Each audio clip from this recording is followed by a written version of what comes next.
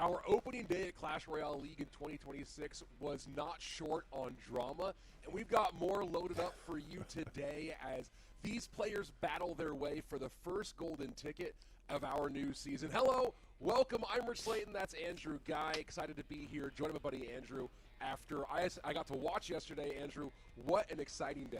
Dude, I'm so glad to be back to CRL action. You know what it's like. It's our 9th season doing this together. There's just something different about those special monthly finals weekends and obviously world finals, which is what we are working towards today. A lot of upsets yesterday. Mohamad Light just goading out of his mind. There was a moment where he picked up his Nintendo Switch at the end of a game because he knew it was already over. Just doing Mo Light things. I am so excited to see what happens today. And of course, our first best of fives of 2026, man. Let's do this. We've got a little ways to get there. Lots of matches on their way, and those BO5s will be a big one. Of course, you get a lot more beyond just great Clash Royale action. We've got words for you just for being here. Everybody who hangs out and is a part of Clash Royale League this weekend walks away with some very cool stuff. Let's go ahead and get those rewards and show you what's in store for you on the day, because all you got to do is hang out, use the QR codes, and get those free rewards inside your phone. Andrew, did you roll anything good yesterday? You know what? My 1-star became a 2-star. It wasn't a great 2-star, but it wasn't the worst. I think it was like a handful of executioners, which honestly, at this point, when you can get some free epics, I'm totally in for it. My account is pretty far away from level 16, so excited to see where those rewards are going to be today. I know we have a banner. I know we have a lucky 2-star chest, and I'm pretty sure we have a banner overlay decoration. So remember, we are going to be giving those out at an hour, 2 hours in, 4 hours in, and at the very end of our broadcast. That's right. We have a very long day ahead of us. It's a great day. I think it's really cool that we have 16 players. There are our rewards. Rich, what do we got? Got a 2-star chest that might roll your way up. Of course, I think we'll all be looking for that 5 in the end. The beautiful banner, and oh, look at those guys with their flight caps ready to drop some havoc. Yeah, what's really cool, excuse me, about the format in 2026 is that we are allowing more players to come into our Swiss stage. 1,500 players. It used to be 1,000 players. Now it's 1,500, which brings more names into the mix. And as we saw yesterday, some of those new names can pull off some big upsets. So yes, all you people in the chat talking about how you're better than these players for year in, year out, you could be here. There's 500 more spots. Then you get to the Swiss stage. After that Swiss stage, you're going to go to the group stages, which is what we talked about a lot yesterday. You're put in a group with several other individuals, and the top 2 players from each of those groups will be in our monthly finals, which is where we were yesterday. 16 players in, which means there is no longer a first round bye, but there is still elimination games. It is a dual mode format, best of 3 dual mode, of course, double elimination. So you get one chance to lose a set, you're still in it, and obviously in dual mode you cannot repeat any said card in any said set unless you get a perfect draw. And like I said, 3 best of 5s coming your way. Rich, we're giving away gold, we're giving away points. How much money we got going on here? We got nice pockets of change coming your way for our winners, and all the way through down to people who played in our group stage as well. But here in the top 16, just for making it, you walk away with $500. Everyone who's left right now is in our top 12, so $1,000 minimum what they've cashed in if you make it all the way to the end and hoist that monthly final trophy. $14,000 for our monthly champion. And, we know a few players who've raised that cash a few times. Oh, yeah. And it's going to be a big victory for whoever makes it to that final stage. Yeah, but like I said, there's a lot of action to get through today. We're going to start in the lower part of our bracket, starting right off with eliminating players. That's right. And there are big names on the line. As I said, Rafael Nadal is where we're starting off. He eliminated Riley yesterday in a 2-1 in the first match of the lower bracket. Very, very surprising there. We're going to start things off actually at the bottom with Tangiro versus Samuel Bassotto. Samuel Bassotto got a 2-0 win over Ta. That was actually more of like a 2-0-1 win with a draw in the middle of it. If you guys weren't here, absolute madness. Then we have Sandbox versus our former world champion in Ruben from Team K, so very excited to see that one. Then we have OP Sam going up against Clown, which it's crazy because, you know, Sam had a pretty good day. He was up and down a little bit, but obviously he's still here. Clown looked unstoppable, and then he ran into Mohamad Light, and then Mohamad Light happened. And then, of course, Adriel on the other side of it was nails. I mean, he just looked like the Adriel that we are so used to seeing. And then at the top part of our bracket, Rich, 4 players remain. EGW and Elmojas. That is a very surprising one. I feel like when you look at the people that got sent down below, there's Riley, there's Ruben, there's Vitor, all in that mix. There's Sam. We ended up with EGW and Elmojas. And then, of course, Mohamad Light versus Kimchi. So really, when you look at the 4 players in the upper bracket, you might be a bit surprised at where we ended up. But that's where we are, and that's our bracket for today. We're going to be moving through all those matches. Like I said, lower bracket final, upper bracket final, and grand final will all be best of 5s. And of course, our bracket reset, if necessary, will also be a best of 5.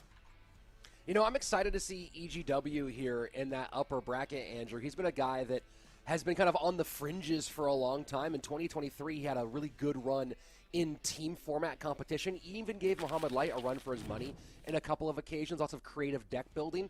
And then he's been a guy who's made it to the group stage a number of times throughout 23 and 24.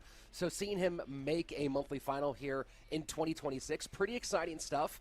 And he definitely, you can look at the bracket and the route that he had, maybe a friendly side of the bracket for EGW, but you can only play the games that are in front of you. If you win those, then you just keep on winning. So I'm excited to see what he does here. Yeah, I mean, I do get that the players that he was going up against are kind of not no names, but just not as well known as some of the other players on the bracket. We have so many world finals, we have so many a couple world champions, but EGW looked really good, Rich. So I think you'll be really excited to see how he comes out. He had a good amount of deck versatility.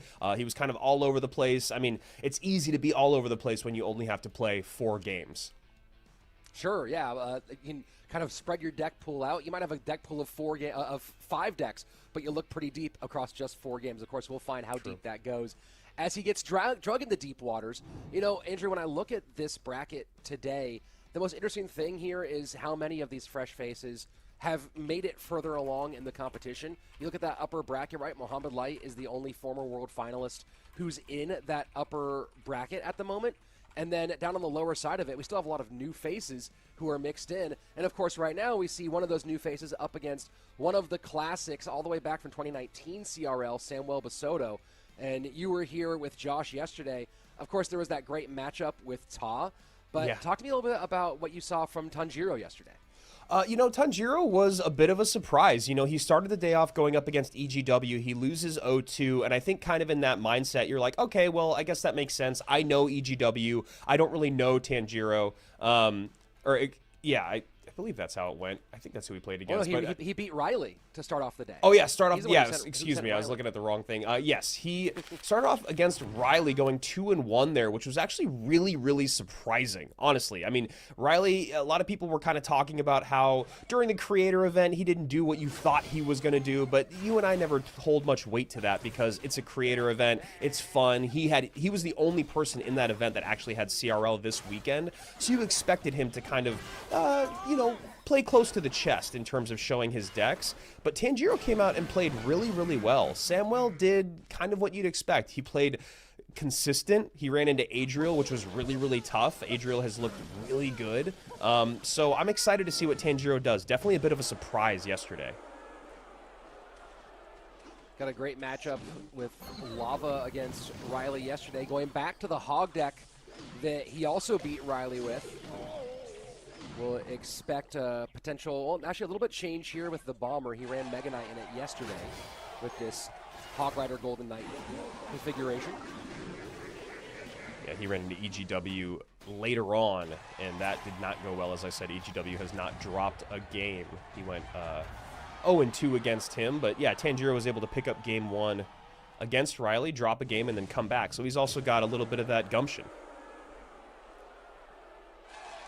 And quite a lot of leaking as Tangiro's just slowing things back down, maybe waiting to see what Samuel Bassotto is going to do. Yeah, Sam looks like he's going to drill, maybe not wanting to get too aggressive with the drill, maybe not wanting to ruin his cycle. Yeah, he might just have the perfect 4 cards in hand for a response. Very interesting. We don't see the game slow down like this very often these days. Yeah, I mean, especially once you've already seen this many cards come out, and you can already see that Sam's deck is pretty fast. It makes maybe a little bit, I mean, not really. Even Tangiro's deck, it is a heavier hog deck, but we've seen a lot of heavier hog decks in the current meta with MK, with Giant Skeleton. But both these guys kind of happy to sit back and play incredibly patient, which is, you know, kind of impressive for young new blood. So going arrows instead of log in this Hog MK deck, and the Bomber in lieu of the Dark Prince that he used yesterday. Mega Knight met easily. Maybe you see some of why Tangiro was sitting on that Mega Knight, knowing the Mighty Miner was there to drill him down. Yeah, I mean, yeah, it makes sense. I mean, he obviously does want to get to the Evo Mega Knight, but it's just too much to spend in single when you don't really have a plan, especially when your opponent can punish. So Samuel playing really, really patient, which I like. I like seeing Sam kind of poised, you know. As AC talked about yesterday, he's a guy that can get emotional. We saw that not really yesterday, you know. He ended up playing very, very well, even in spite of some of the struggles he went through. Evo Mega Knight working on the right-hand side. Hog going to go right past as the Tesla goes down. Drill to hold mixed with the Evo Snowball, and that will prevent any hog shots on the left-hand side.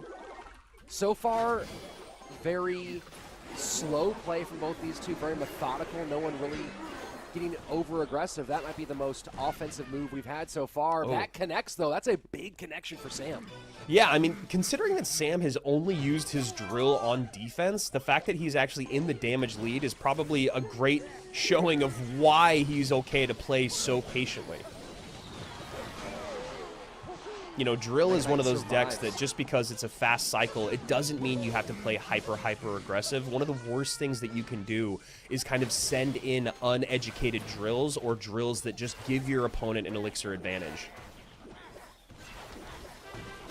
Final 50 seconds. Right now, 25.93 top left, bottom right 22.80. Tangiro has not been aggressively getting Earthquakes on tower. Instead, you see him go again here. Earthquake higher on the Tesla, hoping to sneak a hog through, but of course, the drill has been effective defensively. It's crazy. Even with 30 seconds remaining, Sam only has a 300 HP lead, and he's happy to poison the weaker of the two lanes. He's using his Evo Snowball basically only defensively, and he's cycling his Mighty Miners like crazy. He's letting these Demolishers just create a little bit of pressure, and that hog gets... Did it get a hit? Got very close. Did not get the hit, though. I don't think it got the hit, yeah. Right there. And look at that. I mean, Sam... Oh, the hog is there. The hog is there. The hog's going to get another hit. Oh my goodness. Two. And I was just going to say, this is something that we saw from Sam yesterday, is he has played like kind of lights out for 4.5 minutes or so. And then just in the final moments, just making a few errors that cost him the entire game. That was one of the most passive, crazy losses I've seen in a while. That was absolutely astonishing, Andrew. I mean, you know, I understand trying not to let, you know, and this is the hard part, right? He's working up against an earthquake, so the buildings are circumspect in that situation. You have a lot of concerns about the Mega Knight and the Golden Knight being able to break through and just kind of create this big downhill situation, and the Hog sneaking. So I understand trying to make sure that you don't let that big avalanche come down at the end. But at some point, you have to create a little bit more separation there. And those last few moments, just the Hog sneaking through. And I don't know, maybe it was more SimCity. Maybe it was trying to lean on the cycle and get multiple Teslas down. Might have been the answer, to spread around and away from the Earthquake. Either way, what looked like a clinical game from Samuel Bassotto ends up with a throw in the final few seconds.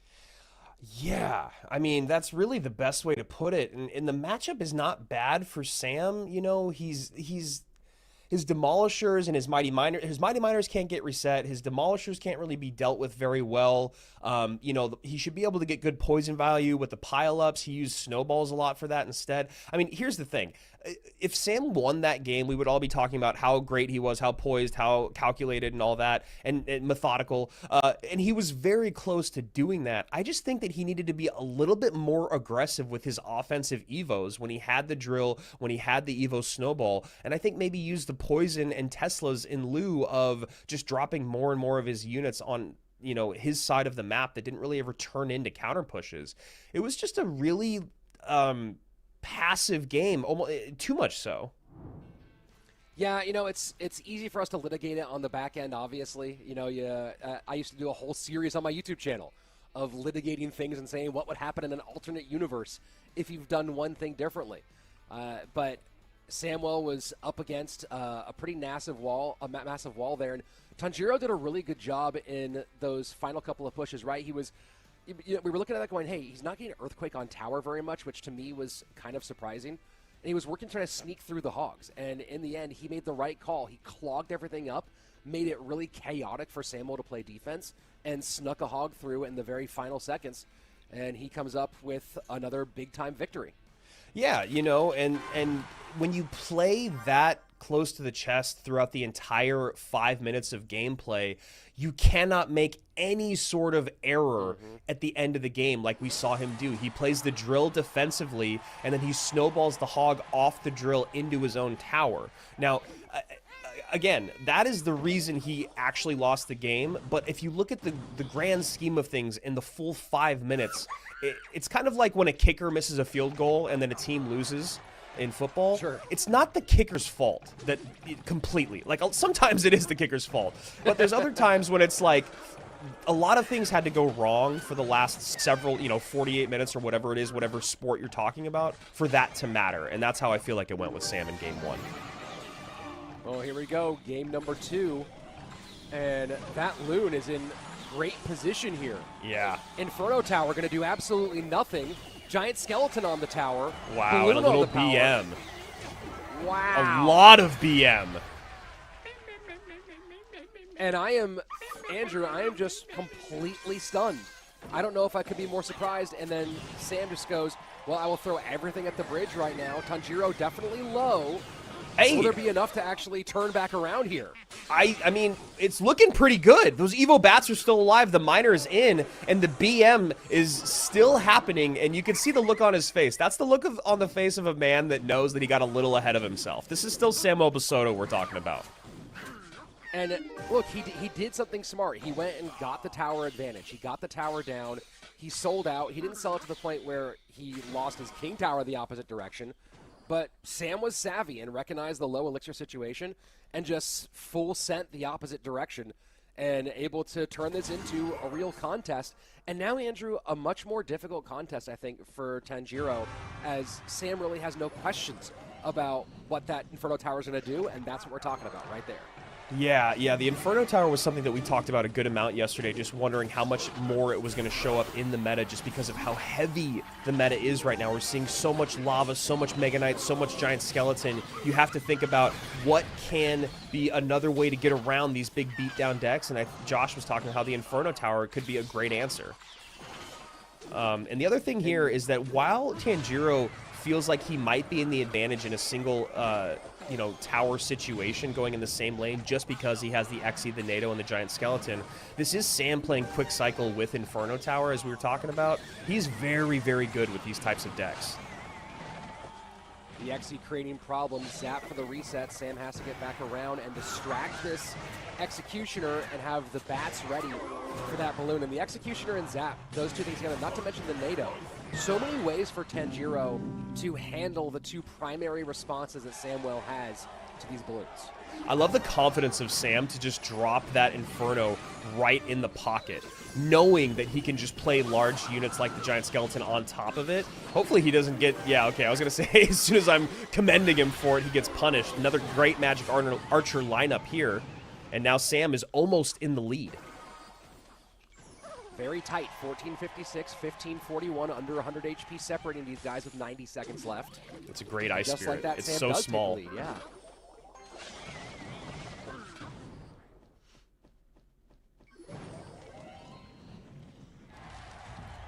And just happy to get that Inferno down. It's a nice minor to pick up. Oh boy. Oh boy. Back to the tower one more time for Sam. And that little bomber berry does come out with the death damage, but Sam gets a connection? No, he does not. Oh. Tangiro doing a good job of sequencing here. Is trying to find different ways to break through, and now being a little bit more aggressive with the minors. Yeah, Sam having a bit of trouble playing some defense here. Everything is just so heavy going in the same lane. It's just a really tough spot to be in. He's been doing a great job with the double-cycled Infernos, but that Exy in the back is just a menace. Executioner still alive. Balloon still up as well. And that's a really nice high cannon, and Sam is going to actually go down 2-0 here. The BM comes back, and the crowd goes wild, if you will, at the BM in the chat. I mean, it was filthy the first time, and then Tangiro.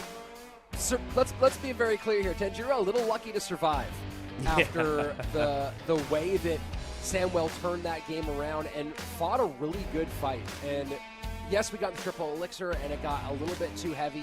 Samwell did a really good job of trying to keep up with everything, but in the end, all the different pieces together, the executioner playing such a huge role, the NATO pulling stuff together, and it was just a little bit too much for Sam to solve that problem at the end. But he made it very, very dicey for Tangiro. Yeah, it'd be interesting to hear Sam in the conversation about how the beginning of that game went. You know, so many things went awry so quickly. Just with the placement of the Inferno, only having the Magic Archer, just the aggressive Balloon, and Tangiro very happy to take that tower early on. Sam able to even things up, as you guys can see, with his very quick cycle deck. He gets a Magic Archer with some Evo bats behind, and, you know, with the Miner comes in, a lot of good stuff there. But I think the bigger problem is you go back to game number 1 and the passivity of Sam, how passive he was is what I'm trying to say, was just a bit odd, especially with a deck that cycles that quickly. You know, there wasn't a lot of Evo drills going out, which is what you really, really need when you're playing a drill deck. The Evo drill can just be so brutal. You can really play stout defense and then get in an Evo drill late, but we just didn't really see that aggression that we needed to see from Sam.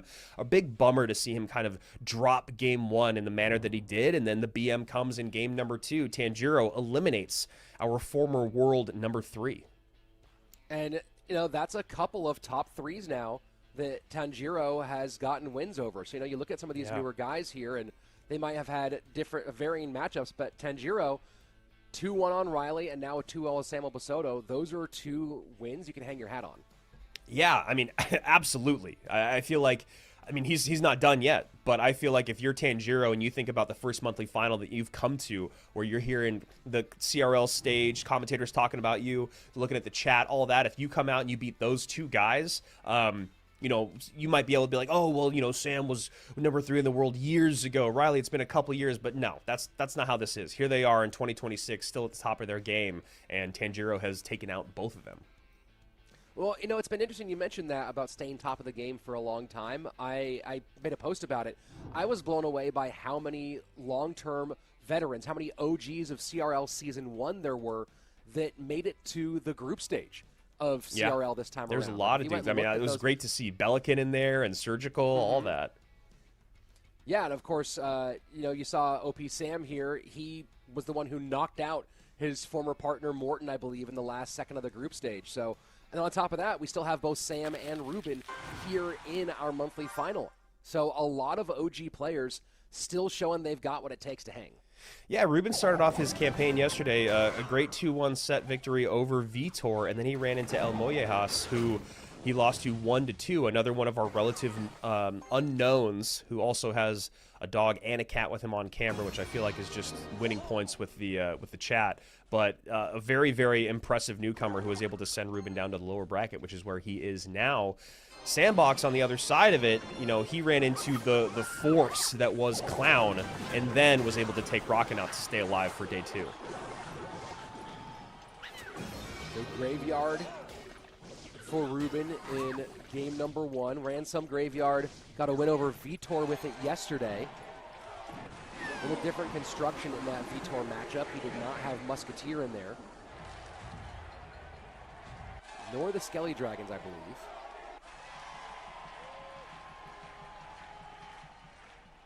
And Sandbox going drill. Yeah, yesterday Ruben ran a graveyard deck, the more traditional one that's in the meta right now with Knight and Evo, Furnace, Berserker. Berserker is just such a great card, in my opinion, especially defensively. You're able to defend like 5 elixir units with 2 and just get an elixir advantage or disadvantage back.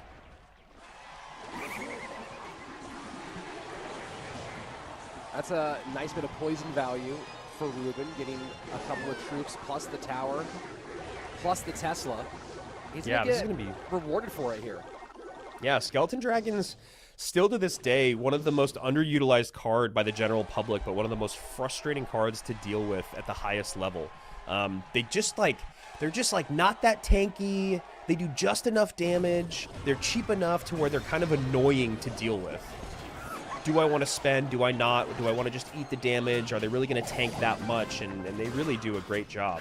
That Hero Knight ability, though, not so great. Yeah, Hero Knight, I mean, that's the thing with all the abilities, right, is that temptation to use them in the Hero Knight ability. I guess the saving grace of it is that you always do get the bonus to your survivability out of it. But, man, when you don't actually pull the aggro that you want, it can be pretty frustrating. Yeah, totally. And I like what Sandbox is doing here with setting up a bit of a Sim City. And yeah, just to finish on that point completely, and I think that's why, you know, the cost of that ability is in a good spot. You should be punished for using it incorrectly because you're still getting a benefit. Evo Drill in, Poison supporting. And again, that ability from Sandbox not quite there in time to have any sort of efficacy. Yeah, I don't know if I'm missing something here on why he continues to play it the way that he does. But I don't know. You know, Sandy is a man with his own plan, apparently, but down by about 500 HP. Graveyard on the right-hand side. And he's just happy to continue to clean up stuff with the poisons, as the poison value has been significant enough that Ruben is more than happy to keep on sending it. Yeah, and Ruben's been doing a great job with his defenses. You know, the bomb tower has been carrying a lot of weight in terms of defense, and then he's got the great units in terms of the Hero Bar Barrel, the Knight, the Skellies that can all play great cleanup, even with the Snowball coming in. I like these Skeleton Dragons at the bridge. They bait out that Tesla, or they demand that Tesla. Let's get some good damage here for Sandbox finally, as he gets poison in as well. And he will take the lead. Sandbox getting a ton out of that Evo Drill. Really nice, and that's exactly what we're talking about, is you need to get a little more aggressive with those Evo drills. You need to make sure that Hero Knight ability has any sort of target, and it did that time. Pulling the Knight away, you saw how much Ruben had to drop, and there we go. I mean, that's the thing about Evo Drill, is it's a fast cycle deck. You can get some damage in. You need to keep up your aggression throughout the game, but in Triple Elixir, this deck becomes so incredibly difficult to deal with. I would have actually loved to see that graveyard in the opposite lane from Ruben. He's got the Knight there. He can keep going in with the Skeleton Dragon. And now he kind of recognizes, oh, I should have maybe put that pressure in the left-hand lane, but too little, too late. And, you know, we're seeing a very different story. Obviously, a totally different kind of deck that he's facing here for Sandbox. But, you know, when you think about drill play, when you think about the difference in the Evo drill and when it's in its regular form, I'm a big fan of defensive drills when they're the regular drill. I'm a huge fan of using those defensively. You know, if you do it in the right way, especially if you're like a single target defense, then you're able to turn those goblins into a little mini counter push, especially if you get a little bit of some sort of tankage in front of them. So I like that a lot. But, you know, as you pointed out in the Samuel Bassotto game, and as we saw here with how it turned the entire game on its head, that Evo drill, you need to have a really, really, really compelling reason for that not to go on the opposing tower. Yeah, and I think the other thing that Sandbox was doing, which is something we were commending Mo Light for yesterday, is just setting up his Teslas, right? Like, we had a long conversation about, you know, how lower level players might be more precious about their Teslas. When you look at higher level players, there's almost always a building on the board. Even when they have nothing to like in their mind, they're like, oh, my hand's not that good. I don't want to get super aggressive. My cycle's actually okay, but I still want to maintain a little bit of map control. I still want to get closer to my Evo Tesla, my Evo Cannon, what have you. And so cycling the Teslas, if you watched what Sandbox did, he had them on the board so much more. And, you know, the conversation didn't really come down to, oh, how much the Evo Teslas saved Sandbox down the line, but it did come down to him just working through his cycle a lot more than like Sam did earlier today, so that he could get more drills out. He could get more aggressive. Because here's the other thing is with drill, you're not always looking for damage. You are looking to throw off your opponent's rhythm and elixir. And that's really what drill does a lot in single and double. And then in triple elixir, you can really, really punish with that fast cycle, the Evo drill, Evo snowball combo, plus the poison. Well, I do like what you're talking about with the buildings as well, where, you know, people will sit on a certain card for a long time, and it could be a variety of cards, but buildings, the example we're talking about here. A 4 elixir card, typically, when you're talking about Teslas and bomb towers, that clogs up your own cycle, right? And you mentioned getting the cycle moving. The ability to get that going and then possibly get one of your lower cost cards into hand, so now you can speed up the entire process. There's so much value to that when you're thinking about how often you can get your win condition down over the course of a 5-minute game. So here we go. Nice King Tower activation to start there. E-Spirit on E-Spirit action.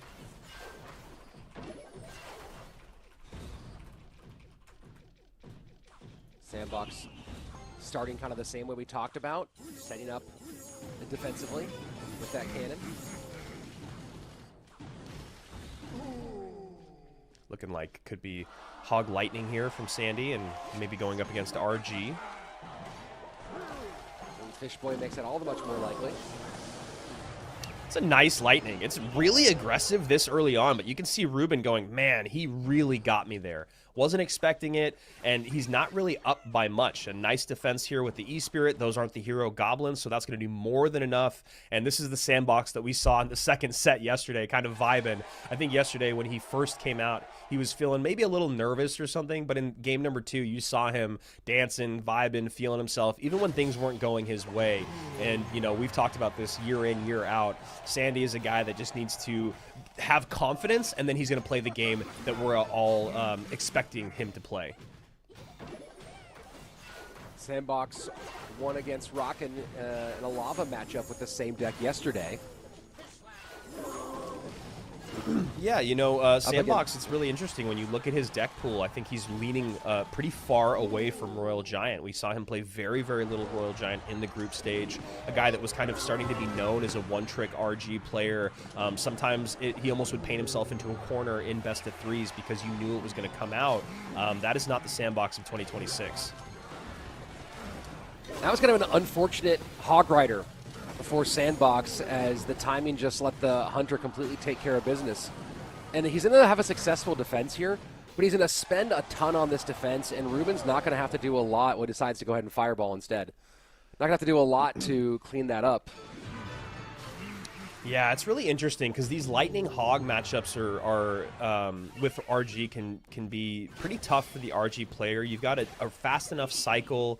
You know, your Monk isn't reflecting a lot of things. The Lightning coming in can actually be really, really effective against those units that are usually behind the RG. Whether it is the Monk in front or the Fishboy plus the Hunter behind, the Lightning can really kill those pushes. So curious to see, you know, how Ruben's going to break through. He's a guy that is, you know, over the last few years, we've talked about how Mugi is the best RG player in the game. Ruben is not far behind.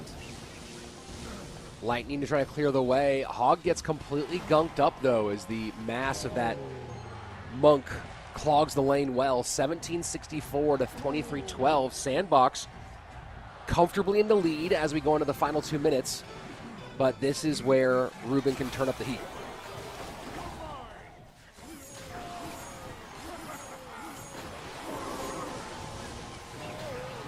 And that's kind of what I'm talking about with the Lightning there. Nice cleanup here, Log to push back, and the E-Spirit to reset. I mean, Sandbox is really just in a great spot with this deck choice.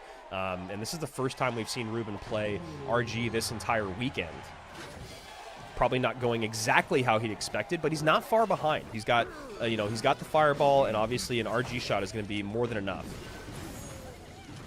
Question is, does he have a solid double push ready and locked and loaded for this final minute? Another good Lightning. Hog should get one, and does it get a second one? Does not, but still damage in 1406. And now Ruben going up high with the Royal Giant rather than building from the back and trying to get the double stack to break through. To build from the back, going up against a Furnace. Furnaces are so annoying. You have to spend a decent amount to take care of them, or you can just cycle that Furnace in the lane that the RG's in, or the first RG to kind of bait out the Elixir for the second.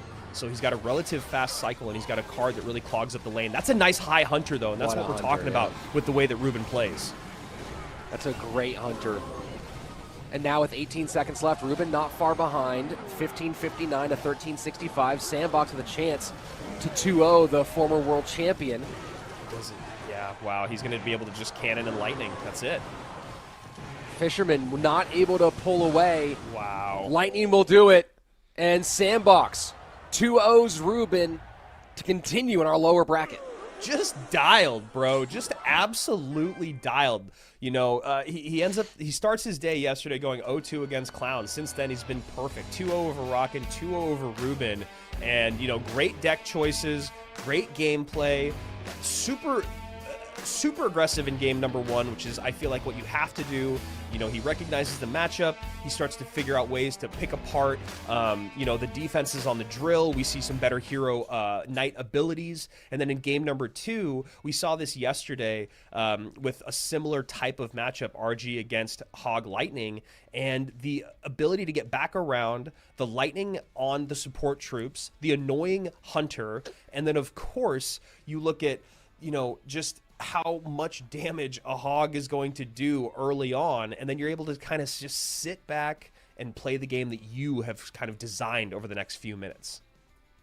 It's so interesting when you see a Royal Giant game where the Fisherman really can't get involved in the conversation at all. It's been such a critical part of RG success for such a long time. Yeah. And in this game, whether it be because the Fire Spirits from the Furnace were clogging at the lane, or the Electro Spirit and the Skeletons were there, or the Lightning taking it off the board, the Fish Boy was pretty much neutralized. And at that point, you're almost reverting to playing an old school version of Royal Giant where you actually are playing beat down and trying to break through and push through.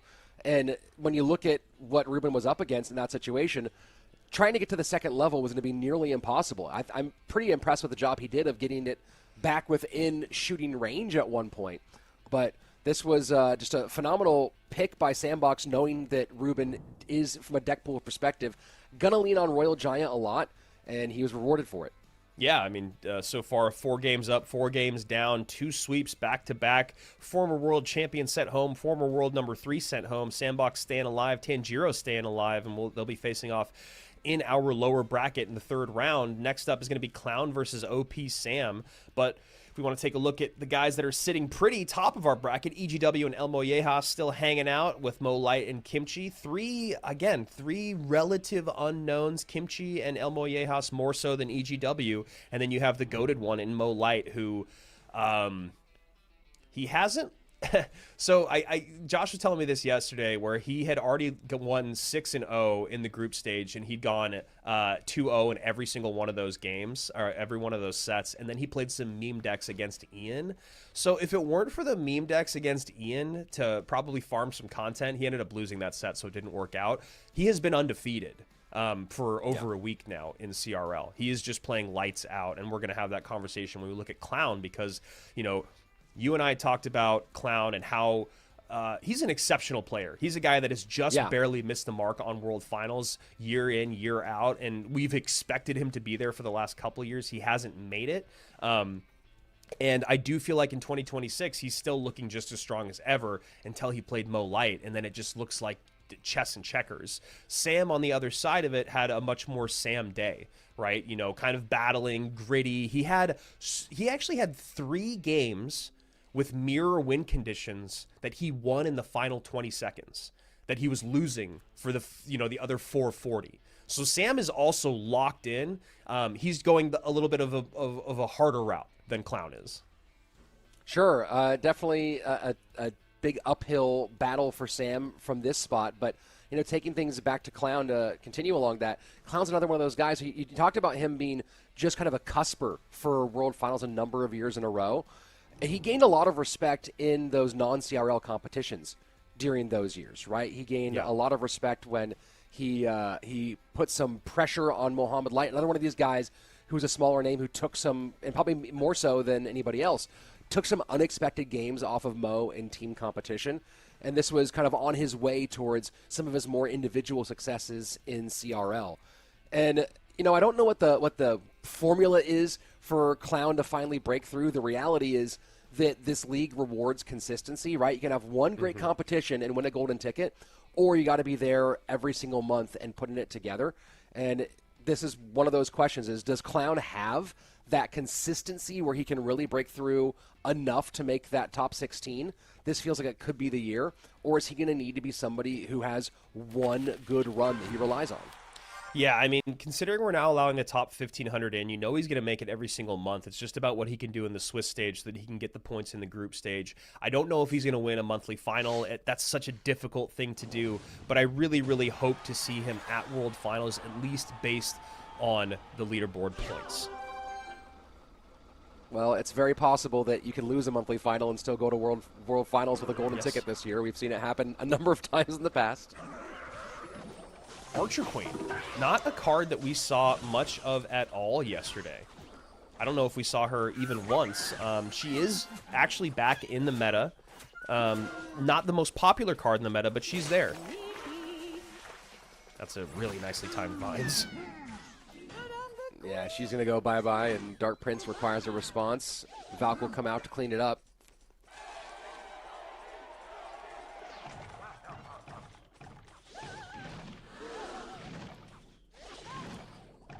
And Giant Skeleton, you and I were talking about this during the creator battle. Giant Skeleton has just made such a resurgence, and as we talked about that day, Giant Skeleton is either everywhere or nowhere. And he is very much so everywhere right now. Actually shocked we didn't see him in the earlier two sets.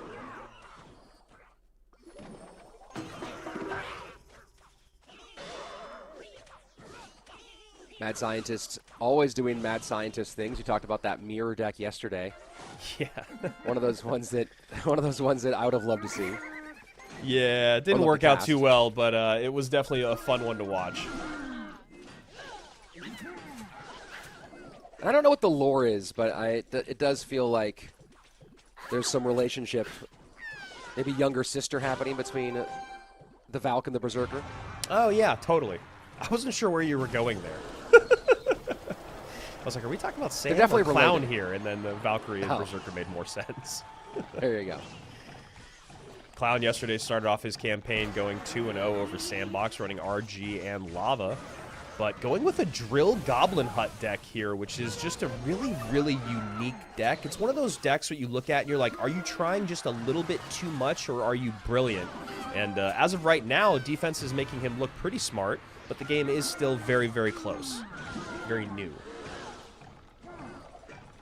Well, Sam has played a lot of like Battle Ram, Hog Rider, Royal Hogs, and he knows he probably has to cover those style of decks. He's at least maybe preparing for that throughout this best of 3. And so this might be partially because of, and that might result in a small connection there. It does. Just barely stops.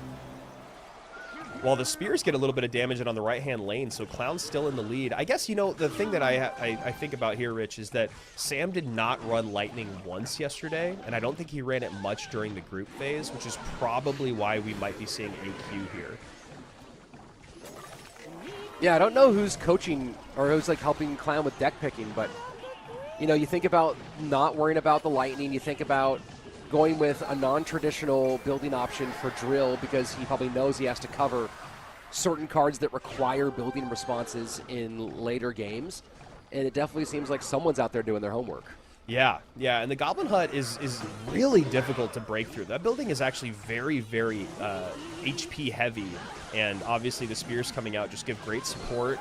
Didn't see as much Goblin Hut as I thought we might see yesterday, but starting off today, wow, this is a tough push to deal with. Only 4 elixir. Maybe he gets back to Valkyrie? No, he goes back to his Goblin Hut as I'm singing its praises.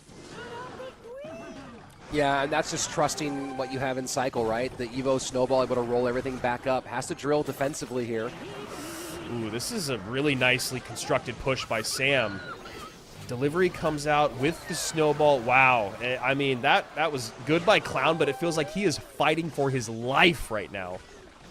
I mean, he's facing true bridge spam right now. It just is relentless. For the first time, Sam gives him a breather. And, I mean, that was about 90 seconds, maybe 2 minutes of just relentless pressure at the bridge. Yeah, and still just barely behind is Clown, even though he hasn't been on offense in what feels like forever. Obviously going to be a bit difficult just looking at the responses that Sam has, but more so the aggression. You can see Clown with the shake of the head, as that is a big breakthrough on the left-hand side. Yeah, wow. And that the writing was on the wall there when that second hut had to come out right in the thick of everybody. That was going to get evaporated, completely disappeared. Some Chris Angel stuff. It was gone.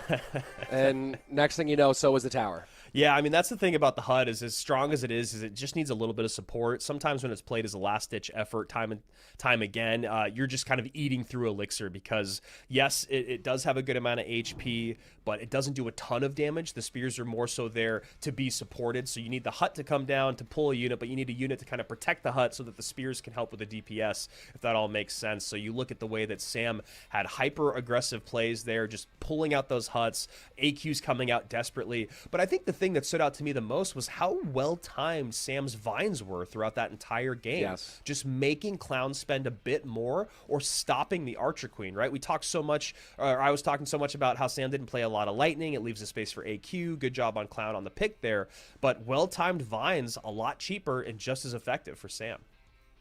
Yeah, I mean, I'm looking through not a lot of Lightning. I mean, there's nothing played yesterday for Lightning, and I didn't go through all of his matches from the group stage either. But, you know, you look at the read, and you feel like the read was a good call. But once you get deep into those later waters and the elixir starts flowing, we've all been there with bridge spam, right? Where yes. all you're doing is keeping your head above water, and eventually that's going to climb up to the top of your head. And we saw that happen here, so... a tough one on the side of Clown, and now he has to go back and regroup and figure out, A, what does he come out with in game number 2, and B, is Sam going to continue with the themes he's done here, or is this that moment where suddenly Sam does something unexpected? Yeah, I mean, that is just such a good matchup. There's very, very little data on it online, but even just with 6 cards or more matching, it's an 80-20.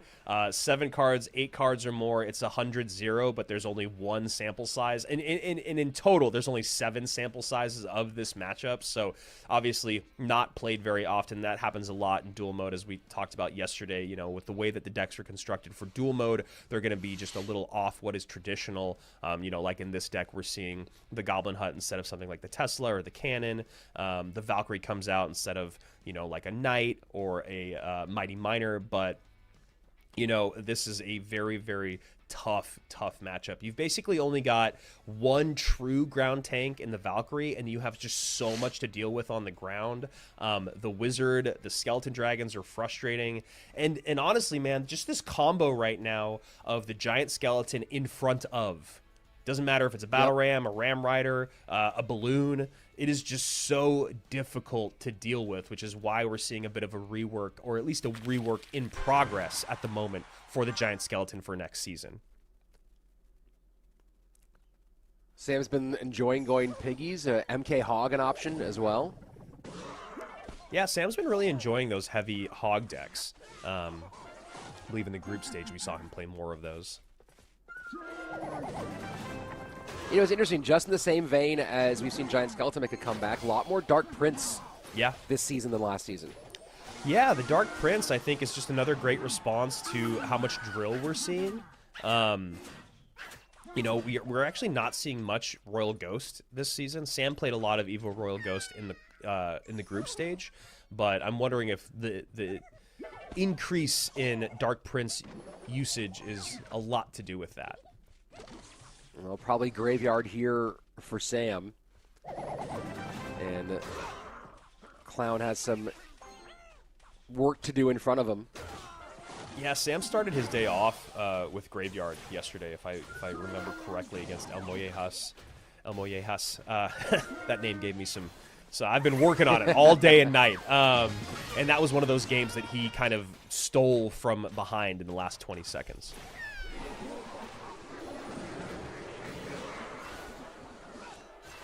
And is happy to work slowly as Sam Pigs go opposite direction. HUD of his own here in defense. This Hero Wizard has just been a menace in ladder, in competitive play. You know, we talked about it a bit during the creator event where you used to see Wizard or Witch, and you're like, all right, this game is... I'm going to win this game. Not the case anymore with the Evo Witch and the Hero Wizard. We even saw Evo Wizard yesterday, I believe. Nice little barrel to clean up right into tanking for the Graveyard. It's a really nice placed bar barrel there from Clown. Going to tank that Hero bar barrel, but needed to spend those skellies a bit earlier. I would have loved to see more defense instead of those hogs first, just taking a lot of damage. There just isn't a phenomenal Graveyard response for Clown in this deck. There are a lot of okay Graveyard responses. A lot of ones that can work collectively to take care of it, but you kind of either have to eat some damage or overspend to deal with these GYs. Yeah, and, you know, I like the way that Clown is doing it here. I would have maybe liked to see the E-Spirit first, and then the Skelly, or excuse me, the Skellies first, and then the E-Spirit second. Oh, wow. The bar barrel has to go up high on that Evo Furnace, but yeah, WoW is right. Just so much damage in already as these Evo Piggies come down the lane to try to narrow the gap for Clown. Well, to add insult to injury, you saw that last Fire Spirit leap onto the Dark Prince as it got away from the Furnace, and that one was one of those ones where just a little extra damage you'd love to have back. Yeah, that we saw that yesterday too, where it was just like the Fire Spirit from the Furnace baited out 4 Elixir because there was no better response, and you just can't eat that fireball's worth of damage late game. But it ends up being a -4 trade, which is just insane to think about for something. 0 from your opponent, 4 from you. Just tough stuff. And so here goes Evo Tesla plus Skellies to deal with the Graveyard, but you know, you don't always have Evo Tesla. That's part of the problem. The other thing, too, is that Sam has been one of the best players with the Hero Bar Barrel, which is a card that you can be, like, it does deserve that level of conversation now because of how offensive it has become.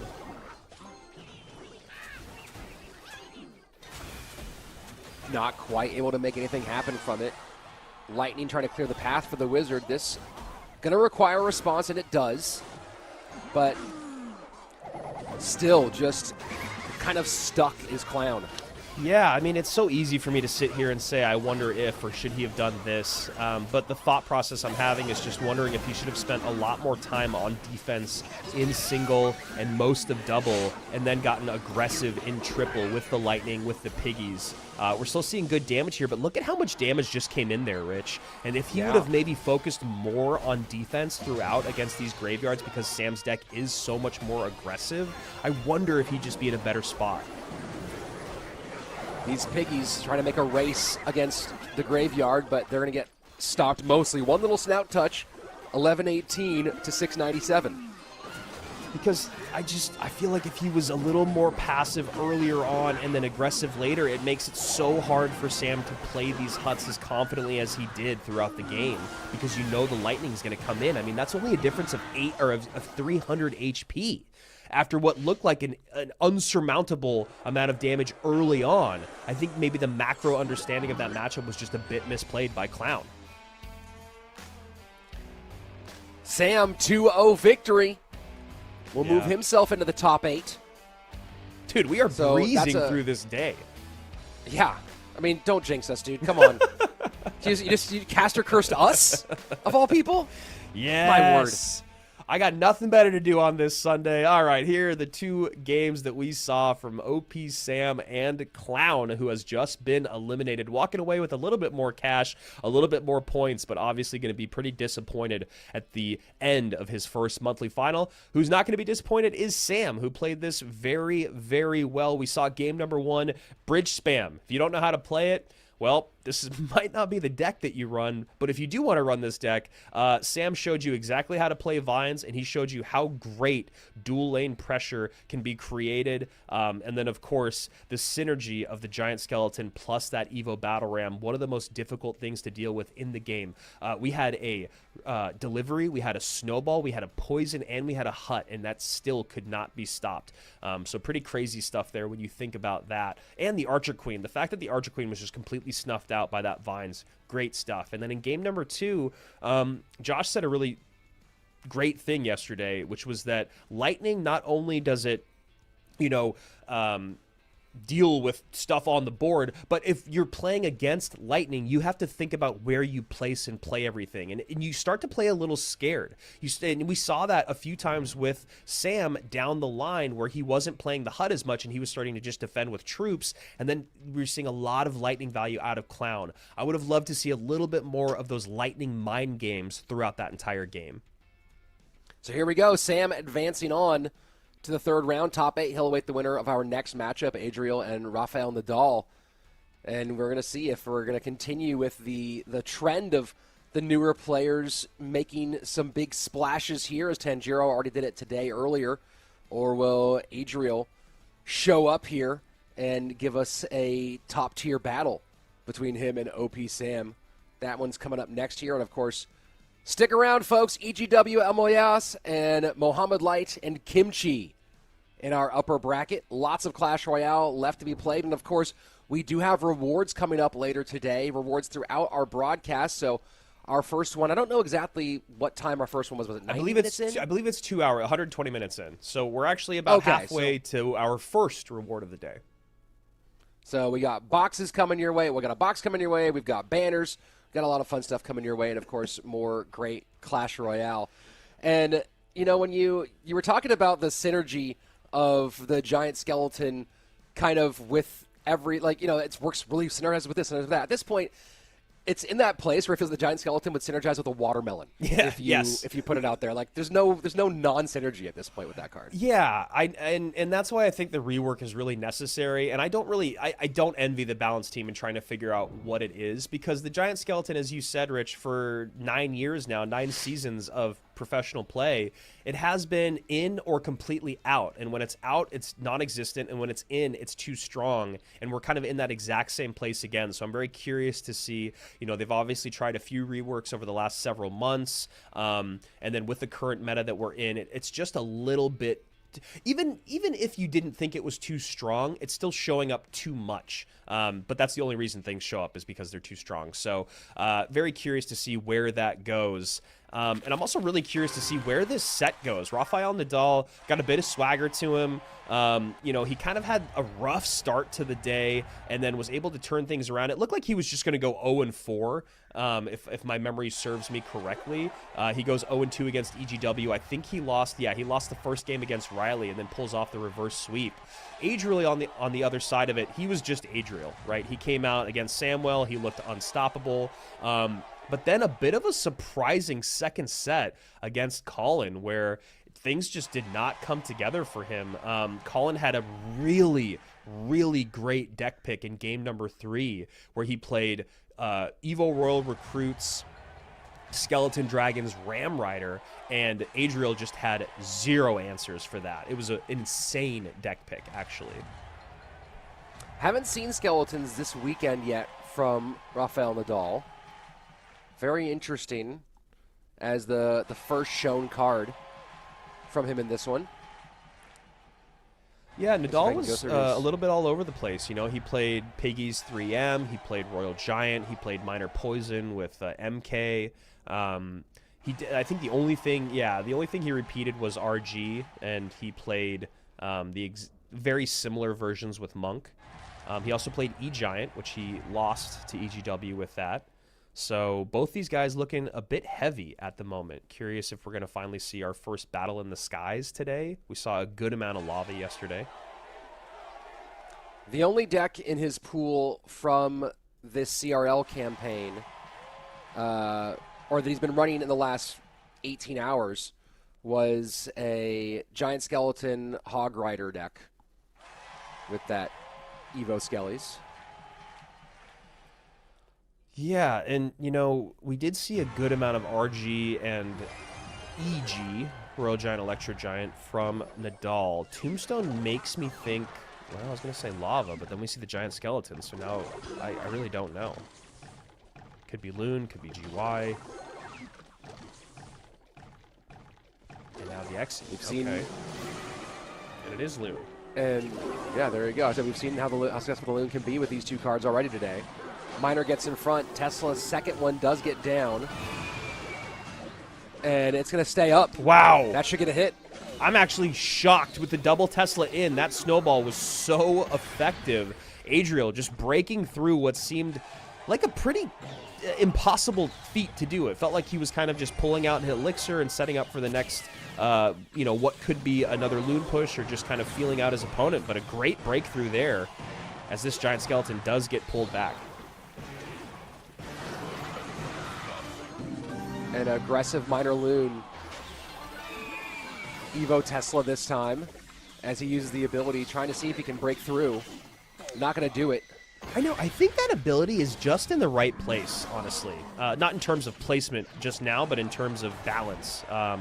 It's not too strong, but when used correctly, it is incredibly frustrating, and I feel like that's kind of how it should be with heroes. Shouldn't be game-breaking, but it should make you think twice, and that's a really nice Magic Archer from Rafael Nadal. I mean, that's a ton of damage out of the Magic Archer, and we're going to try to deal with it here with the Exi. And those last two shots were just absolutely devastating, and one of the things we talk about is how strong the Giant Skeleton is. Well, it's got a massive hitbox, and it is very slow, so just prime cannon fodder for the Magic Archer.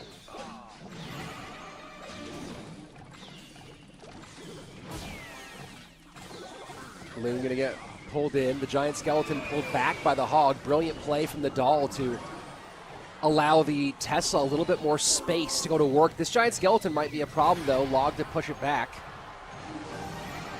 And an aggressive Giant Skelly plus Loon push at the bridge. Nadal's Magic Archers are somehow... Every one of those shots has hit the balloon as well. That is not as easy to pull off as you might think watching. Death damage might be in range, and it is 11:07. Very tight here in the final 30. And Evo Mega Knight, one of the cards that is just a great counter to that Giant Skeleton. Just really, the Evo Mega Knight controls the conversation, whereas the Giant Skeleton usually controls the conversation. And that's one of the things that's so great about Evo Mega Knight, and it's another reason why, you know, the Giant Skeleton and the Piggies are bringing out so much of that MK. And wow. Man, yeah, wow. Hero Magic Archer ability going from 1 to 2, no problem for Rafael Nadal. Yeah, I mean, the Magic Archer was the MVP in that game for sure. The huge lineup in the middle section that got so much damage, and then consistently, you know, it created a problem for Adriel where he kept on getting the Giant Skeleton involved for these pushes, but then it did exactly what you talked about, where it created a really easy target for lineups. And what he did really, really well was using that Hog Rider to pull the Giant Skeleton back and give the Magic Archer more space to do more damage. Look, I mean, this guy could be a problem. I've heard about him on the tennis courts, but here in CRL, it's a little bit different. Going 0-2 against EGW to start his day yesterday, that's game one, day one, first monthly final ever for Nadal and first monthly final of 2026. There's so much pressure in that moment. I feel like anyone that goes 0-2, you can kind of give them some grace. But since then, he's 2-1 Riley, and now he's up a game, about to maybe eliminate Adriel. And I don't know, man. The gameplay was just really clean. As I said, those Magic Archers, not only on the lineups to get damage on tower, but in terms of how much damage he was able to get on loons by perfect placement on that Magic Archer to have it go through the giant skeleton onto the loon time and time again, was just really great stuff. Every time that the loon was close enough to finally get some value out of that hero ability on the Magic Archer, it was usually too late. And, you know, for a game that started off pretty well for Adriel, things went south real quick. Well, you know, it's interesting, too. When you look at Magic Archer, it tends to find itself in two decks. It tends to find itself in Bridge Spam. There's some some Royal Hogs as well. But Bridge Spam, Royal Hogs, and then some sort of minor, drill, NATO, things that can get in front of it and create lineup conversations. Really interesting, this MK Hog Magic Archer deck and the way he was able to use it to still get significant, in fact, devastating Magic Archer value. I mean, I'm trying to go through. I was sitting here going, "Hey, what's the story on this deck?" I've been going deep into possible decks that involve Magic Archer, and I still haven't seen one that involves Hog Rider alone, much less Hog Rider MK.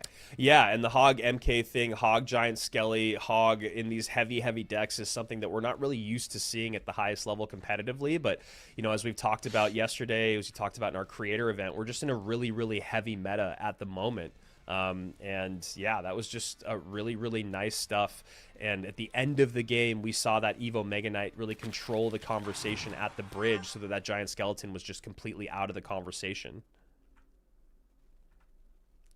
Yeah, I mean, I'm serious. I'm going back through the last 3 days of gameplay, and I'm not seeing a single Hero Magic Archer Hog Rider deck. So nice creativity here out of Nadal, and he takes the 1-game lead and seeing if he can keep the sweep train going. And the last thing that I want to talk about is even though Adriel had an insane minor prediction, he went to a minor prediction in the very far back right corner behind the Magic Archer, knowing that Nadal was going to hit the ability, thinking the minor was going to the Magic Archer, it still didn't matter. Nadal was able to get a second Tesla down to pull the balloon away. So even with Adriel making those insane in-the-future plays, they really didn't matter because of the way Nadal played that matchup.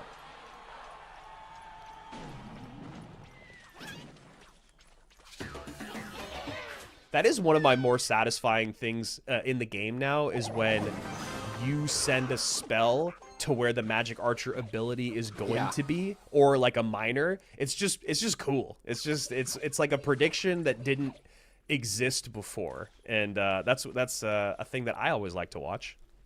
It makes you feel pretty genius. That's yeah. Even though in Adriel's case it didn't help him win the game, it won some style points. So you being the mortar player of our long-standing pair here, Andrew, if you're in the situation for Adriel, how do you feel about the matchup, and what do you feel about your methods for getting on tower? You know, the nice thing here is that you can play your mortars offensively. That's something we were talking about a little bit yesterday, which is just like the inability to play offensive mortars because you have to have your mortar be a tank for like an RG or a hog or something. So that's one positive. This deck in general is going to match up pretty well against Graveyard, just because you have the goblins, you have the rascals that you can split, you have the Dark Goblin. But the biggest thing is about breaking through. How do you break through that Goblin Hut? How do you deal with those Evo Bats? So I'm just curious to see how Adriel's going to play this out. But I do like that he's running this version. I like that the Mortar can get on offense. I like that he can still send out Skelly Barrels to bait out those Goblin Huts. And then when poisons do come down, you can start to stack your heavier units like the Cannon Cart and like the Rascals. Cannon Cart goes down in the backfield. Will he pop the Goblins on the left? And of course, Nadal has to sit there and stare at that for a minute and eat some mortar damage. And this is kind of what I'm talking about. The poison's out, Goblin Hut comes back in cycle. Goblin Hut, when it's not super effective, starts to kind of eat through your elixirs. You can see a bit of an advantage for Adriel there. And the aggressive fireball on top, I don't mind this, but that is a beautiful hero barb barrel. It does get a shot on tower, but you saw how much Adriel had to spend. Gets the shot on the tower, and you see Adriel popped the hero Goblin's ability a little late and didn't even prevent the shot from connecting. Yeah, and I think the other part of this conversation is that Adriel has to be really okay with keeping up the dual lane pressure just so you can't get that gigantic, big beatdown push, and then the graveyard comes in behind. Final 80 seconds. Slight lead for Nadal in that left-hand lane, 24-33. Log will get some chip damage and make it a tad closer, but we keep seeing those giant skeleton bombs making the ability to create counter pressure, especially out of that cannon cart, almost non-existent. Wow, and again, that hero Barbaro ability just baiting out the Rascals, making Adriel have to spend, now switching lanes again. It's Fireball versus Poison, or it's Fireball Log versus Poison at the moment. You know a Graveyard's going to come in right now. Right now is the moment. That Dark Goblin is so high, it should be able to still help out, but you saw it as soon as that second Giant Skeleton comes in. And look at the damage. Yeah, Log coming down, trying to let those skeletons pile up, but that's the problem. Is the skeletons did pile up. Good damage on the right-hand side, and now a full send on the left as the giant skeleton comes down. Poison trying to stop it. Nadal, though, knows he's going to get got here for quite a bit. Fireball in, and he sees the writing on the wall. Skelly's still down, tower down, and Adriel steals that one back from Nadal in just one big flurry of action. I'm a fan of Mortar. I'm a fan of Adriel. I'm a happy man right now. So well played. Actually saw a little bit of a celebration there from Adriel. A bit of a shake of the head like, buddy. We are going to game number 3. And he did so much right in that game. You have to keep up the aggressive pressure. You really do.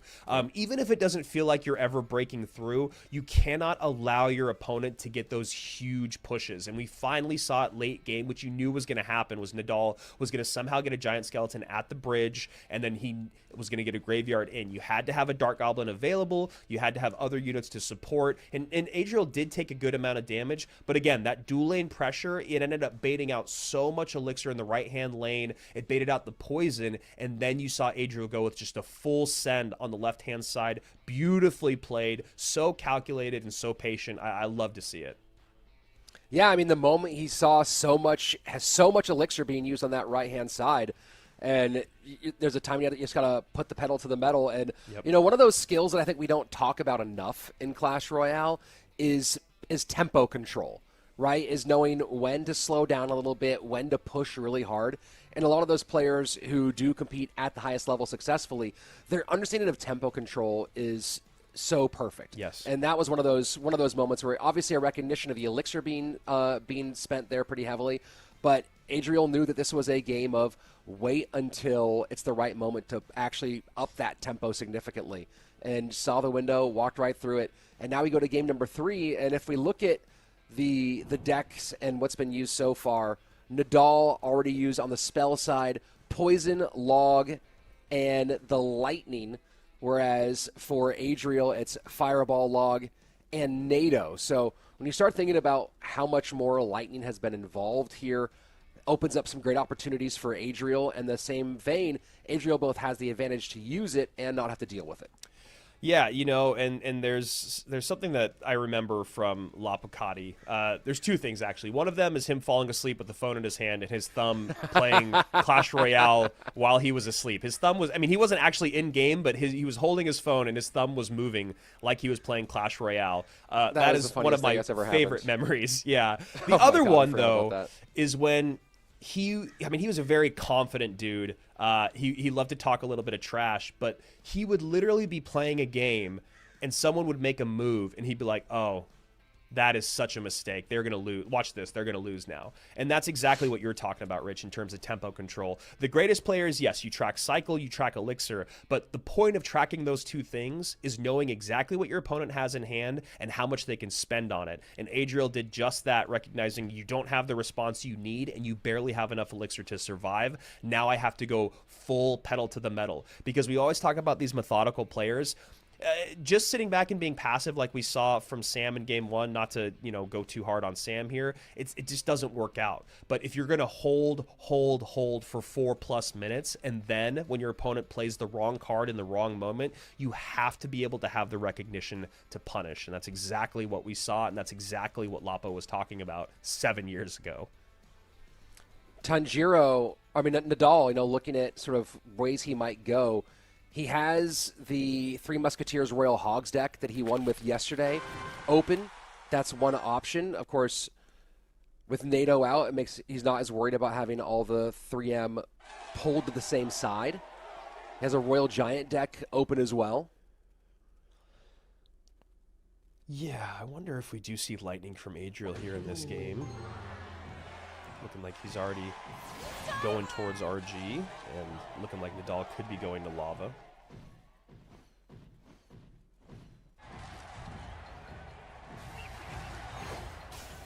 Seeing the praises of the Spirit Empress yesterday is just another way for lava decks to have some presence on the ground. Historically, you'll see players going up against lava sometimes just go a Naked Knight or a Naked Mighty Miner at the bridge once they know that the guards or the Valkyrie or the Tombstone are out of cycle, what have you. But now the ability for a card that is excellent in the skies and excellent on the ground in the Spirit Empress to kind of fill that gap so your opponents can't just go hyper-aggressive on the ground opposite lane. I will say another conversation that we had yesterday, and I feel like it might come into play here, is just these lava decks don't really have Loon because people are holding Loon to play with Giant Skeleton, as we saw, Adriel run earlier. But the threat of a lava deck without Loon is substantially less, in my opinion. And that's a bad gob cage.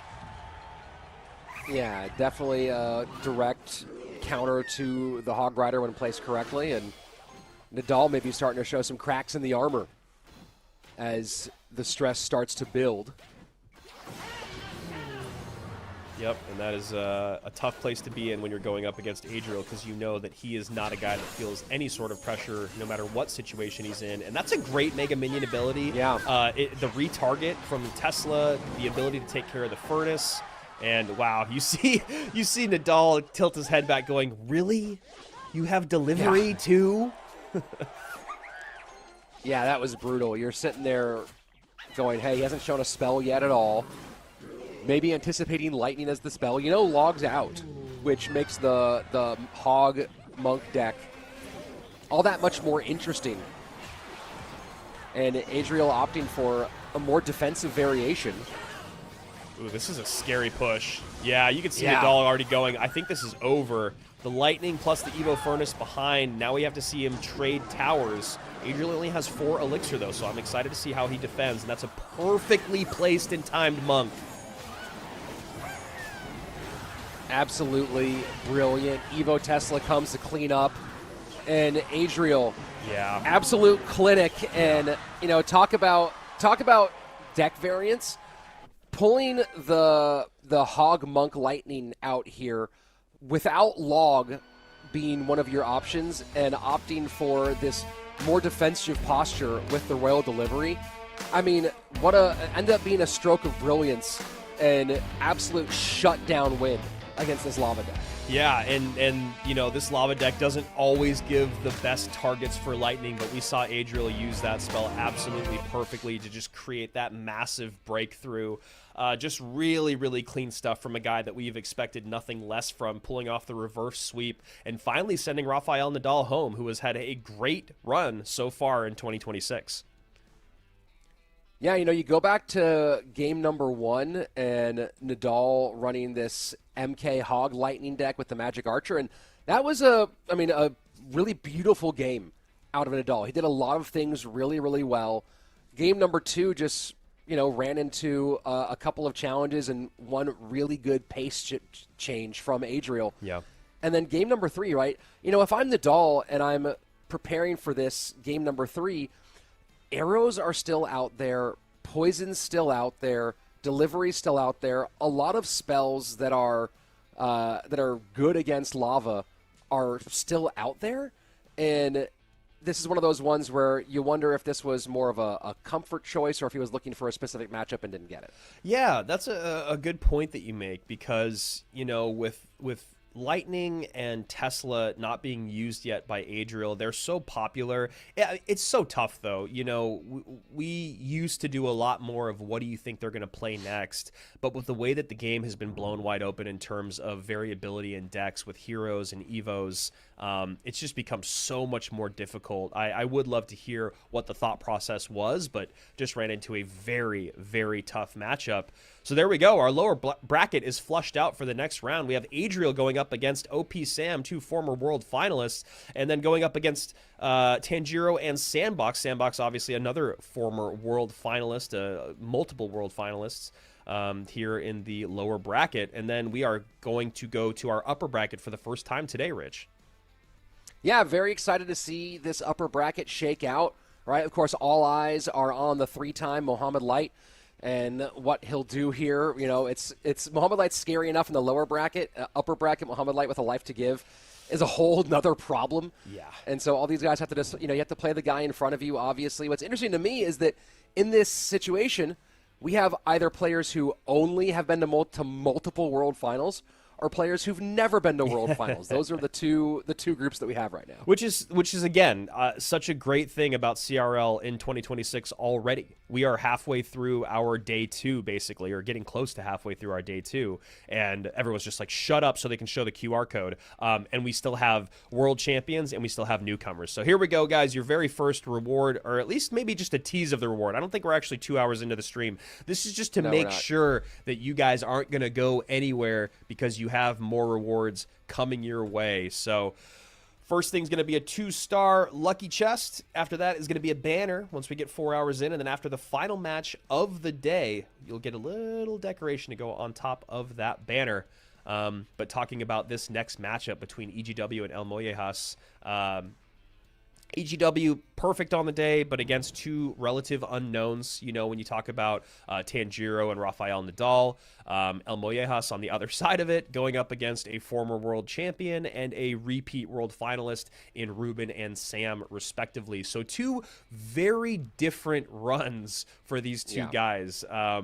And honestly, it's actually really hard to give either one of them an advantage just because EGW is perfect against newer guys, whereas Elmojas went to Game 3 twice against seasoned veterans.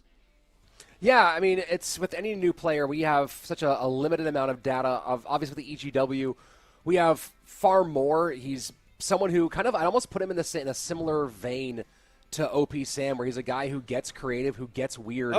With some of his deck picks. But we're gonna, instead of going there now, we are gonna stay here in the lower bracket as our match number 21 coming up next is gonna be Sandbox and Tangiro. So we have to wait a little bit longer to get to those upper bracket matches. Yeah, oops.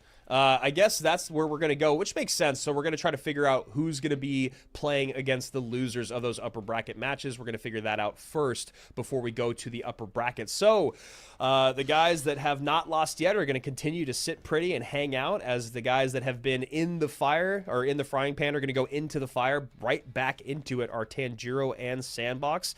Both these guys went 2-0 to start our day. Tangiro over Bassotto, Sandy over Ruben. And other than Rafael Nadal and Adriel, we saw clean sweeps all the way across the board on the bottom of your bracket. As we see a very, joining this a little bit late, but still a pretty aggressive graveyard to start things off.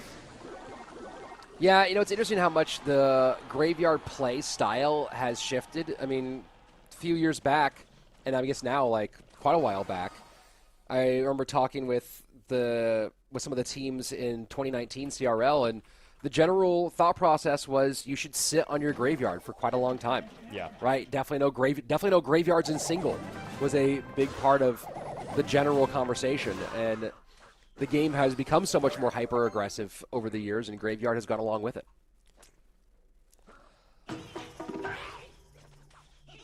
Hero Barb Barrel, man. Shout out to the team. I feel like that card is just fascinating, though.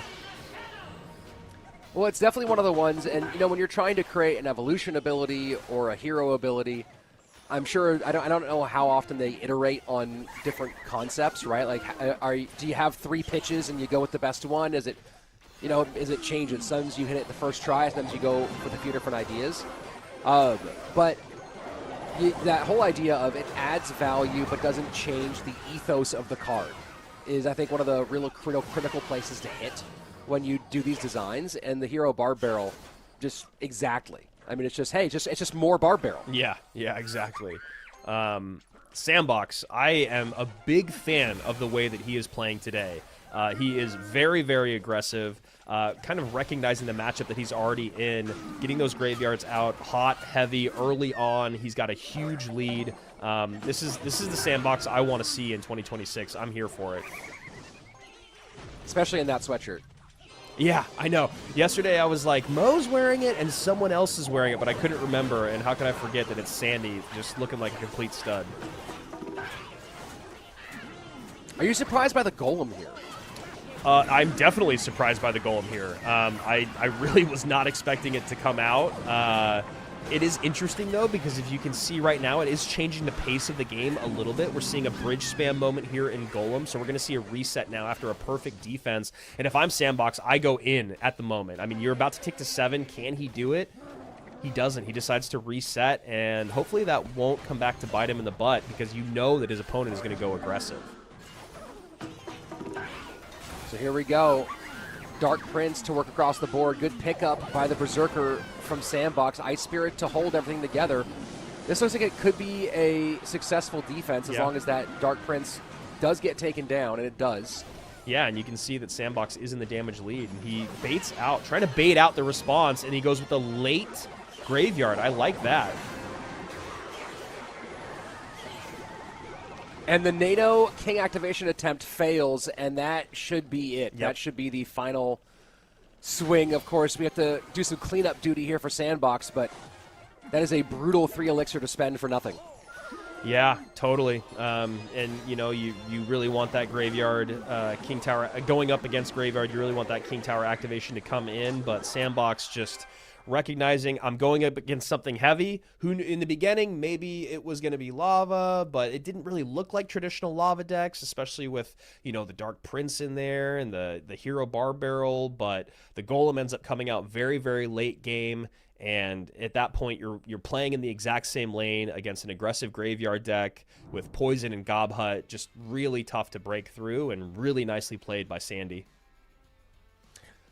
Yeah, I mean, you look at the other times that a similar construction has been played this weekend, and lost to Codigo in the Swiss stage, and I don't know the other player here who ran Graveyard, but this so far has mostly been in the direction of both talented players between Codigo and Sandbox, but just an interesting choice here. It feels like Golem, I don't know if I see a really clear spot, especially as a game 1 deck. Yeah, I would agree. And, you know, looking at Sandbox, he's gone 5-0 since he started off 0-2, and I'm trying to see in his game number 1s, it just, in every single game 1 that Sandbox has played, he's had a building and he's had poison, it looks like. Other than, well, yeah, maybe his game against Ruben, but in the second game he did. But I guess what my point is that he's always had pretty strong defensive decks in game number 1, as we just saw there. You know, you talk about the Evo Furnace and how strong it is, the Goblin Hut, and when it's supported, especially by something with an Evo Knight, or even protecting it with a Berserker like we saw him do. It's kind of a menace. Yeah. Then, obviously, the placement makes it so that the Lightnings aren't as effective because you're like, well, I deal with the Furnace or I deal with the Hut. And plus, this deck gets around relatively quickly, so just a bit of an odd choice. You know, we've seen a lot of good deck picking from these newer guys, but, you know, this is a conversation we've had for years. You always wonder how strong the team is, if there even is a team behind these relative unknowns, and I just feel like that was not the greatest analysis for game 1. It just seems like there's one of those situations where, hey, you're talking about picking a deck that is ultimately fairly matchup dependent, right? You don't have a ton of playability with this Golem deck. And you have no information. That in game 1 with 0 information. Yeah, that's a great point. Like, are you going to shoot an arrow just blindly into the forest and hope there's a deer there? That's crazy. It's the only time I've gone hunting. Blind shooting into a forest. Remove this man's license immediately. And this is the conversation. This is the conversation that I was kind of having earlier about these mortar decks. We've talked for a long time now about how mortar has always had to have a secondary win condition for a very, very long time. It's been the skeleton barrel. We're starting to see different versions with Hog, with GY, with Miner once again. You always need that secondary win condition, but the problem in this matchup and what we kind of saw yesterday is sometimes it's very difficult for that skeleton barrel to actually be effective when the mortar can't create a lot of pressure. The other thing that if I'm Sandy, I'm thinking about is do they not have a big spell with arrows coming out? So once you recognize they don't have a big spell, that's when you kind of have to take control of the map with your cannon cart and with your rascals. And Sandy opting to just fully eat that damage from the hero goblins. Wow. And takes one from the hog, too. Wow. Yeah, that's devastating. Here we go. Double elixir, and Tangiro has established a pretty significant lead, 1686 to the 2500s on both of his own towers. I gotta say, this is, for as much as I was just saying you wonder what his team looks like, this is a great deck pick. That the Evo Mega Knight is just annoying as a tank, but when you look at the fact that you're going up against Mortar, you have Earthquake, but it's this Mortar deck with Rascals and Dart Goblin and Goblins, and you have the arrows for that, it's great. And then the other thing is that you can use those Zappies really well against a Skeleton Barrel. So just curious, once again, as a Mortar fan and as a CRL fan, just how this is going to play out for Sandbox.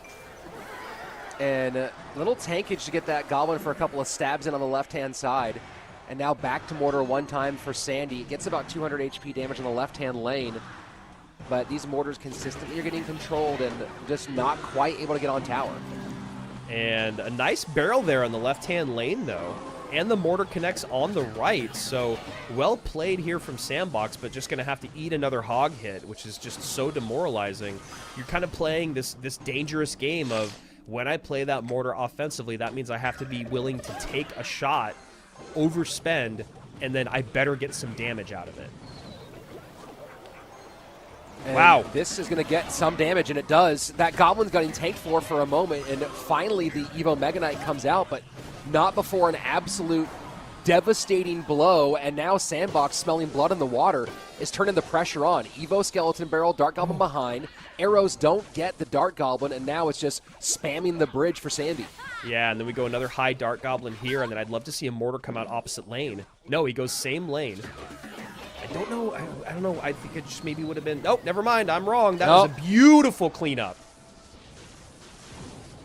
Wow, that Mortar cannot decide what to target. That took so long for that first shot to come out for Sandbox. It finally got it on tower, but I think the real victory there, Andrew, is how much that Mortar sequence sucked out of Tangiro there at the bridge. I thought you were just going to say how much it just sucked for Tangiro, but pretty much the same thing, honestly. Yeah, that took so much time and elixir and attention. And the other thing that we don't talk about a lot is in those panic moments where your cycle just goes completely out the window. Yeah, you have a game plan. You have an offensive sequence you're trying to establish, and you can't do it because you're having to hyper-respond. Evo Mega Knight right-hand lane. Wow. Final 10 seconds.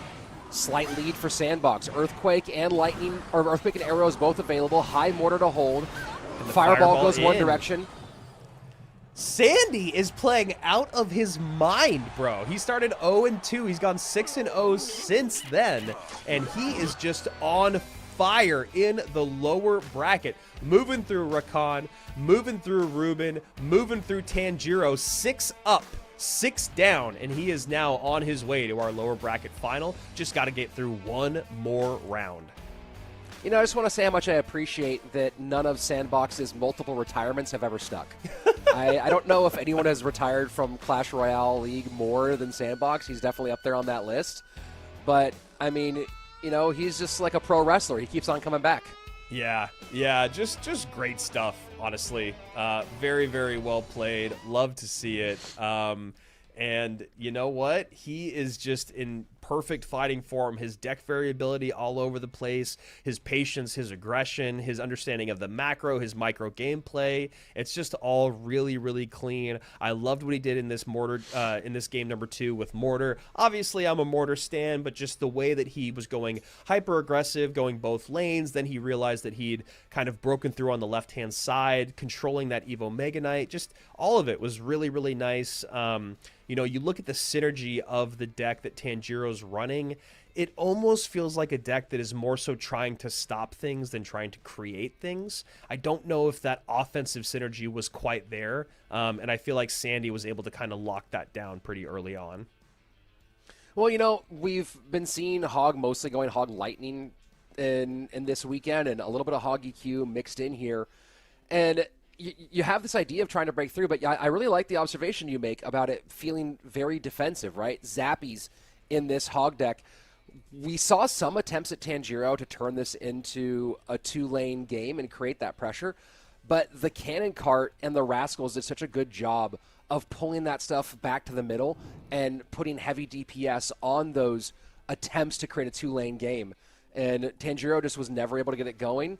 Sandbox will knock him out in the top 8 and find himself in the top 6. So Tangiro takes out Bassotto with the BM. Sandbox silently takes Tangiro out in that third round. At the bottom of your screen there, Adriel and OP Sam up next. This is going to be a really, really exciting one. We got 2 guys that have ice running through their veins. One of them, though, the mad scientist, you never know what you're going to see. And then Adriel, who has just been a guy that plays pretty firmly in the meta year in, year out, and has gotten him to World Finals time and time again. And then we will finally get to our upper bracket, EGW, Elmojas, and then Mohamad Light and Kimchi. Excited to see what all those guys are going to do, especially Momo. You know, it's just so funny because we have this conversation every year where people are like, oh, stop talking about Mohamad Light and oh, Holy Glaze and blah, blah, blah, blah, blah. And it's like, you just watch him play and he is just too good not to talk about. Josh was even saying yesterday, if you're the coach of anyone going against Mo, do you just tell them not to watch? The coach will watch the gameplay and he'll come up with a strategy, but I feel like it is demoralizing to watch Mohamad Light play. Maybe watch later so you can learn something, but in the moment of it, I don't know if you watch him play because he is just on another level. So curious to see if he can keep that going or if we get the biggest upset of the weekend and Kimchi sends him down to the lower bracket. No, I feel like watching him play before your matches come up is like when they have the TV in the back of the warm-up rooms for the UFC. Yeah. And you're like, did that guy just get knocked out stone cold? Maybe I made a mistake. I'm not supposed to be here right now. My dad runs a construction company. I could have been like the VP by now. And instead I'm doing this. This was a terrible choice. Yeah. They show the highlights of the guy you're going up against. You're like, wow. Really? That's what... Okay. Yeah, here we go. Right. But right now, we're going to go to Adriel and Sam. This is going to be a really, really exciting one. Adriel started his day off yesterday going 2-0 against Samwell. Since then, he's gone 1-2 against Kimchi or Colin, and then 2-1 over Rafael, Nadal. Sam on the other side of it gets the first, second upset, I believe, of day 1, where Elmojas sent him down to the lower bracket. But since then, he's gone 2-1 against Vitor and 2-0 against Clowns. So Sam has really found his footing here in day 2. Adriel, a 2-time world finalist. Sam, I think, also a 2-time world finalist. I think that last year's solo appearance was his first time making a Worlds during the solo era. I can't remember if he made it before, but obviously... Actually, three-time world finalist for Sam. 2021 or 2020, right? Well, he made it twice in the Teams era. Oh, he and gotcha. SK Gaming went in 2019 and 2020. And then that Last 2021 year where we had like 800 people in World Finals. I don't think he was in that one. And then he made it last year, of course. Yeah, that best-of-1 finals, that was a tough one for so many players, and I'll never forget the repeated card at the end of the day. So here we go. Adriel, bottom of your screen. Sam at the top. Giant Skeleton back in the mix, or did he never leave? Goblin Hut seeing a lot more today than we saw yesterday, actually. Yeah, quite a bit of Hut and quite a bit of spammy decks at the Yep. bridge as Sam goes back to sort of the well here. I think when I looked at the group stages, which I spent a good amount of time on Friday night, just looking through all the group stage matches, it was Battle Ram, Ram Rider, GY. Those were probably, and Piggies. Those were the 4 most popular win conditions that we saw.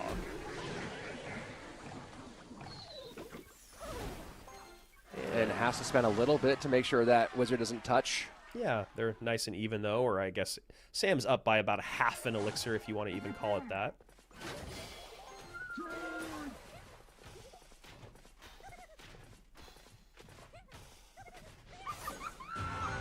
Here we go. Double elixir starting to flow. We'll see if either one of these guys have to turn up the heat a little bit. Adriel, of course, more of a counter-punching deck. Yeah, I mean, if I'm Adriel, I'm probably just going to hold stout on defense for a long time and hope that my opponent starts to get a little antsy and makes a mistake. These graveyard decks with Poison, with Berserker, with Furnace, with Hut are so difficult to break through. You can do what he's doing right now, Adriel, and just try to get Poison value where and when you can. And then finally, deep in double and in triple, you can start to get really aggressive. But if he sees a mistake, then he can turn up the heat. Skelly Dragon should get one on the left-hand side, and it does. And Sam finally starting to get into the damage conversation as we are just ticking away into sudden death. Yep, and there's another good poison. I think you definitely pulled the trigger on that poison. Don't know if I actually like that Hero Wizard ability, but it's obviously not the worst thing. All right, we got a lot to the left-hand side. Now Dark Prince to the right-hand side, just getting in mix, and it should get, and it does not get to the splash damage there. It gets stymied just a little bit early. So right-hand tower staying clean for Adriel as he now gets his first real look at offense. Yeah, this is kind of what we're talking about, right? Deep into double, getting close to triple, get some good damage in on that right-hand side. And, you know, we've talked about this for years with Graveyard, Splash Yard being one of the most powerful defensive decks in the game. We'd see a lot of players just kind of hold fast until towards the end. And similar to this Graveyard deck, it's just incredibly defensive, even though it's a completely different look than what we're used to. And that's that's such a great poison. That's a lot. It's such a good poison because the Ram Rider wasn't even, or the Battle Ram wasn't even there yet, and Sam is forced to play into the poison, which you never want to do. Final minute. Adriel just maintaining a stingy lead. Yep, and then you Completely cycle. shutting down. Yeah, you cycle the Furnace because it completely clogs up the lane towards your weaker tower, even though it's still very, very healthy. And you know you have at least the damage conversation with your poison plus the lead that you already have regardless of the spell that Sam has, even if it were to be a rocket, which it's not. This is such a patient game out of Adriel and exactly what he needed here. Yeah, this is one of those things where Adriel's like, you're going to play my game, and you can see Sam just going, what on earth? Like, not even going in the lane that he got the graveyard damage in. He's going to the lane that got chip damage and poison chip damage from throughout the game, and, I mean, look at that. Just perfection. Absolutely clean and just a good job of recognizing early that all he had to do was stack up tiny pieces and make sure that nothing got through. And that's a very mature win, right? Yes. We've seen Adriel competing for quite a long time. We finally saw him break into true CRL right when he turned 16, and he'd been doing his best to try to do that beforehand as well. So we've been seeing Adriel through a lot of iterations, and the maturity that we've seen develop for already at a young age he had it, but now we're seeing it here, and that was just a really, really good job of recognizing early, of not feeling like you have to do a ton of damage, just do enough and play a smart game. Yeah, really great dude, really humble guy. Great meeting him and his dad. You know, you want the best for Adriel. It's been so nice seeing him show up in World Finals, you know, numerous times now. Hasn't got the finish that he's wanted, but he's always finished, you know, at least deeper into the tournament than just getting eliminated on day one. And when you talk about that confidence and that poise, he's just a dude that has worn it forever to us in CRL. You know, legally, let's talk about, you know, he's just ice in his veins. And as you saw in that game, and as we've seen so many times, even on the live stage, he doesn't ever reach for the finish line. It is so very rare that he makes mistakes late game. He's human. It'll happen. Other pros will make you make mistakes, but for the most part, it's exactly what we saw there. So Sam has opened with bridge spam a decent amount during this tournament. What we haven't really seen from him yet today is, I don't think we've seen lava from him on the weekend, where something he leaned on a fairly decent amount during the group stage. So very curious to see if he kind of switches things up and gets that involved. Maybe he decided that he did it too much during the group stage, or that he was going to retire it for this one, but lava was one of his go-tos. And now with poison out, Adriel's going to have to do a little bit of work to cover, obviously. Delivery's still there, arrow's still there, some other good options, but very curious to see if Sam gets that back in the mix or stays with these kind of spammy ground attacks that have defined his weekend so far here at Monthly Finals. Yeah, it is really interesting because, you know, when you do talk about what Sam was playing, he did have a lot more variability, like you're saying. You know, he played a ton of Evo Royal Ghost in the group stage, and we didn't see barely any of that at all, the Royal Ghost, this whole weekend, and I don't think any from Sam yesterday and today. And yeah, like you said, he played Lava a good amount. He actually played a decent amount of Mortar, and then, yes, back to the Battle Ram Rider conversation that we've seen a lot of people play.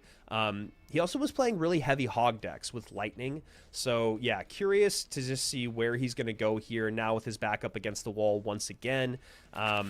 If I'm going up against Adriel after that game one, I think I still want to play aggressive. I think I still want to go with a more aggressive deck because I don't think you win that long, calm game against someone like him.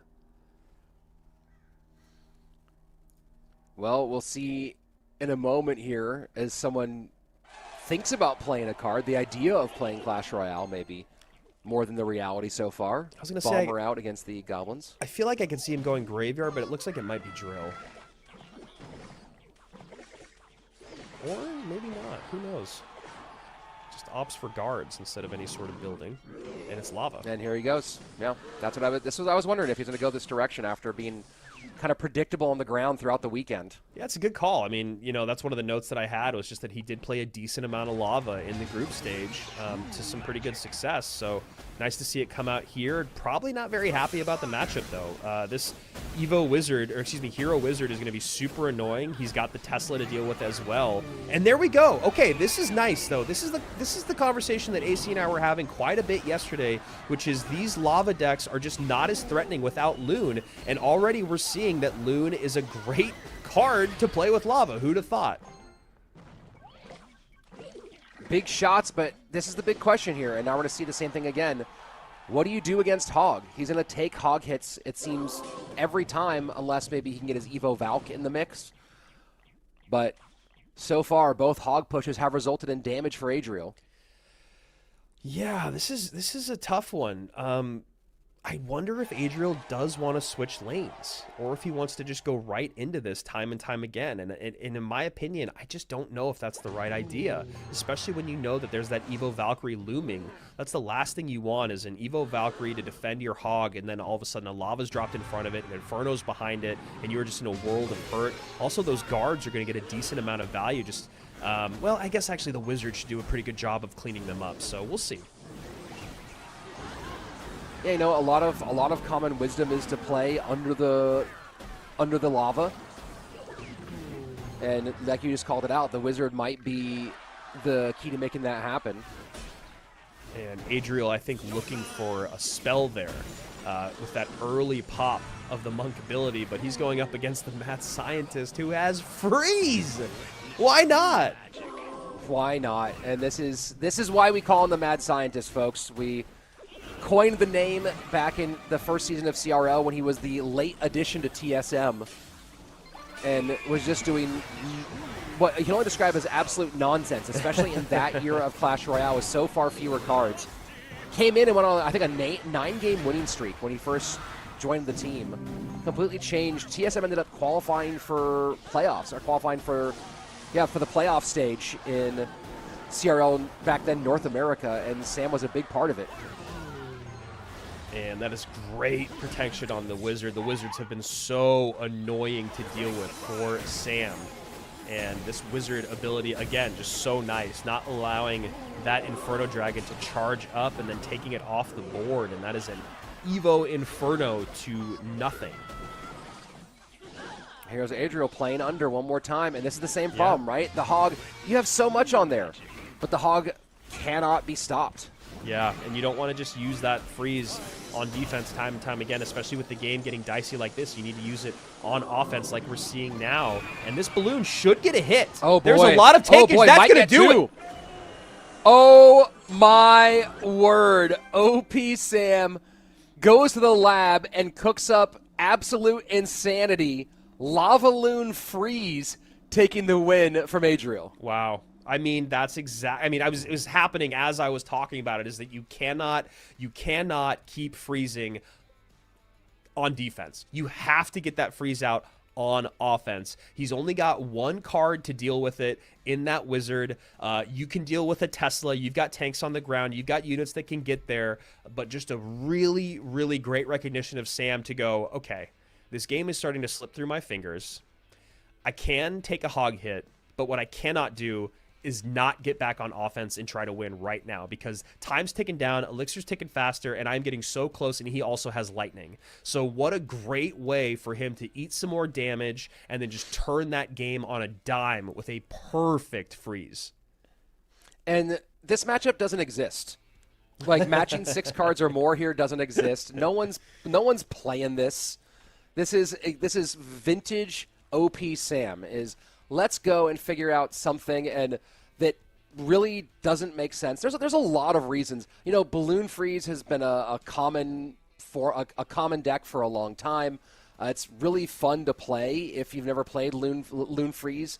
It's a blast to play, but playing it in this very slow Lava Loon deck, just something that I'm trying to track it down right now. And no one's doing this, and that's why we love watching Sam play. Yeah, and I'm pretty sure this might be the second time today that we didn't see Sam play his last card. Is that right?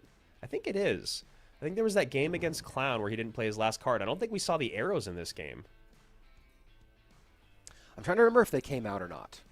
But either way, that's like part of the it's the double-edged sword of the mad scientist is you create this brilliant deck that somehow still works out and you don't end up using all the cards. So I guess in your mind, I mean, you're looking for matchup, right? So sure. There could be something that those arrows covered that never came out, but you were glad you had them. But it is just so interesting to see Sam and the way that he constructs these decks and not having to use all 8 of those slots because he's made the 7 do enough.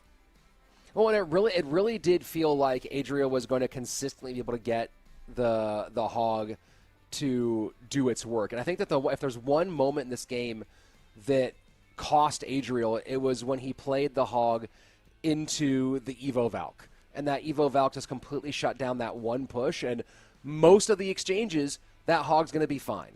But that one Evo Valk exchange just shut it down, and he didn't get the shot that he needed. And that shot felt like it was the whole difference maker. Yeah, so here we go. Game number 3. Sam doing kind of what we talked about yesterday, where he has these brilliant moments at the end of the game where he just kind of sees everything come together. He sees the light at the end of the tunnel, and he just makes a mad dash for it and creates a great opening. Adriel a bit stunned, and you can see him shaking his head, just recognizing, man, that is not how I thought that final push was going to go. Felt like he had things locked down with the Wizard. The Wizard was putting in so much great work in both lanes. Even when we saw Sam go hyper aggressive with the guards, Loon push in the left-hand lane, Adriel was still able to play that Wizard offset to the right to then defend the next lava push, but just didn't matter. Just a really, really nice freeze. And this is where, you talk about where Sam could go from here. When he's played Bridge Spam and Lava Hound together, there was one great match against Vitor where he went to a bait deck with the Evo Royal Ghost. You talked about the Evo Royal Ghost earlier. That deck, I'm looking at what Sam's played so far. That deck is open. So as someone who is friends with and training partners with one of the all-time bait players in Morton, you could see the possibility here as he sends that Skelly Barrel right into a Mother Witch. Yeah, I really like this pick that Sam went with because in my mind, I thought that Graveyard might be a good place to go for Sam. Instead, it looks like he's going to Mortar, which it looks like Graveyard is something that Adriel was thinking about, seeing that Mother Witch come out early. And then the other part of this is that Josh and I had this conversation quite a bit yesterday, is we were surprised we weren't seeing more Mama P.E.K.K.A, but she does seem to be a good card to bust out in Game 3 because the Giant Skeleton, the Mega Knight, they're both kind of weak against the Mama P.E.K.K.A, and they're both so prevalent in the meta. And so while Sam has played the Giant Skeleton, he has not yet played that Mega Knight, so we see the P.E.K.K.A coming out here in Game 3. It's a little Bridge Spam variation out of Adriel after we saw it in the first game from Sam. What's P.E.K.K.A.'s target going to be here, though? That's the cannon cart, I guess. Cannon cart versus P.E.K.K.A is kind of the story. I think in this matchup, I think it was a tough pick. I think he was, trying to cover his bases, especially because we've seen so much MK. We've seen Sam play MK Lightning plus Hog. And I think Adriel is maybe thinking about that. He's got the slow and the stun with the Ewiz. He's got the big Mama P.E.K.K.A. He's got the Mother Witch for Graveyard. So I think he was going to a lot of the things that Sam has been playing and just picked wrong. Yeah, I'm trying to see the last time that we saw Bridge Spam out of Adriel. Hasn't been this weekend. Yeah, I mean, he played some... He played, I think, very little of it even in the group stage. He was a guy that leaned more towards the Royal Giant Piggies and just traditional Hog Rider. Yeah, some Ram Rider MK, but Bridge Spam not so much. Not a single play of a Battle Ram deck in the group stage or this weekend. Those minions can always pull out those arrows, or else they'll just be really difficult to deal with for Adriel, as that Evo Battle Ram gets some good damage on that right-hand tower with the barbs underneath. Yeah, that barb escaping is just one of those ones where you're like, hey, that's just one barb. Can I kind of tank that with the tower a little bit? And it always ends up being just a tad bit more damage than you had hoped. This Golden Knight is a pretty great pick, though. It's something that we haven't really talked about. The arrows are going to do a good job against the minions, but that Golden Knight is going to do such a good job against the Rascals, the Cannon Cart pile-ups, being able to deal with the Skeleton Barrel if you don't have the Mother Witch or the Ewiz in hand. So, this is an interesting deck from Adriel because it actually covers a ton of bases. Sam resummons the goblins to keep this lane clogged up. But the Lumberjack escapes anyway. That's a ton of damage from the Lumberjack. And the Ghost and Sam knows it. Yeah. Oh, boy. That's game, man. Oh. That is so well played by Adriel. I mean, again, we've just talked about how these mortar decks can really, really struggle when that mortar can only be used for defense, and you want to force it on offense. We even saw there, Sam kind of forced it on offense, and then that turned into the push that we just saw. Things kind of slowly started to crumble for Sam defensively, and Adriel recognized it. This deck pick by Adriel is pretty fascinating. It's got the Mother Witch, it's got the Ewiz, it's got the arrows, it's got the P.E.K.K.A, so it's basically a straight up counter deck to what's in the meta. And then when you talk about going up against Mortar, it is also a counter because, again, the Ewiz is there to drop on the Skellies if you have to let that barrel connect. But usually you're going to try to get the Mother Witch out to bait out the Fireball. So now your opponent has spent 7 on your 4 because they can't deal with what the Mother Witch is going to produce. Then, you've got the Giant Skeleton Mega Knight covered with the P.E.K.K.A. You've got the air covered, even though you don't really have to worry about it because Sam already went to the skies. It's just a pretty brilliant anti-meta deck.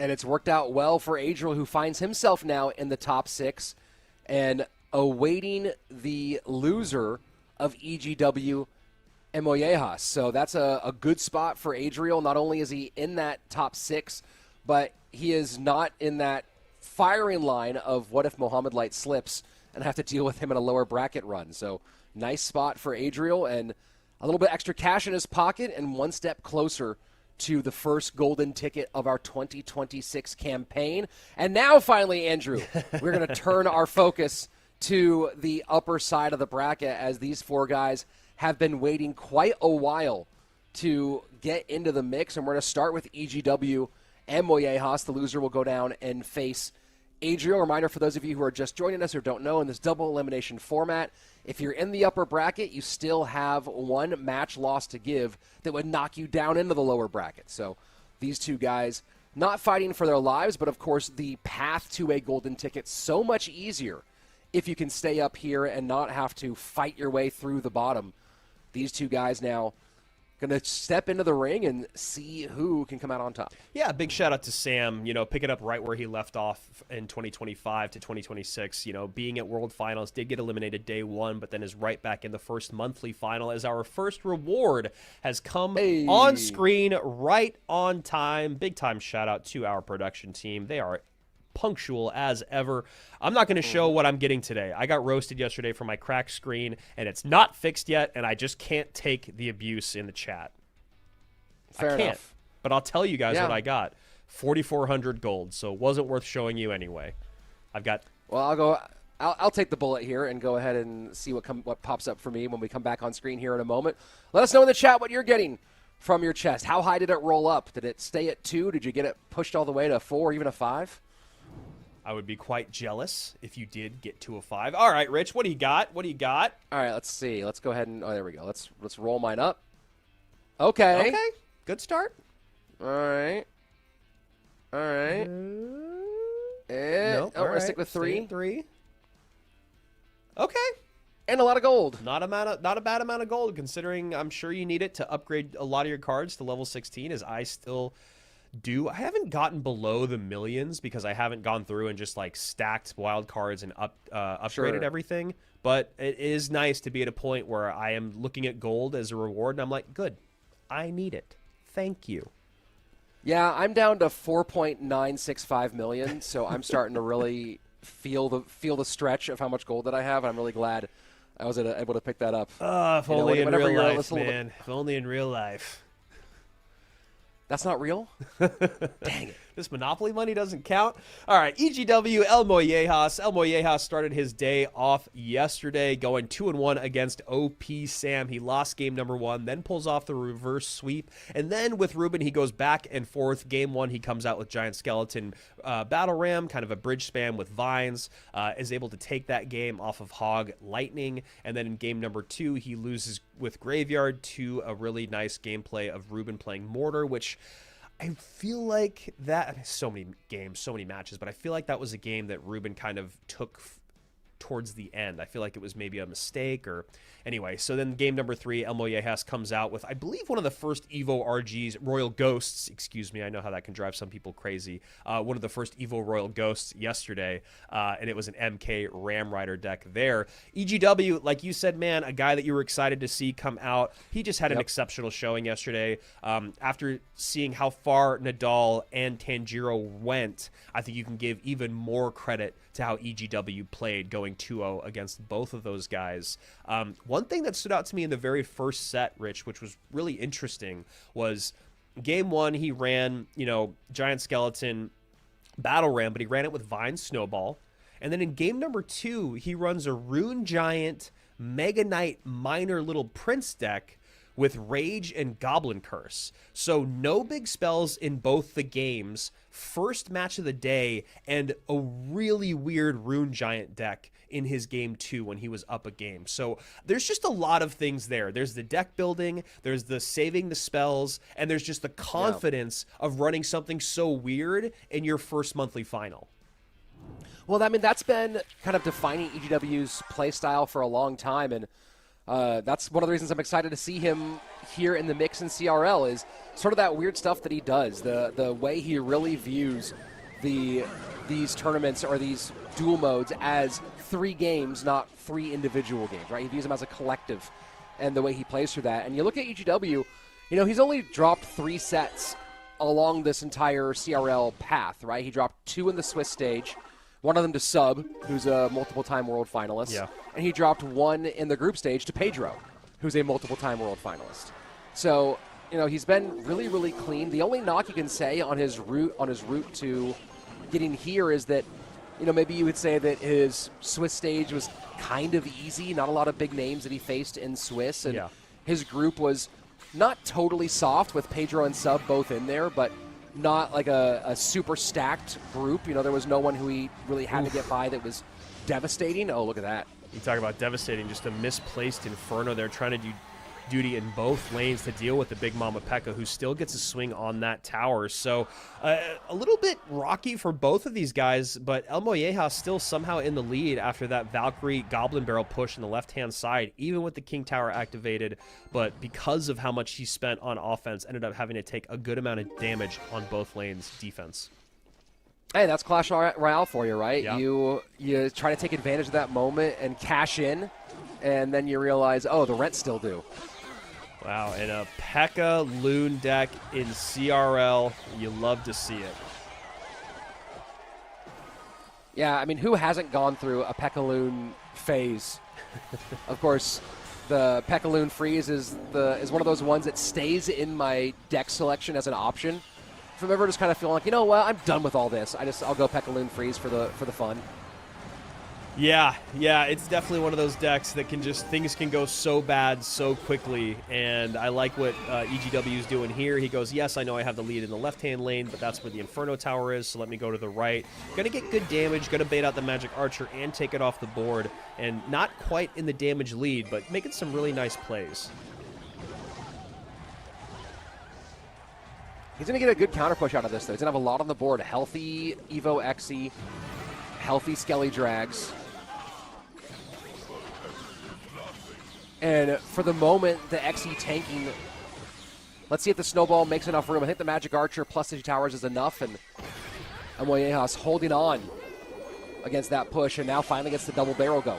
Yeah, the double barrel with the wall breakers. Left-hand side takes a lot of damage, so does the right. But as long as you can here's the thing, is your opponent has no direct damage, right? In Elmojas, you have very little direct damage with Snowball, NATO, and Miner, but you at least still have the option if you're EGW. That's something that you can always hold on to hope for when you're going up against a deck with no direct damage. Good little chip damage from the Miner on the back left-hand side. Wall breakers pressure at the bridge as we are now into sudden death overtime. And that okay, I was going to say not Valka. The Executioner could have led to a troubling lineup, but does not. Loon's going to get death damage on the right-hand side. Wow. Doesn't connect. We are razor thin here, Andrew, with that bottom right-hand tower taking one more shot. Elmojas trying to keep the pressure up. Recognizing there's no great counter to these bait troops, and that was a massive connection. Yeah, huge, and I like this Miner obviously going for the Inferno Tower, but the Skeleton Dragon tanks first, but there's no reset for the Inferno, so you see the balloon going right-hand lane. This balloon should get a connection, and it does. Oh, wow. And the little bomber berries on the tower, and the tower should be close to down. Bomb going to go off, but still damage remaining. He's got to play some stout defense. Is there a snowball? No, there is not. 78 HP to 69 HP, 38 seconds left. NATO. Oh, such a good needs NATO. to get a Miner on tower. Does he have a snowball here to defend against this? Oh! EGW doesn't have it and loses by 53 HP. Elmojas wins the nail biter. Oh my goodness, man. So this is exactly what I was talking about earlier. Your opponent does not have direct tower damage. You do. It's not a lot, but you still have it. So what do you need to do? Stop Magic Archer lineups and stop those Goblin Barrels. That is your only job. I know it's so hard to do that when you have less than 100 HP, but your opponent cannot get to your tower if you defend correctly, and that is just a rough spot to be in. I would have done the same thing. I would have lost earlier, but still. Yeah, I mean, that was absolutely brutal, because you're sitting there going, and here's the thing is, Mohamad sitting there knowing that he's going to consistently either get damage or force overspends, which will then pay dividends on damage on the back end. And the consistent, let's go take a look at the ending here. That's a little replay, thanks from the booth. And this NATO play, for a moment, it looked like EGW was going to steal this one back as he holds the defense off, and this miner goes to the back and just barely gets caught by the wall breakers, and that right there is the win for Elmojas. Is just put whatever you can in front of that miner and stop it. That snowball that goes in to support the miner is just the worst. It's the worst. I'm so sorry, EGW, but just save that. Save that snowball, play it on defense. You're then up by a couple hundred damage instead of up by 10. You know what I mean? So great NATO back on that high magic archer against the skeleton dragons. That's exactly the right thought process. But the panic comes in. It sets in, and you're on the CRL stage. You want to win. You got such little HP, but your opponent has no direct damage. Stop the magic archer. Save the snowball. Just then cycle NATOs or, cycle snowballs later. Keep sending in miners. He can't catch every miner. And if he does, then at least you still have the snowball for defense. It's so much easier said than done, but that's just one of those things. You reach for the end when you can taste it, and you just get ahead of yourself. Well, and there's a moment where you realize your opponent doesn't have NATO, is not going to activate King Tower against your miner, not knocking anywhere. So starting to vary up those positions, and we saw at the end there, miner going to the number 1 spot, getting picked up by skeletons. And I know there's some mind games there, and you're thinking maybe number 1 spot is the least predictable. But what we all know is in those final moments, that number 1 spot is the default spot, right? Yep. So you have the number 2 behind, you have the number 3, the inside front corner, and you have to really be making your opponent make decisions there. And EGW did a really good job of getting some critical hits in here. But as you said, just at the very end, trying to decide, and we talked about this with Adriel earlier, the deciding when to really press versus sit back and defend a little bit and hold is one of those hardest decisions that you always want to go back and think about, oh man, maybe I should have done it a little bit differently here. And in this case, as you were saying, maybe the sitting back and defending a bit more might have been the key for EGW. Yeah. A couple things here in the chat as we hop into the next game here. Someone asking about when our best of fives are coming. They are coming at the end of our day. They will be the lower bracket final, the upper bracket final, the grand finals, and possibly the grand final reset. And someone else saying they think EGW is some random player. No, we don't. Never said that. He's just not a guy that's showed up in CRL that often. No, as I've said a bunch, I've cast a ton of EGW's matches when he was playing in some of the smaller third-party team events. Lots of really fun, creative play from EGW, a guy who does weird deck stuff, like what we just saw here. But it's nice to see him here in this CRL environment.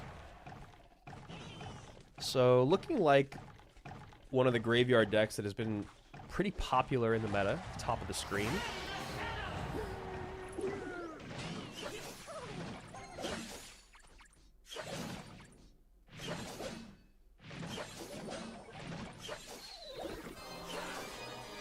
Yeah, looking through it, I don't think he did have a monthly final appearance in 2024. This is not his debut in a monthly final. Went out early, 6th place in that Season 3 monthly final.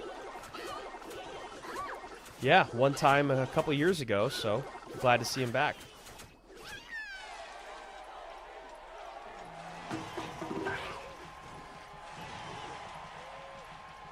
So, variations on a theme here, Andrew. Do you have one of these two versions that you like better than the other? It's tough because, you know, the Mega Minion is going to do a good job when it can of sniping the Furnace, but it's easier said than done because of the goblins and the little fire spirits that are going to come out. The Evo Mega Knight is going to be a great response for giant skeletons at the bridge, so that's one thing that you feel like goes in the advantage of EGW. But these Evo Bats can be a really big problem. So I'm just really curious to see how Elmojas wants to punish with them and how EGW wants to deal with them. The poison coming out on top of that Evo Furnace, you can see EGW pretty unhappy with. Yeah, it's actually pretty tough here because the thing is the bar barrel also from Elmojas gives him the ability to always have a tank, even if that Mega Knight is stopping the giant skelly. Berserker Bar Barrel going to work on the defense against that graveyard. Poison getting some value. Wow. And a huge Evo Mega Knight slam. The giant skeleton just getting a little distracted by the graveyard spawns and opens up a door. And that Mega Knight just jumps right through it. Yeah, Mega Knight Berserker played on defense here. Should get a couple leaps from the Fire Spirit. No, High Ice Spirit comes out. And while he did take a good amount of damage, I like that he uses the Mega Knight to get it back in play to defend so that he can then try to get a counter push out. Nice setting of the line here up high with that giant skeleton. Now Elmojas has to think about how that Evo MK is in play and what he wants to do with it. Against it, I should say. You like the theory there with the Hero Mega Minion, right? Seeing the giant skelly bomb at the bridge, using the ability to get past it and try to get into the backfield. Went and targeted the bar barrel, which wasn't the first target that you want. Didn't get really much damage in the way of tower damage, but you like the idea of what EGW was going for. And giving great poison value up high, obviously not on tower, but I'd be very happy to take an Evo Furnace and a Goblin Hut off the board. The other thing is that when you talk about defense here, you know, that Bar Barrel is just a little bit more effective than a Berserker plus Ice Spirit. So you can go Bar Barrel plus Berserker or Bats plus either of those, and you're going to probably have a little bit cleaner of a defense, but we're basically tied up here. 30 HP, the difference. Final 45, and every time you use a poison to win a bridge fight right now, you're behind by 30 HP. That's poison you're not getting on tower. Elmojas has to recognize that. I really like that Elmojas didn't go in with the graveyard after he baits out the Evo MK with the giant skeleton at the bridge, knowing that the Evo MK was in cycle. But it did allow EGW to get on offense. But this push coming back it was almost like a bait of, here, I bet you think I'm going to play graveyard, but I'm not. Let me get your MK out of cycle, and now I can punish you. This is an overwhelming push at the bridge, Rich. Yeah, this is way too much, and there's no way to get back from this one. Elmojas, wow, dancing his way to the upper bracket final as he stymies EGW in back-to-back games. This kid can play, man. This kid can play. He has been playing so well this weekend. He has played against really tough competitors. EGW, you know, we talked about maybe had a bit easier of a path, but the mind games here were just really, really great. You know, Elmojas is trying to bait out that Evo MK, and he does just that with the high giant skeleton. No graveyard comes out. Instead, he just builds an ocean of troops on his side of the map, then sends in the GY with 18 seconds-ish remaining, and is just a downhill push from there on out. And I think EGW recognized the moment that he overcommitted at the bridge. Yes, the Evo MK comes out, but just because your opponent got you to get your response out doesn't mean you need to double down on the mistake. And Elmojas just kind of putting a little bit of the screws here to EGW as EGW goes with the sort of fun little off-central meta pick with the P.E.K.K.A. Loon minor deck in game number 1. And then game number 2, as you talked about, you mentioned the bats being a real potential problem, those Evo bats. And you look at the overwhelms that happened, and the final one that pushed Elmojas over the finish line to get this win. Those Evil Bats, there wasn't really a phenomenal way for EGW to deal with them, which is why we saw those poisons being used on the troops defensively. Yeah. Maybe a bit more than you saw them on the tower. And those bats ended up helping create this big opening for all those massive troops to roll on downhill. So Elmojas takes game number 1 by the skin of his teeth there. No direct tower damage, only looking for a Magic Archer connection, and EGW just gets a little ahead of himself. Very difficult for him, I'm sure, to look back on that game and think what he could have done differently. Game number 2, near mirror matchup. Giant Skeleton versus MK is one of the big conversations that are out there in the game right now.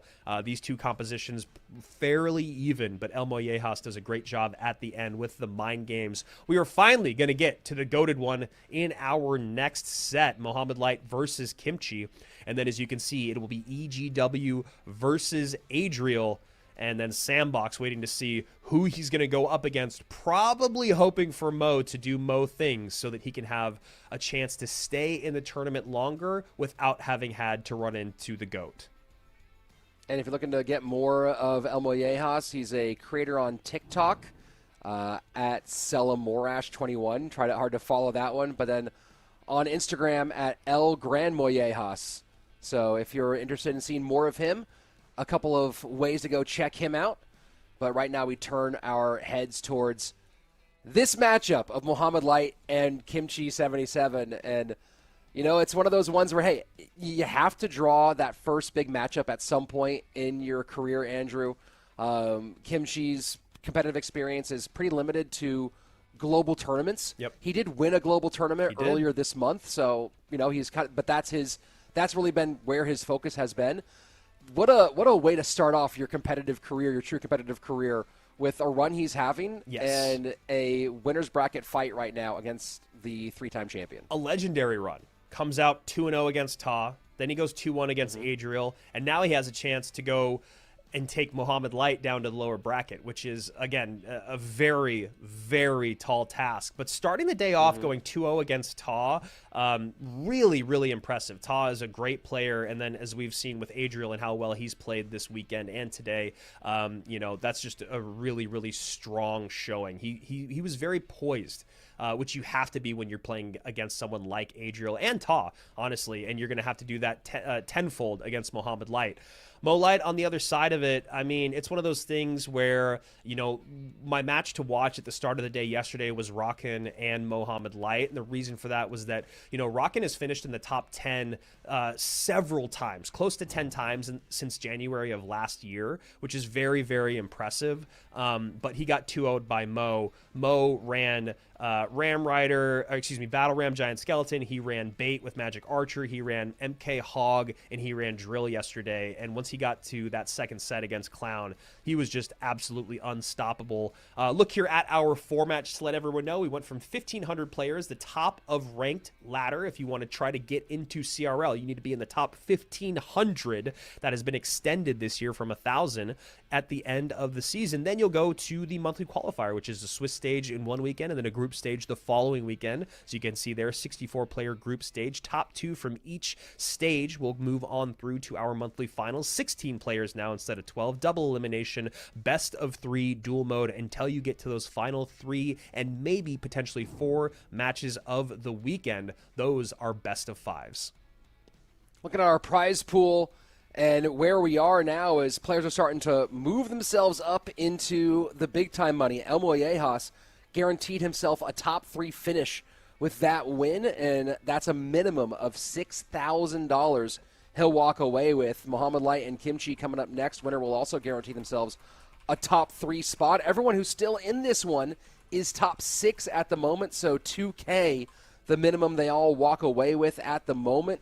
But, of course, everyone's looking for that golden ticket to the World Finals stage and that $14,000. Yeah, and obviously for some of these guys that haven't already won $1 million from Clash Royale Esports, this is a huge prize pool for them, especially the relative unknowns.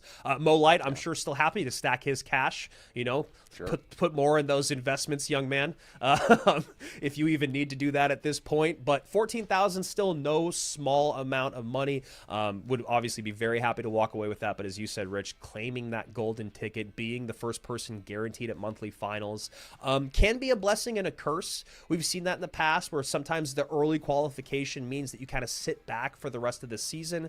But for the most part, we've seen the early qualifiers stay strong. You know, there's one side of it where you're like, I've already qualified, fine. But then there's the other part of it thinking, oh man, I'm going to go to World Finals. I cannot wait to be on that live stage. I've got to be ready. You know Mo's going to be there. Mugi might be there. You know, who knows who's going to show up, but you've got to be at the top of your game. So very excited to give away our first of 5 golden tickets in the monthly finals. Then there's, of course, the LCQ golden ticket, and then the leaderboard golden tickets, 8 of those, and then the golden tickets from the other regions. So a lot of spots at World Finals this year. Cannot wait to see where we're going to go. This is that part of the year where it's just there's no specific, there's expectations, there's dreams.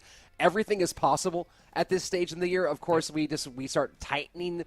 You know, you tighten up that rope a little bit every month that we go on. Okay, there's 1 golden ticket down. Okay, this guy has put up a whole bunch of points. Oh, I didn't get enough points in that month.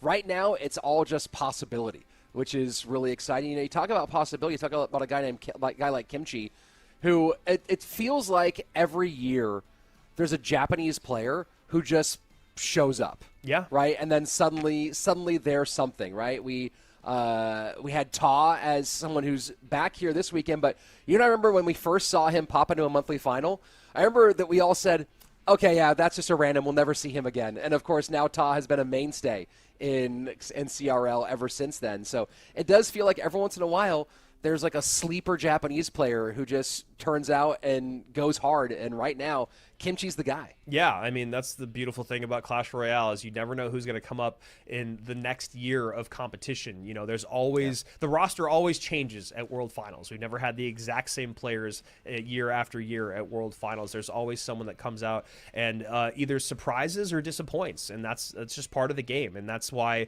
when you look at consistently over the years, the people that are return World Finalists, that is one of the most impressive things to do, if not the most impressive thing to do, other than winning, because the idea of being able to stay in the game year in, year out, that consistency, evolving with the meta, getting away from being a one trick, you know, talking about Sandbox, a guy that we are so used to see play RG, not really play it at all in this first month of competition, in the group stage as well. It just shows the evolution of how you have to be if you want to be at the top of Clash Royale League.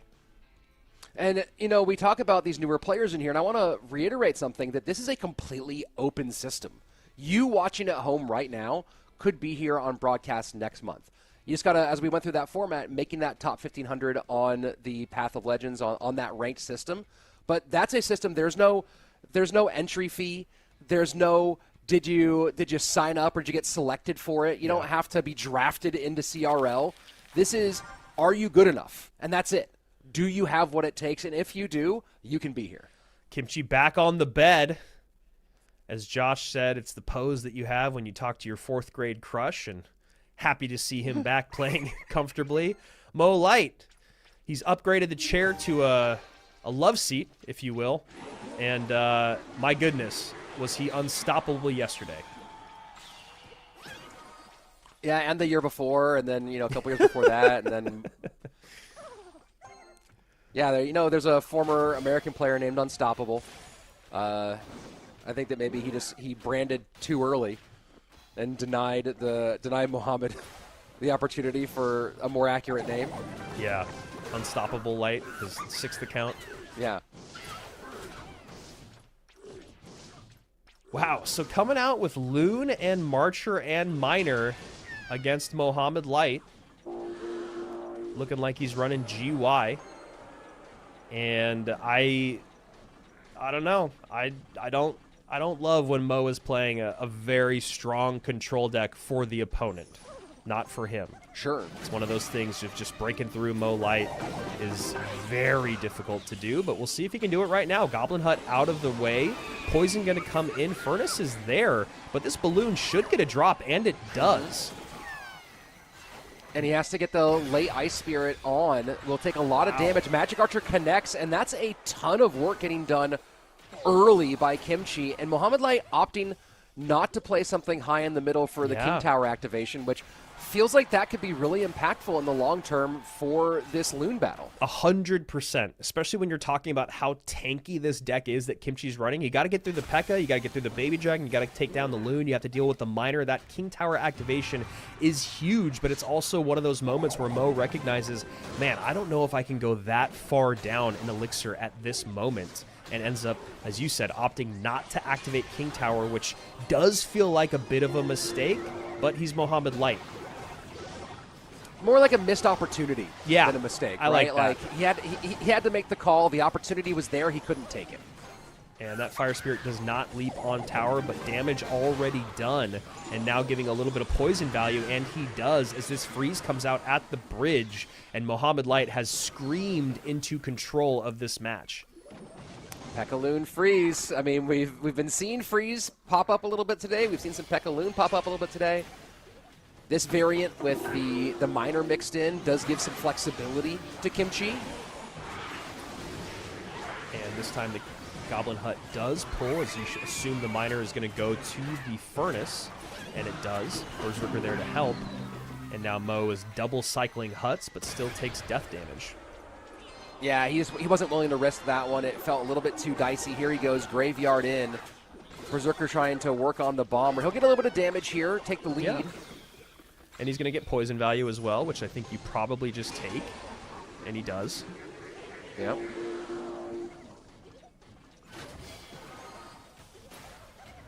So this is kind of do or die right now. Sorry, go ahead, Rich. I was saying Kimchi continuing to set up P.E.K.K.A.s in the back and play a breakthrough game, right? Noticing that he's really putting a lot of pressure. Not a ton of great balloon responses in this deck for Mohamad. Oof. That is a missed track of the Evo Valk, because, I mean, you have to do it to get the Evo Valk out of cycle, and there's still enough time to get another push, so it's not necessarily a missed track. It's just unfortunate how much you have to spend to get that out of cycle so that you can try to get on offense in the final minute. And here we go, a slightly lighter weight Loon push. Nice Valkyrie. Just there to tank the Baby Dragon, distract the Magic Archer from the Hut. But that Magic Archer ability, huge connection on the Princess Tower. 981 to 433. 30 seconds remain. I wonder if Kimchi starts varying Miner and using it to go on the tower as opposed to on these Furnaces. Freeze in. Easy control with the second Hut. He'll get death damage. Yeah, I was going to say the freeze makes the retarget come in, and the little bomb guy, the Bomber Berry from the balloon, was tanking it, looked like, for a bit, but Mo Light able to seal the deal. It never felt like... there was the moment in the beginning where you're like, huh, this isn't looking great, but as soon as Mo took that first initial bit of damage, it felt like he understood how he needed to stay in a small lead for the rest of the game. I mean, you talked about the cycling the Goblin Huts, right? The Spears certainly super valuable against the balloon, and getting the Hut to pop and those Spears to get that extra bit of damage ended up being a really critical factor. But the ability to get Goblin Hut down, second Goblin Hut down, continuously able to do that control. There were a couple of situations there that got relatively dicey. And, you know, it doesn't feel like breaking through and getting one more big balloon connection was out of the realm of possibility for Kimchi. And that's why I think you see Mohamad wearing some of that stress on his face at the end of that matchup, because he knows that stretched him a little bit. Yeah, and just kind of a thing for, you know, mid-level players plus to think about is if you look at the way Mohamad Light played his Goblin Huts, he was never scared of having it out of cycle and then his opponent going crazy in the opposite lane. I feel like, again, this is a conversation we had yesterday about Teslas and having them on the board when there's nothing else in hand that you want to play, is sometimes people get so scared of a balloon going opposite lane. Excuse me. But with a deck like this, with P.E.K.K.A, with Freeze, with Baby Dragon, you know they have to keep going in that one lane. They need that big downhill push. Yeah, just couldn't find the way to break it all the way through for Kimchi. And now he's in a place that a lot of other people have been, which is, how do I come from behind against Mohamad Light? I went and kind of used my really kind of surprising, the deck that I was hoping to make a big splash with, right? I mean, Pekka-Loon Freeze, not something we expect to see much in CRL overall throughout the history of Clash Royale League. Yeah. I can probably count on one hand how many times I've seen it on broadcast being played. And, you know, you're hoping, kind of like when we saw the Lava Loon Freeze deck out of Sam, right? Yep. You need that deck to get the win. Otherwise, you're kind of going, oh, okay, well, I used my tricks. What next? The only solace, I think, here for EGW in that matchup is he didn't use a ton that he needs elsewhere, right? He used some things that he needs elsewhere, but it's not like he burned a bunch of cards that now burn other decks. He's not using Pekka really anywhere else, not using Freeze anywhere else, not using Loon anywhere else. There are definitely good replacements for the Baby Dragon, for the Magic Archer. Miner is the only thing, but really this is one of those ones where he does pretty much have the entirety of his deck pool open, even with this deck being burned. Yeah, and Miner is most of the time coupled with Loon. We have seen some Miner Poison, Miner Wall Breakers, but for the most part this weekend it has been coupled with Loon. So, yeah, I like deck choice. I like trying to come out with something unpredictable. I think that is something that you have to do against Mohamad Light. Any advantage you can get, right? Looking for that matchup. And it did look for a minute there like he might be in a good spot, but Mo-Light doing Mo-Light things, controlling the board, double Goblin Huts regularly. Furnace is always coming out. And even if the Furnace was going to get taken off the map, he still made Kimchi work to take that Furnace off the map with the Miner and then the support on top of it. Always a Berserker and Ice Spirit there. So just great stuff from the Goated One, as he has still not lost a game in this monthly final. And here's where I wouldn't be surprised to see Mohamad go with a Miner Magic Archer deck. He's played some Miner Wall Breakers throughout this tournament. I mean, that's, you know, you talk about classic Mohamad Light. Yeah.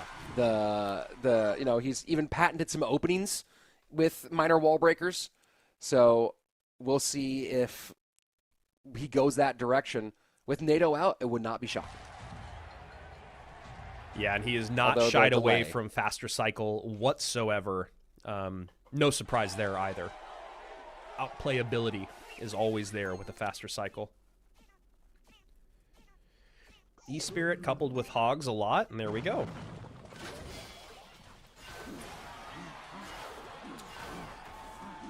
And that's going to be some pretty significant value out of those first Royal Hogs.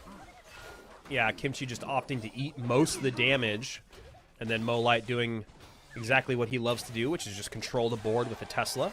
Nice and high here. Going to get that Furnace to cross the bridge, take it off the board, and still be able to do some work on the right-hand side. Good call on the Magic Archer, Rich. Well, that's one of those outplayability cards, right? And Mohamad Light has used it a lot.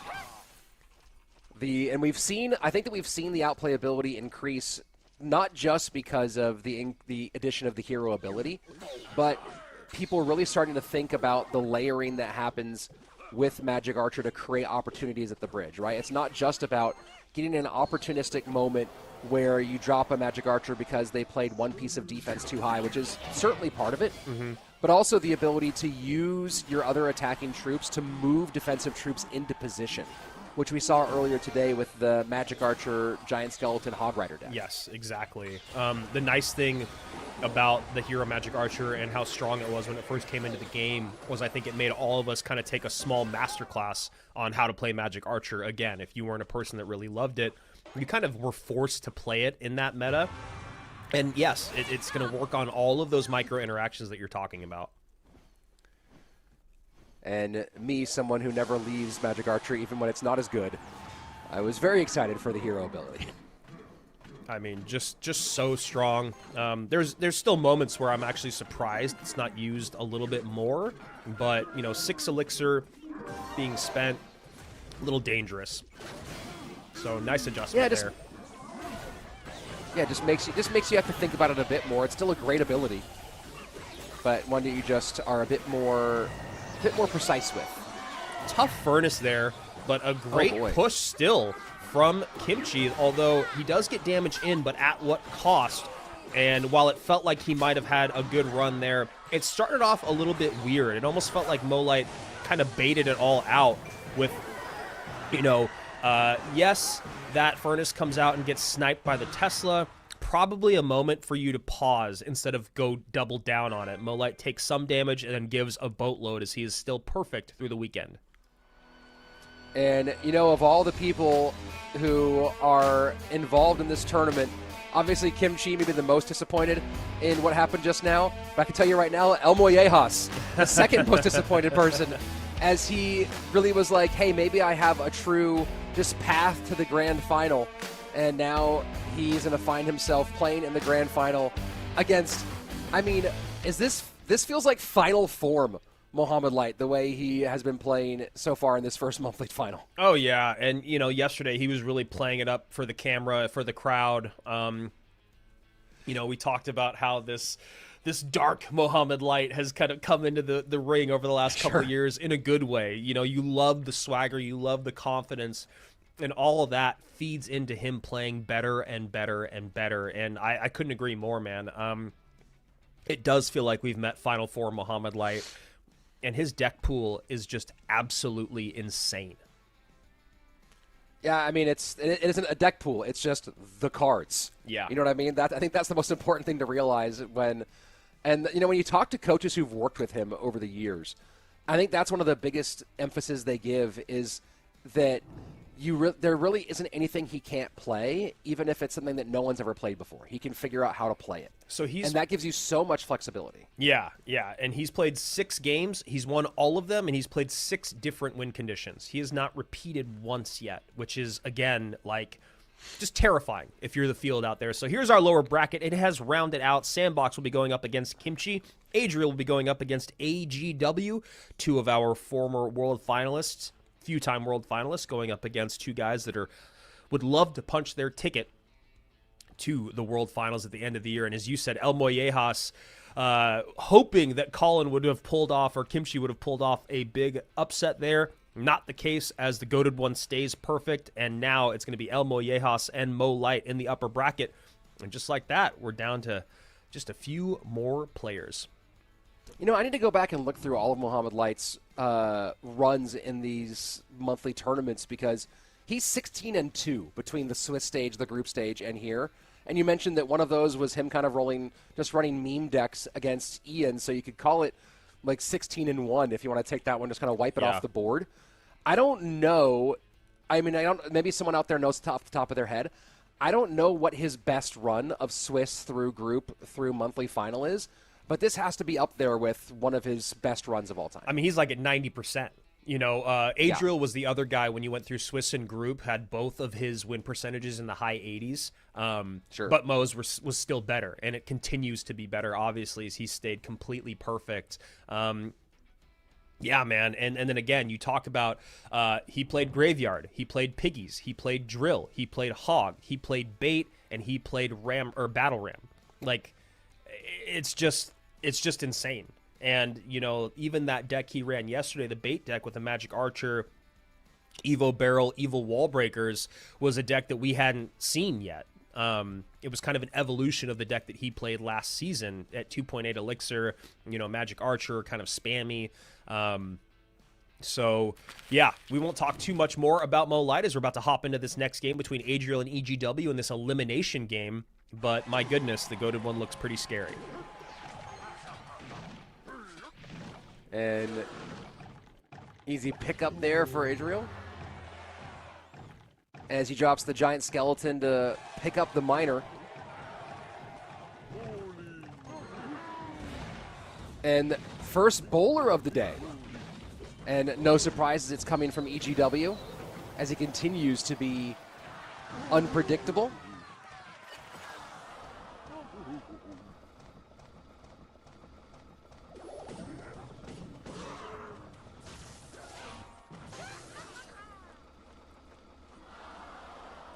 So first minute away, fireball to clear the Mother Witch. Adriel getting back to playing some of a more defensive posture, which we've seen him do so successfully in this tournament already.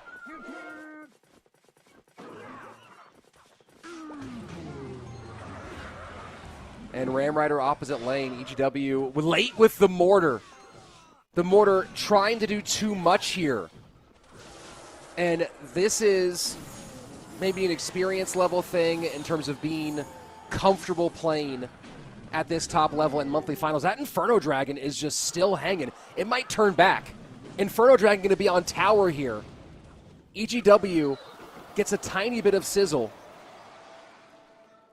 but the playing the mortar so high, trying to get double duty, at that point, you have to play that mortar low and guarantee that you pick up the battle ram.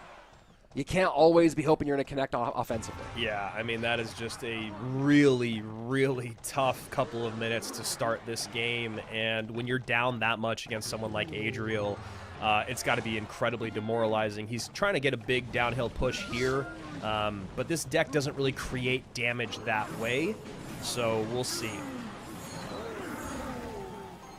And mortar out, so once again, some pressure in the opposite lane. Guards will go and pick up. And mortar does connect, but again, two mortar shots is not the equivalent of having 500 HP left on your tower. Oh, that's such a good play. That is such a good play. Adriel knows that EGW has to protect his left-hand tower from the Hero Wizard ability, and so he waits for the second that his opponent responds and then goes with the Evo Battle Ram push in the opposite lane. That is just playing 3D Clash Royale. Amazing. And this is, we saw it. We talked about this earlier. Adriel has done this now a couple of times today, where he really is best when he sits back, forces you to make choices, and then punishes you for those choices. We saw it in the Graveyard game against OP Sam, and we saw it here where he just sat back, forced a choice, and then just at the right moment turned the screws. Yeah, I mean, the bowler is literally right next to the tower because the Lumberjack has kept the bowler in place. Lumberjack goes down, Hero Wizard at the bridge. You know the ability is going to come in. You know the splash is going to take your tower, and Adriel knows that. So then the Monk has to come down. A unit has to come down up high that has got a little bit of HP to it to allow that bowler and that unit to take care of the Wizard, and he just goes pedal to the metal, right-hand lane. As you said, Rich, this is textbook, traditional Adriel, and a very nice Game 1 win. And it's one of those ones where you think about how the end game played out in this one, and it all comes back to the mistake made by EGW early to try to get the extra juice out of the mortar. Yep. You stop that battle ram from connecting, and you play that cleanly. You don't open up that opportunity for Adriel to decide how the game is going to be played. You allow the game to continue being played on an even footing. And that's one of those, we've talked in the past about the horse to the barn syndrome, where the player seeing a tower get low and trying to go too much to kill the tower rather than sit back and just continue to play the smart game. And same thing here, where it's like, hey, I really want to make sure I get this here. I see this opportunity. You got to lock down. You got to make sure that you're taking care of business and giving yourself the full 5 minutes to win a game. It doesn't have to be won in those 5 seconds. 100%. I feel like everyone that wants to compete in CRL should listen back to that, because if you watch Riley, his content, you watch Mo, his content, you watch the top players in the world streaming, they spend the first minute plus sussing out their opponent. What's their big spell? How do they want to win? How do they like to defend? How aggressive are they? It's pretty rare that there'll be a big enough opening early on against the best players in the world that you can really go for that uppercut, that knockout uppercut. It happens sometimes. A lot of the times when it does happen, it does work out. But for the most part, you watch these guys and I'll be like, oh, dude, he should go in with a barrel in front of that, or he should send in a miner behind, and they do nothing. Because that card on the board is already going to demand a little bit of a response from your opponent. You get to see how they respond. You get to see what elixir they're going to spend. And then as the game goes on, you can pick that apart. That's how the best players in the world play this game. They don't try to win before overtime. Very regularly, or very rarely, are they going for that win before overtime. They're feeling out their opponent. And that's something that EGW is going to have to start to recognize if he's going to start showing up more in the monthly finals. This is just a different pace of play than top ladder. It really is. Top ladder, you lose a game, you lose trophies, you can hop right back into it. You only have so many lives here at CRL. Yeah, I mean, it's like being a tournament poker player versus a cash game guy, right? Yes. Like, you can buy back into a cash game, you get knocked out in a tournament, and you're KO'd. So same thing here in this version of Clash Royale. You know, you have that aspect of it where you don't get to get hop right back into game and try to get those trophies back. But number two is you really don't know, like a lot of those Clash Royale ladder players, when they're playing top ladder, they know kind of what everyone's running this season. You know, there might be some variability, but a lot of the times they'll see someone's face and they'll go, oh, yeah, I know that guy is running Hog Lightning right now. Yep. And you don't have to feel it out. That's not what's happening here. Also, I saw this yesterday in the chat and today. Riley was number 2 in the world in 2024. Put some respect on his name. I'm sick tired of people just going, no, he was never number 2. You can't call him number 2. Is he currently number 2 in the world? Who knows? But was he before? Absolutely. And he's got the money and the prize and the title to go with it. Yeah, there's a lot of recency bias in Clash Royale. And that's the funny part, right? There's recency bias. So, hey, this guy isn't the guy right this second, therefore is trash. But Yes. then you talk about the guy who is the guy this second, and they go, no, stop Glaze. And it goes, dude, which one is it? Probably And the that's guys, why, yeah. I was going to say, probably the guys that have commentated for 9 years and have World Finals kind of memorized for the last almost decade might know that. So anyway, just a little shout out to chat there as we see EGW start things off very nicely with a huge Magic Archer connection against that Mamba P.E.K.K.A. I think this is our first firecracker today. Is it? Wow. It really feels like it. Yeah. And Adriel waiting real long on that one. That was interesting.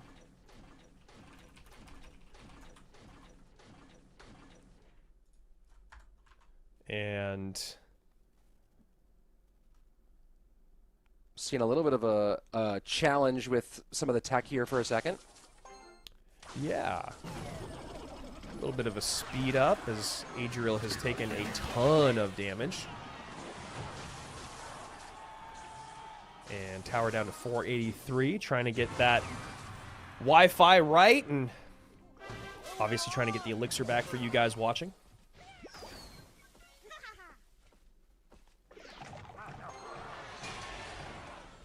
Yeah, it is interesting that the Firecracker hasn't really made much in the way of any appearances today. I'm pretty sure this is the first time we've seen her. Yeah, we saw a good amount yesterday, so I think that's a great call there, as this Evo Snowball actually does some really nice work on a non-Evo drill for Adriel to kind of come screaming back into this one, and a really nice Golden Knight ability to stop those Firecrackers in their track that were starting to become a bit of a problem. Well, and then you're talking about how the elixir is missing. This is maybe why you and I were both a little confused earlier, as we saw how late the P.E.K.K.A. came down against that earlier push of EGW, right? There was the Golden Knight, I think it was Dark Prince push that came in, and Adriel's P.E.K.K.A. came down really, really late. And I saw that come down so late, and I was like, let me look at the elixir, and I go, oh, there's no elixir. So my assumption is that Adriel was thirsting for it and just wasn't able to get it down there fast enough, but that was kind of the linchpin of the matchup, where there was so much damage done early as P.E.K.K.A. came down late. Yeah, I mean, that's the thing with these really, really heavy cards like the P.E.K.K.A., the Giant Skeleton. We saw it earlier with the Giant Skeleton and the Magic Archer. It just... You have to eat that damage sometimes. You really want to stop it. You want to stop the bleeding. You want to drop some unit up high, but then you've messed up your cycle. You're even deeper in an elixir hole. And an unsupported unit like that P.E.K.K.A., like the Giant Skeleton, and honestly at the highest level, the Mega Knight, like maybe a mid-ladder Mega Knight can be a little bit more threatening, harder to kite, but at the highest level, they're probably just going to activate King Tower or defend it for a positive elixir trade. Sure. So all those things coming into the equation make it so that a really good Magic Archer lineup on a really expensive slow-moving troop, usually you just kind of have to eat it, and it always sucks, and it's always hard to watch, and that's just kind of how it started for Adriel. Similar to what we were talking about in game number 1, when the beginning of the game is that bad, it makes you have to play the rest of the game very differently, and it gives your opponent the confidence to kind of sit back and play more methodically. There's so many. Everyone who's played Clash Royale has had so many games where they go, man, if I could rewind 1 minute and have the information that I have now, suddenly I would destroy this game every single time. I just made a bad call based off of lack of information early on in the game, and it just completely tanked this entire situation. And, you see that happen quite often. In this matchup, Adriel playing this drill deck with Firecracker, and, we saw a lot of good value happen from the Firecrackers. There weren't a lot of great ways. Really, the Golden Knight may be the best way to get on Firecrackers. We saw a Golden Knight clean up a pair of them at one point. But, you talk about different ways to vary how you create damage on tower, drill being one of them. And this feels like there might have been some opportunities with those Evo Firecracker, Evo Snowball wrapped up together to get some good sizzle on the board. But then, of course, you're still trying to figure out how do I get back the damage that I gave up really early in this game.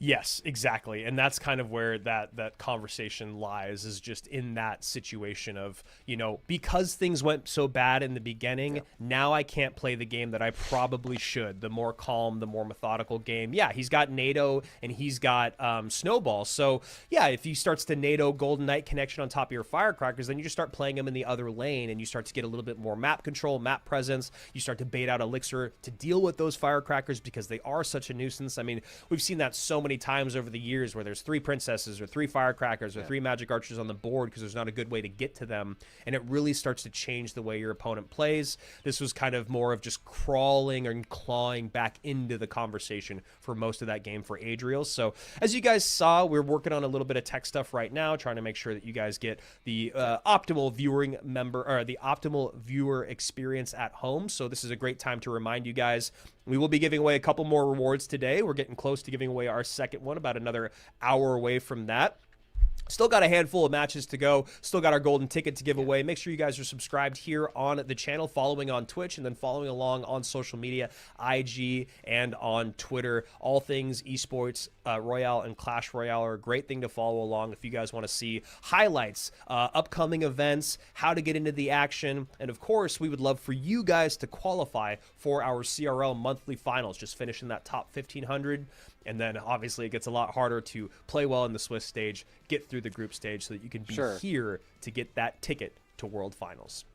And if you want to check out the 2 players you're watching right now, both of them very active, as most of the pro players are most active on Twitter. I don't know why that's the place, but that's where they are. So it's at EGWCR for EGW and at Adriel Eduardo 11 for Adriel. So you can go and follow them, see their updates and what they're doing with their Clash Royale conversations, content, etc., and always staying on the action. Again, if you're into Clash Royale competitive, I don't know why that's the place. Maybe it's because you can talk, and we've seen these guys like to talk some trash, but Twitter just is the place for it. Yeah, I was just thinking about that yesterday. It feels like Twitter is kind of like just not really used much by other like worlds other than like gaming. And I think it is exactly what you're talking about. Is it's just everyone spends a lot of time on Discord, but you can't really get the same conversation and, like you said, the trash talk that you get on things like Snapchat or Instagram or TikTok. It's nice to see the convo on Twitter sometimes. Sometimes it's a little intense. Yeah, I suggest everyone follow Lucas right now. Lucas does have some of the best all-time tweets. Him and Mo Light have some great banter with one another. So this is I was wondering if EGW would do something with Heal Spirit today. He's one of the guys who does mix Heal Spirit in, maybe more than everybody else, kind of on par with his off-meta and out of the norm approach to the 3-game deck building. Him running it when log is open for Adriel is a little interesting. It's fun to see how much these guys are talking to their coaches right now because of the cards that are shown already. If you saw Rage from your opponent first card and Heal Spirit from your opponent first card, I imagine you and your coach are immediately going into a deep conversation about what's going on. Why are these the things I see? Yeah, what's going on? Why is this? Who am I? Who is this person? So both of them holding out for hope here. EGW maybe going to 3M, as he hasn't played Piggies yet either. He did play some 3M, I believe, in the group stage. But Heal Spirit coupled with 3M is something that we do see, but it's definitely not a sure thing. Well, it definitely would make sense that he's waiting this long to get moving. If he is holding 3 Musketeers, they get more value the more elixir you got going on. The Skelly Drags support that idea. Guards at the bridge just to feel things out a little bit here for Adriel. Recruits. It might be recruits pigs. Yeah, I mean, honestly, when I saw the Skeleton Dragons come out, I was thinking it could be recruits. Could be recruits pigs, and then yesterday we saw recruits Ram Rider, which was actually pretty effective. But that would be so stupid, Rich. It's recruits Royal Giant, of course. Obviously, how did you not know that that was what was happening? Oh, I don't envy us most of the time, but E-Wiz and an Execution are going to do some damage there on the right-hand side, or excuse me, clean up some of that damage on the right-hand side as this Ram Rider connects well on that Princess Tower, and the MK comes in too. This is tough stuff, man. Stays alive on that left-hand tower, just barely gets the King Tower activation. And at what cost, my friend? At what cost? That should be the Clash Royale documentary title. And the Evo Mega Knight coming into this Evo RG, never what you want to see. As EGW, you can see the look on his face knowing that his monthly finals run has most likely come to an end. 122 HP, there's the lightning, and Adriel stays alive and keeps things going in the lower bracket. But what a great showing for EGW. And, you know, this is when you talk about getting creative with deck picks. This is the challenge, right? This is what you got to figure out is you can be creative, you can do stuff that's unexpected, but what's the intention, right? So I'd love to have a conversation with EGW, or if he's working with a coach, I don't know if he does, of what was the intention behind this deck? What were you expecting out of Adriel in this moment? Obviously, you know, the recruits, they create a lot of pressure on both sides. They distract if you're, you know, they were really big when Fisherman was everywhere. Fisherman's not everywhere. Yeah. So what's the idea behind this? Obviously, the Heal Spirit hoping to reinvigorate the push and let it get a second life. Then you run into Evo MK and Evo Executioner, and you go, oh, well, everything I thought was wrong and bad. And are you good with this deck? That's the other part of it, right? It's Yeah. not just the matchup. It's how many times have you played this deck? Someone in the chat called that King Tower activation it was actually a Princess Tower deactivation. So shout out to you in the chat. That's a great little line there as we see EGW's monthly final come to an end. Adriel doing Adriel things, starts things off in game number 1, a pretty dominant win. Actually, it's really interesting. All these games were just massive swings. Game 1, Adriel won really, really quickly. Game 2, EGW put an insane amount of damage in with that Magic Archer against the P.E.K.K.A. And then game number 3, the long pause, the standoff, if you will, at the beginning. And then as quickly as it started, it was out the window for EGW with this Recruits deck. Recruits RG into that push. I just feel like it was a little too aggressive when your deck is that heavy. Your RG is going to get some value, but it creates no value on defense. And your opponent, it's obviously going to be able to defend that, and very healthy troops come back across the board. So Adriel moving on in our lower bracket. As you can see, Kimchi and Sandbox is going to be facing off, and we'll see who's going to go up against Adriel. And then there will be 4, Elmojas and Mohamad Light hanging out in our upper bracket final. That will be a best of 5. And man, what a way to come into your first monthly final. Great run for Elmojas. And now he has to go up against the goated one who has played many best of 5s in person, online, and let me tell you, he's won most of them against a guy that has never played a best of 5, at least in CRL. I'm sure he's practiced. Sure. Practice is a little different. Maybe, I don't know if you're running game time situations, you know, running drills with the clock and the deck picking and stuff like that. That's a good point. Right? I mean, I think that's one of the big things when you talk about being a person who gets some shots at CRL and being a true pro is not just how much practice do you put in, how much time do you spend planning, deck picking, things like that. It's how much practice do you put in where you're putting yourself under game time pressure, where you don't get an extra, hey, give me another minute to pick my deck. No, you got to go now. Now's the time. Get moving. And with every single thing when you transition from amateur to pro, there's always a learning curve of things. You know, Yes. NFL players talk about how the game is so much faster. Everyone's so much more athletic. And it's so much faster than it is. You start getting into being you're playing higher level basketball, and not only is everyone more athletic, but you're like everyone knows the game so well, they understand, And they're so the game on a strong. deeper level. They're so dang strong. So same thing when you start talking about Clash Royale. Everyone, when you get to this next level, first of all, the level of amount of mistakes you start seeing from your opponents drop dramatically, right? You don't see a lot of trying to get too much out of that mortar, so you miss stopping the battle ram type thing like we saw out of EGW. You don't see that from like the top players very much because they've just drilled that correctly. But also the ability to make good deck decisions under pressure, under time. If there's one thing that Mohamad Light really had to develop, it was deck picking skills. And now that he has that, that's when we've seen like this final form version of Mo. And that's going to be the big question for these guys. Like with Kimchi here, he's been really great so far in this. Elmojas has been great so far. When they get into those BO5s and have to make deck 4 and deck 5 picks, if they get to that stage, how do they do that under the time pressure? Yeah, I mean, notoriously, historically, now we talk about how Mo Light a couple years ago when he did not win World Finals, he brought the wrong paper up on stage for his deck picking. Sure. Right? And that's the best player in the world on the biggest stage.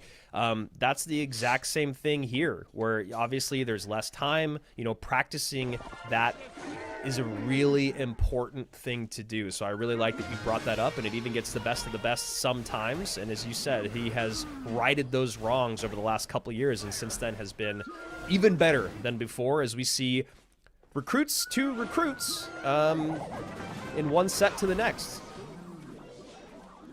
Yeah, you know, we talk about weekend metas. You see someone do something, and sometimes you think, hey, I should try something similar to that too. So here we go. I don't think this is going to be recruits Royal Giant, though. I think you could be right. Although with the caster curse out there in the world, it's just going to be now. Yeah, it probably is. Not.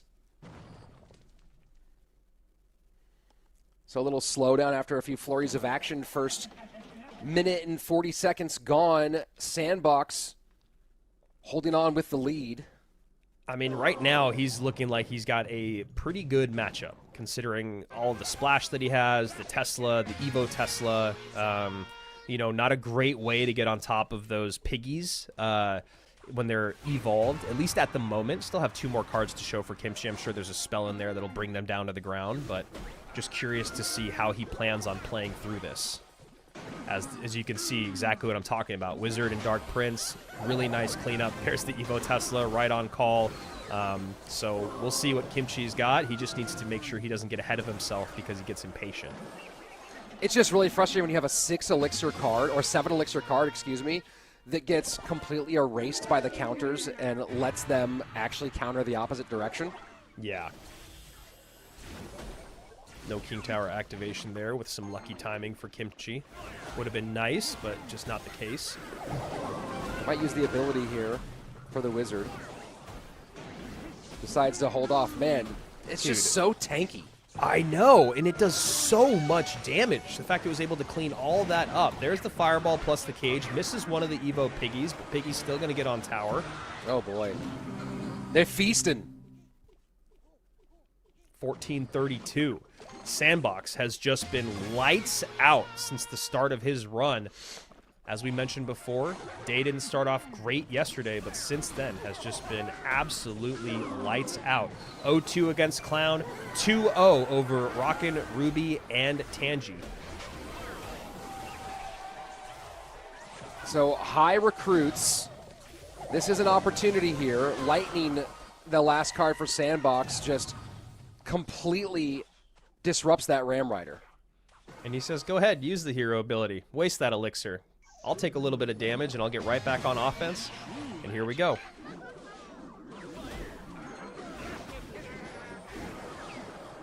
A little hyper-aggressive to drop 10 elixir at the bridge like that. Yeah, I mean, I think he just recognizes he can't get punished. This deck is so heavy that he's going up against, and it just played its win conditions. So the worst thing that can happen is you can start another recruits push that he can literally counter with this Wizard. And he's not even using the ability. It's bonkers. Yeah, brutal stuff. And now he can kind of sit back. He can SimCity this and just make sure that no mistakes happen. Yeah, I mean, I literally have no idea how you win this game. You have the log, you have the E-Spirit, you have the Tesla, all of those things to reset and stun or pull in the Ram Rider, and then all of your troops do splash damage. You also have the lightning if somehow things pile up and you don't have any responses, as we saw Sandbox already do. So just a really tough spot to be in if you are a Kimchi. Yeah, and your Super Wizard can do super things. Seriously, I mean, that Hero Wizard is just so strong right now. I wonder if it needs a little bit of a balance, but as of right now, it's about the synergy and the play of it. Those two things you really have to lock in. And, you know, obviously the pros are going to be good at that. Also, isn't Kimchi's picture sweet? It's maybe the best of all time. That's right? That's pretty great. Kimchi or Robles? Yeah, dude, that's a good question.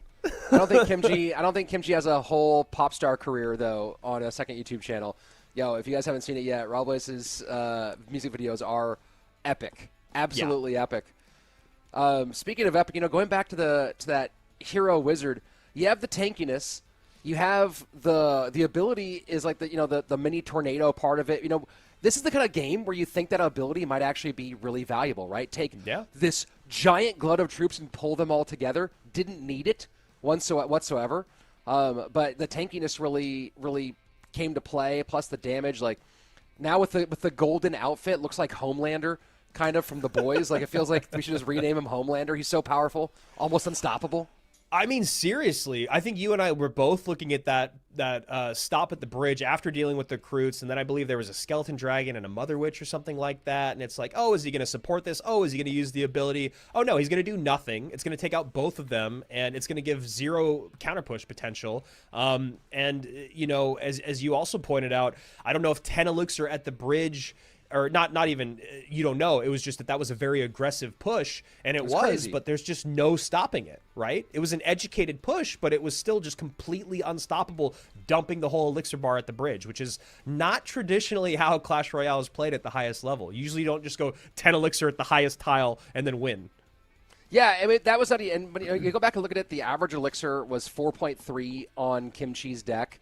It was a 14 elixir cycle to get back around to anything, right? So you look at the weight, the cheapest card there was the Evo Bar Barrel. Everything else is 4 elixir or more, right? Yeah. So you think about that, and now you can kind of go, oh, I get why Sandbox would see, hey, you just spent a little bit. As you mentioned, win condition was out. Sure, full dump and make you play a little bit right now. And it was pretty devastating. So far, recruits not getting anyone to sign up in their last couple of days. Yeah, yesterday they won over the crowd at the end of the day, but since then have just not been very strong. And it is really interesting to kind of see this player pool getting thinned out as you're looking at the levels of this game. You know, EGW looked so strong yesterday. Today he's running into a higher level of competition. We just had to say goodbye to him, and now we're left with Adriel and Sandbox and Kimchi or Colin and Elmojas, who are still kind of the unknowns. But right now, Sandbox looking strong in this set. Elmojas has Mohamad Light ahead of him. Going to be a tough set there. So it is cool to just see, again, the consistency paying off year in, year out. And I bet we're not too far away from being 3 world finalists and a newcomer, but I don't want to take away too much from Kimchi. Great gameplay yesterday, could still stay in it, could still pull off the upset. Now remember, when we look at what Kimchi has done over the weekend, 2-0 over Ta to start, then a 2-1 over Adriel, right? So that's a tough thing to do. Then he runs into Mohamad Light, and now here he is against Sandbox. And Kimchi may be going drill.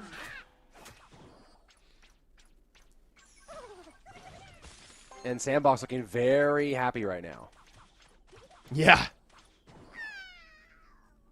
Man, he has literally been vibing. He's not even there's not even anything in that cup. He's just doing it for the motion of it. It's an empty cup. That's what you think.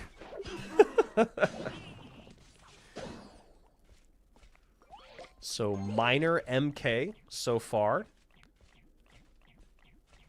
MK is really annoying when you're playing drill because it's gonna counter it so well most of the time. Even in your Evo drills, it's going to follow it around the board and be a real nuisance. And then it just creates so much nasty pressure the opposite direction. Yeah, you've just got a massive counter push to deal with. It's basically a -3 trade and then some, because the MK is going to, it starts off as a -3 trade, and then it quickly goes the other direction as the MK takes very, very little damage and creates a, like you said, a big counter push. I mean, you look at the options here that Sandbox has for that drill. The Berserker's still pretty nice with it. The Bar Barrel obviously can do some cleanup.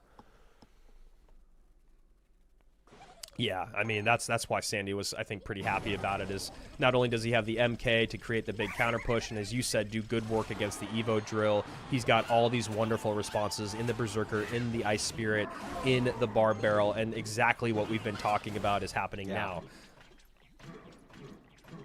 Yeah, I mean, there's no better, with what Sandbox had in his hand, there's like no better way to defend that, right?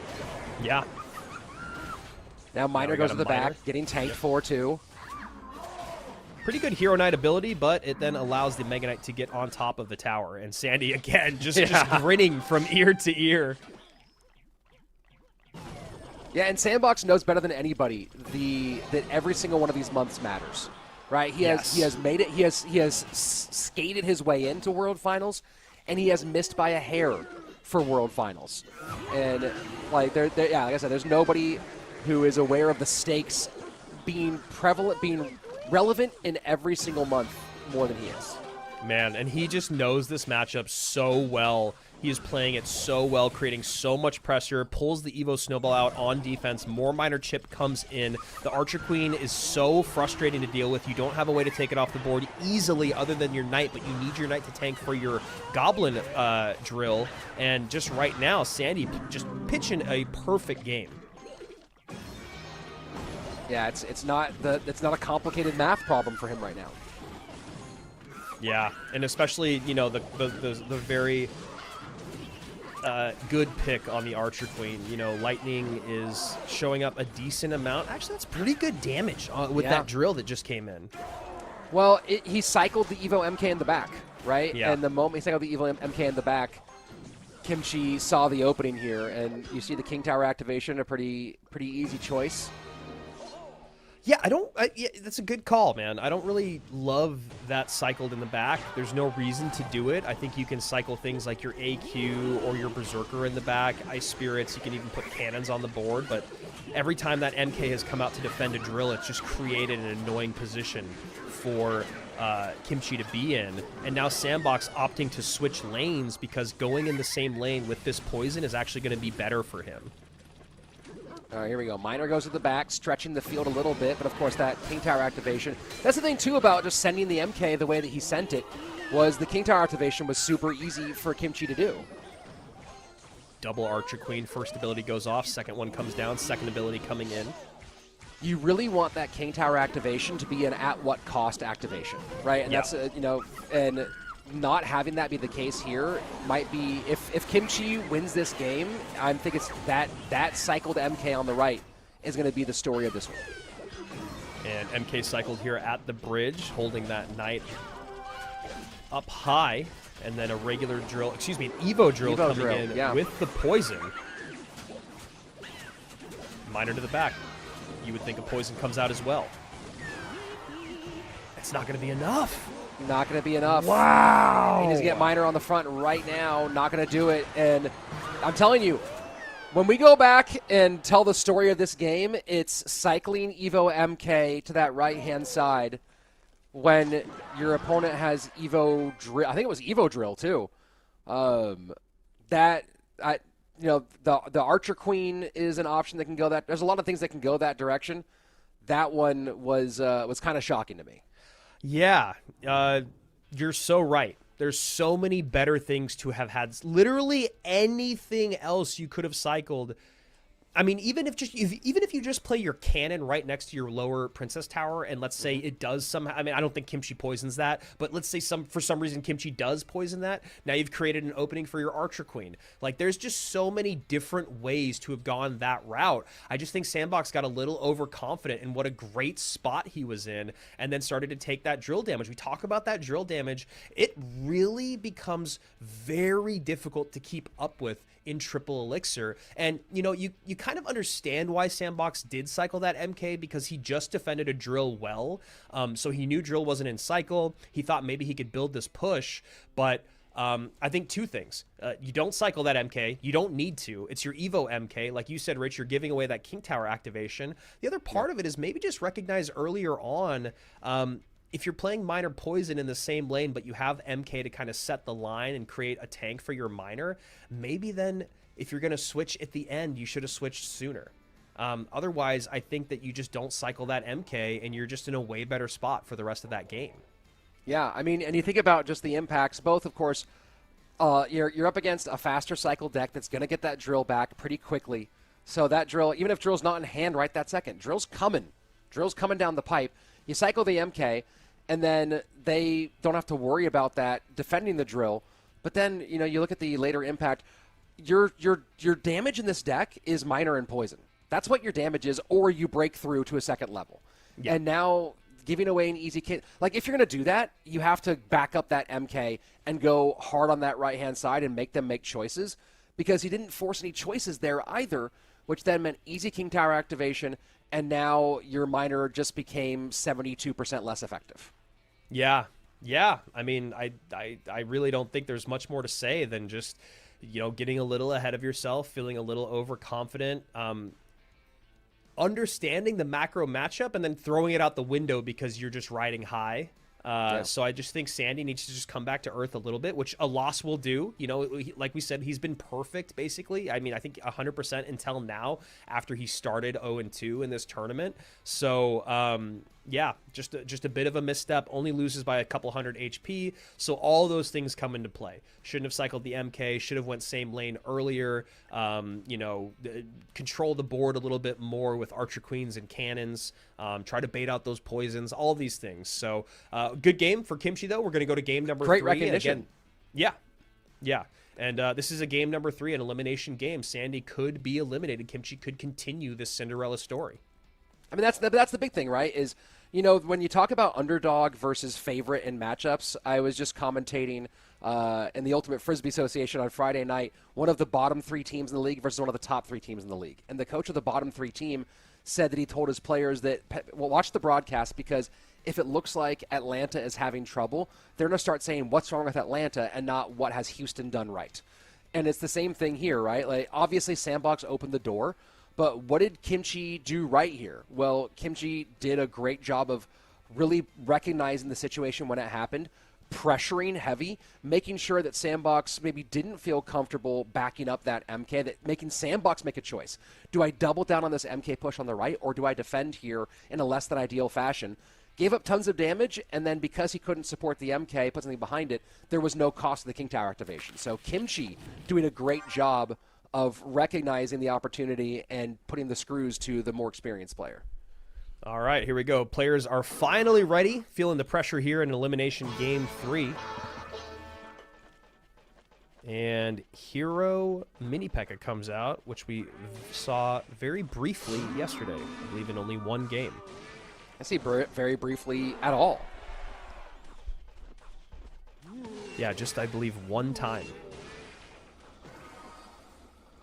The ability, the hero ability is so weirdly situational, right? You see there, nearly charging the whole thing up, but then there's zappies, so there's no point in using that ability. And I think that's one of the reasons why the hero MK we don't see very often is because almost every other hero... Oh, Hero Mini P.E.K.K.A, yeah, Hero Mini P.E.K.K.A, is because every other hero card pretty much, you really dictate when the ability is usable, whereas that one, you hope that your opponent gives you a chance to use the ability. Yeah, did they make a mistake defensively, so now this one sliver of HP can turn into a third of a bar, and now I can just get 2 massive hits on tower. Wow, that mini P.E.K.K.A almost got pushed on top of the Princess Tower, which would have just been such an unfortunate interaction. Yeah. And so that's one of the situations, right? Like, could that have been a place where Kimchi pops the ability and it stays alive just long enough to get one annoying hit or to force out a response? Yeah.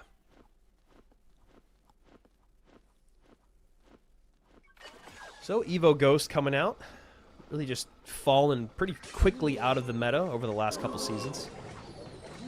Yeah, no gem there. It's a regular Ghost, but he still shows that he could have been Evo if you cared enough to let him have it.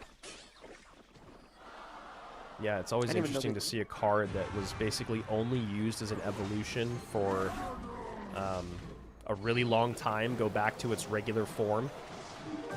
Yeah, it's true. I haven't spent much time thinking about that. But now I'm thinking about it all the time. Now it's the only thing I'm going to think about. Wow! And a bit of lag, but the Hog and the MK are connecting to bring that tower down to 2150.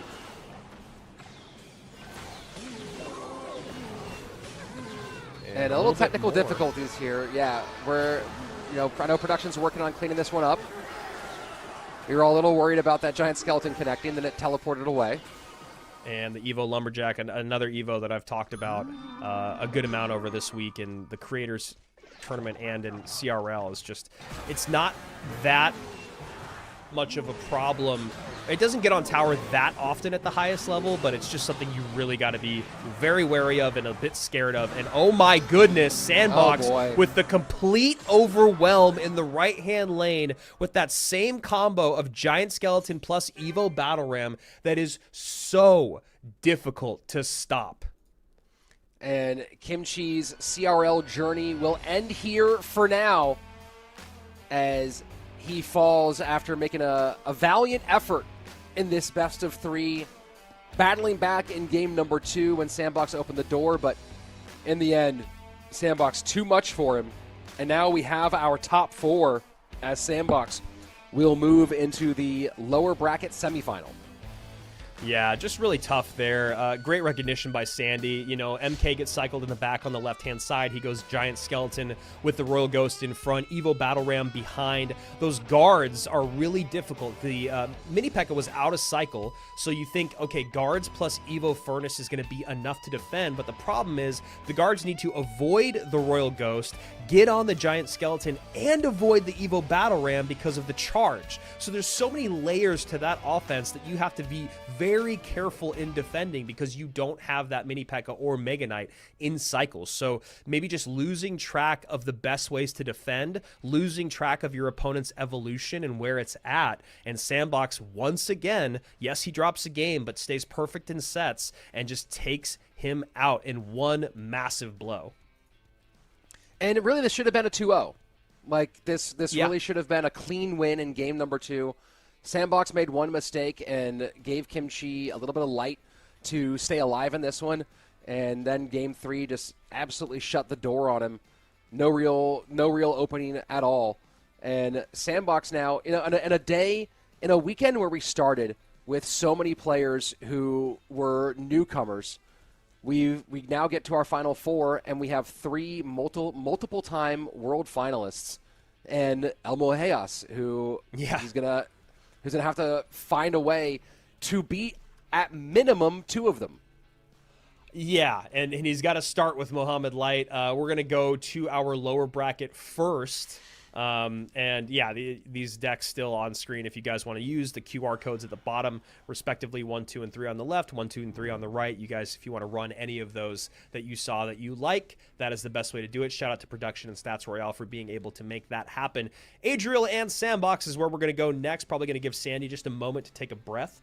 We all know how patient you guys are in the chat. And then, yes, Elmojas against Mohamad Light. And these are all best of 5s from here on out. So in case you guys have not seen a best of 5 before in CRL in dual mode, it's just the exact same as a best of 3 with 2 more games, which means that deck pool has to be even deeper. Your analyst, your coach has to be incredibly on top of it when talking about this deck picking. Basically, you know, it's a regular best of 3 in the beginning, but the idea is that when you get into those games 4 and 5, you do not want to put your player in worse than a 40-60 matchup. If you give your player a 40-60 in game 4 or something like that, it's a bit understandable. But obviously, for the most part, you want to keep that as close to 50-50 as possible. And that is so much more difficult to do in games 4 and 5. And it becomes really interesting, right? When you start thinking about how do I game plan for a 5? Do I really put heavy weight in those first 3 games? How much am I trying to push things back a little bit? Looks like this is our final best of 3 match. We're actually going to be doing just the lower bracket and upper bracket finals as our best of 5. Oh, right. So we're not in the lower bracket finals yet. I'm so sorry. We're lower bracket semifinals. Getting a little excited. This is the semifinals. Sure. They're so fun, though.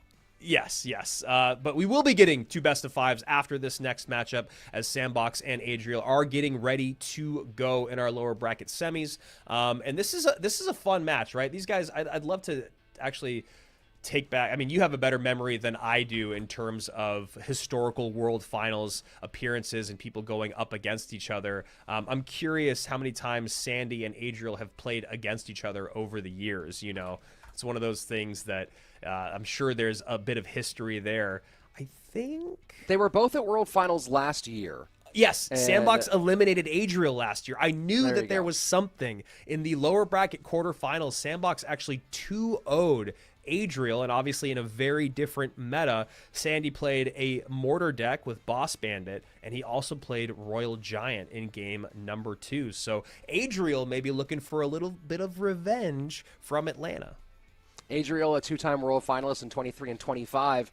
And Sandbox in our early World Finals in 21 and 22, and then had a few years where he just barely missed it, and then came back and got top 4 at our 2025 World Finals in Atlanta, which was such a fun time. I mean, the probably the best crowd we've had in the history of CRL World Finals. It was really something special, and I know those players really appreciated the quality of Clash Royale League fan who made it out to watch that epic event.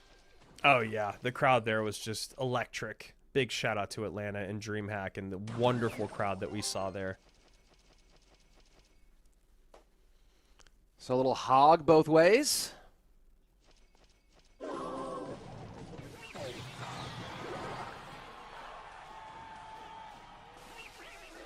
And might be getting into a full mirror match here, Andrew. Yeah, I mean, it's looking pretty much like it, and both of these guys great hog players. Neither of them known as being the best hog players out in the world, but obviously very good.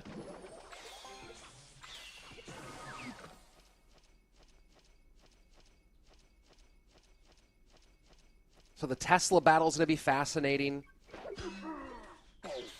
Oh, wow, the MK. Okay. Okay, MK. Tesla to snipe Tesla. MK for MK.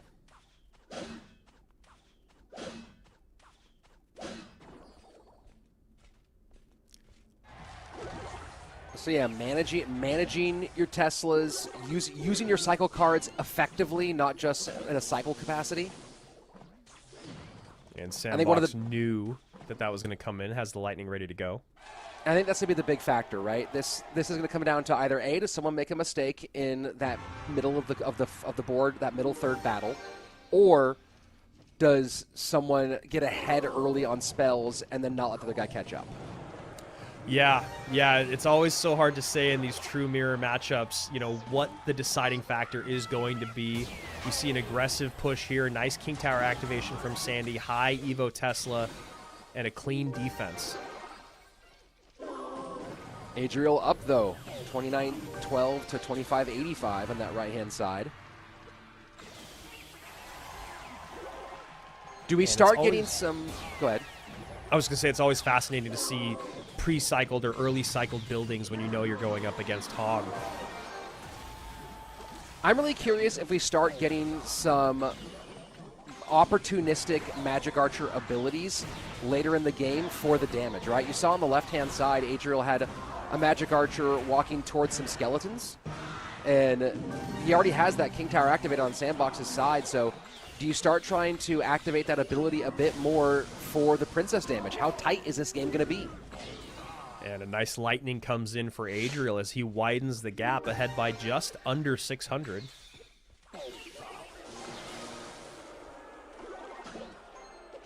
and a great Skelly surround. And Sandbox will take that lightning every time. Right? Very, very, very happy to get that damage. Hog's out in either direction. Tesla's out in either direction. So right now their cycles feel like they're pretty similar too. Yeah. Yeah, I think they've both done a really good job of kind of having the cycles exactly where they need, knowing that the Lightning has to be there offensively and defensively and not getting ahead of themselves with that. Obviously, Tesla's being pre-cycled to help with MK pushes, but then still having a way to deal with the Hog. That's a really nice ability from Adriel. Maybe a Skelly surround. There we go. Not quite a perfect surround. And he really would have loved to get just an extra tile there and make that connection on the left-hand tower. I wonder if we're going to see a Lightning. Pre-Lightning misses. Look, Adriel, I like that pre-Lightning looking for the Tesla with the Magic Archer. I like even more that Sandbox knew that that was going to come in and late plays the Tesla off to the side. Well, this is when you have 2 world finalists playing. Yeah, it's just an amazing the thought process that goes into these mirror matchups with players this good. Final 30 seconds. Adriel, comfortable lead here. Is Sandbox going to try to get creative and find that last bit of damage? Lightning gets good value. Dead even, 22.99 on both right-hand towers, but I believe Adriel has the Lightning back in cycle before Sandy. I think Sandy should be able to get it out still, though. Tesla comes down. Lightning should come in with the log, though. The log's out in the wrong direction. Oh, my goodness. Is this true? 2 days in a row? It's unbelievable. 2 days in a row. We get a dead even draw, and I am so here for it. What is happening? What is this life that we're living? Bro. Unbelievable. The truest of mirror matchups. Look at even Adriel finds a little bit of a kick out of it. The truest of mirror matchups in CRL. Dead even in cards, dead even in damage. The ending exactly the same with logs and lightnings going out. Was Adriel's log, though, did it not connect at the end? It must have been too late. Yeah, I wonder if we can get that seconds. replay back. Yeah, we're at 10 seconds, 22.99. Lightning goes in for Sandy, or excuse me, against Sandy, and he sends in the Hog, and Adriel's log does not connect. It's like 3 tiles away because he had to get the Tesla out first, up high. What a great match. What a great freaking match. Yeah. Yeah, I mean, the chances of that happening once in a season on Broadcaster Solo, twice in a weekend is bonkers. So here we go. They're gonna go ahead and run it back and try to figure out, you know, what's the magic sauce to not end up with a draw one more time. Yeah, it's just amazing to see Adriel even, like I said, just this big smile there out of him. And just to let you guys know, since we did just have this happen yesterday, just a clarification on the rules, that game is as if it never happened. So they can play any of those cards, either one of them. They don't have to run back the matchup. But as you can see here, Rich, 5 seconds remaining. Lightning goes out against Sandbox, and then Sandbox sends his own Lightning in. Adriel trying to block, and then the log just shy of the tower. And he says wow too. Even Sandy says wow. I'm saying wow. He's saying wow. You know, I'm trying to remember back to the old teams rules before we had the sudden death tower, like the end of game tower diminishing. Right, we were talking about this during the Creator Tournament the other day, where we used to have a lowest single tower rule in CRL because this thing where the towers die at the end didn't exist then. And I think the rule included that if 2 towers were tied, you would go to the next tower. So in old CRL, where we didn't have this cool thing built in, this would have been a win for Adriel. But in modern CRL, with the way that the system is built, those 2 towers are tied, we have a draw. Yeah, and I have to admit, I think I like that change because the lowest single tower, that's just not really what Clash Royale is about when you have a draw on the other side. You know, if you're able to like throw a log down the other lane and they're both completely healthy or something like that, that would be just not what we want to see. So I do like the adjustment, even though it is absolutely insane to see it 2 days back to back, 4 different competitors, 4 different win conditions, or at least, you know, 4 different decks, or I guess in here they're the exact same decks, but it's just cool to see how different the route can be to get to a draw once again. Here we go. Deja vu all over again. Game 1.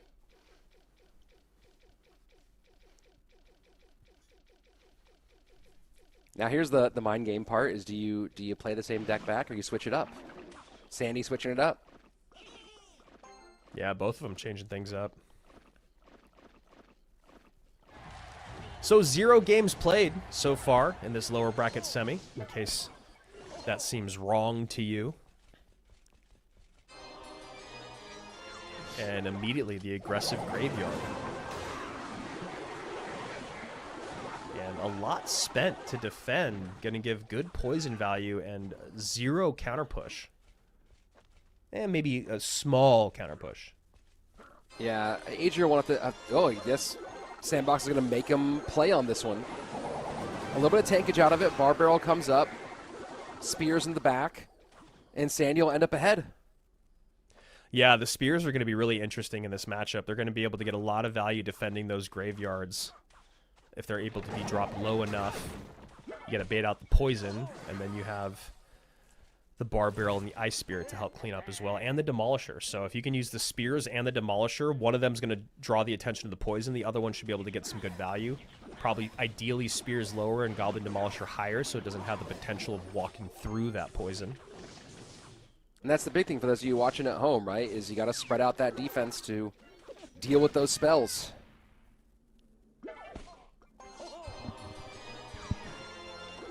And not a mirror match, but looking close. Yeah, these guys like playing the same game. Here we go. Double Elixir about to start flowing. And both of them playing pretty lightweight graveyard decks so far. Yeah, I mean, that's one of the reasons why we're seeing so much more aggressive graveyard and single elixir is just because it's not quite the same send as it used to be in terms of how costly it was. And here we go. Poison up high because the Demolisher was there, so you go Spears down low. And Spear Goblin's still one of the absolute best defensive cards in the game when dealing with a deck that cannot get to them. We see that a lot with, you know, RG against Spear Goblins. A lot of times RG has like a large spell that you don't want to spell on them, or you have Lightning, and then you usually have Bar Barrel there, so you're not able to get on top. And somehow that Musketeer snipes the Demolisher, even though the Knight was dropped pretty quickly.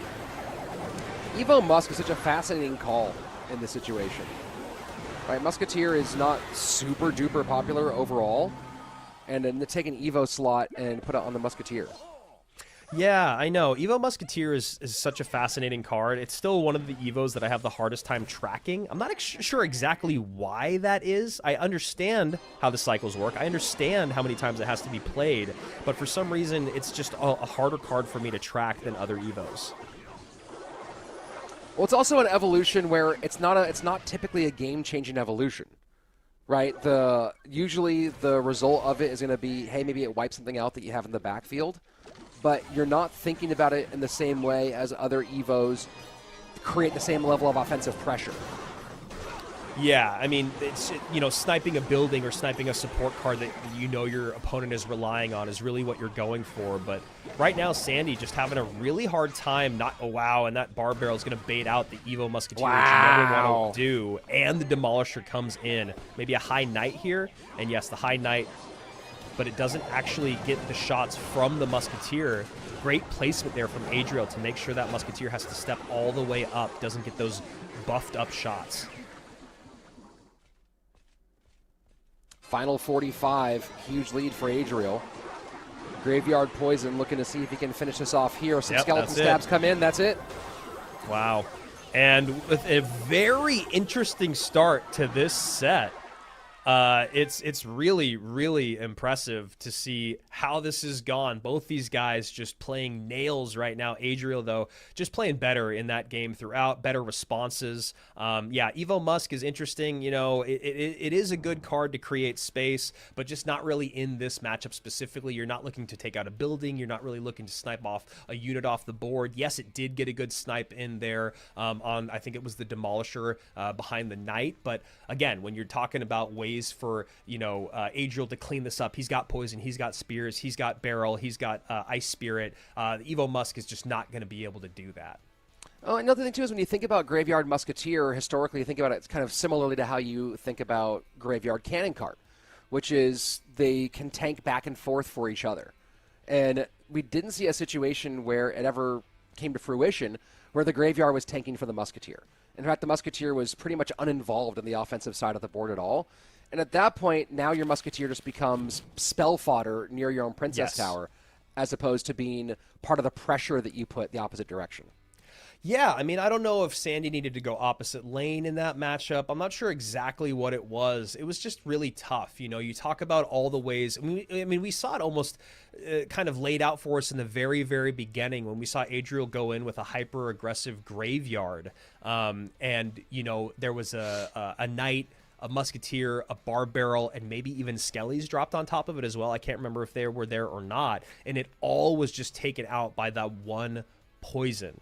If you know that that's the case that you're in, maybe start splitting your Skeleton Dragons in the back, see if you can get Bar Barrel plus Graveyards out opposite lane, maybe just to break up your opponent's pushes a little bit. So both guys back in the lab. And those of you who are looking at Stats Royale to track along with the gameplay, it does mark game number 2 here as a dual forfeit, as it shows the icon that they both repeated cards. Of course, there are no repeated cards because we're wiping game 1, the draw, completely clean. So don't be confused by what you see on Stats Royale if you're following along. They are both in it, and game number 1 technically was an Adriel win. Yeah. And as I can see a couple people in the chat talking about, it was Samuel Bassotto and Ta that had a game draw yesterday as well. So if you want to go back and look at that, you're more than welcome to on our day 1 broadcast that you can catch on VOD. And here we go. Game number 2 coming your way in just a little bit. Adriel finally up 1. And yeah, like you said, if you're following along on Stats Royale, not given the full story there. It's so interesting that we have the full mirror match in game 1 and then a near mirror in game 2. I wonder what it is where these two guys are just kind of so in lockstep on how they're viewing the progression of this match. Someone asking, why is it a draw? Can someone explain? It was because the lowest tower from either player was the exact same HP. And yeah, that's why. And again, just Berserker meets Berserker. I feel like maybe their coach is playing a prank on them. Yeah, this is kind of wild. Unprecedented, really, the way that this best of 3 has gone down. Yeah. And Monk to meet Magic Archer.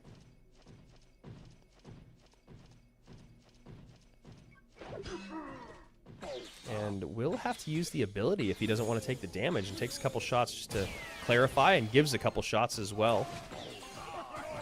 Nice King Tower activation there.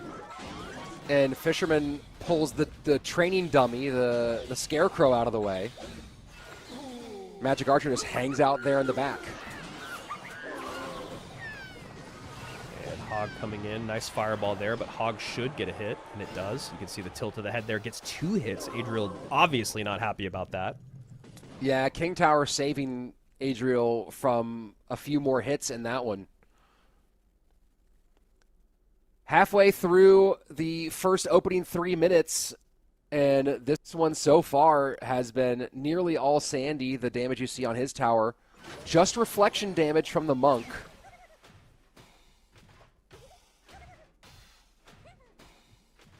And this Furnace going to get fireballed, which is good information for Adriel to have.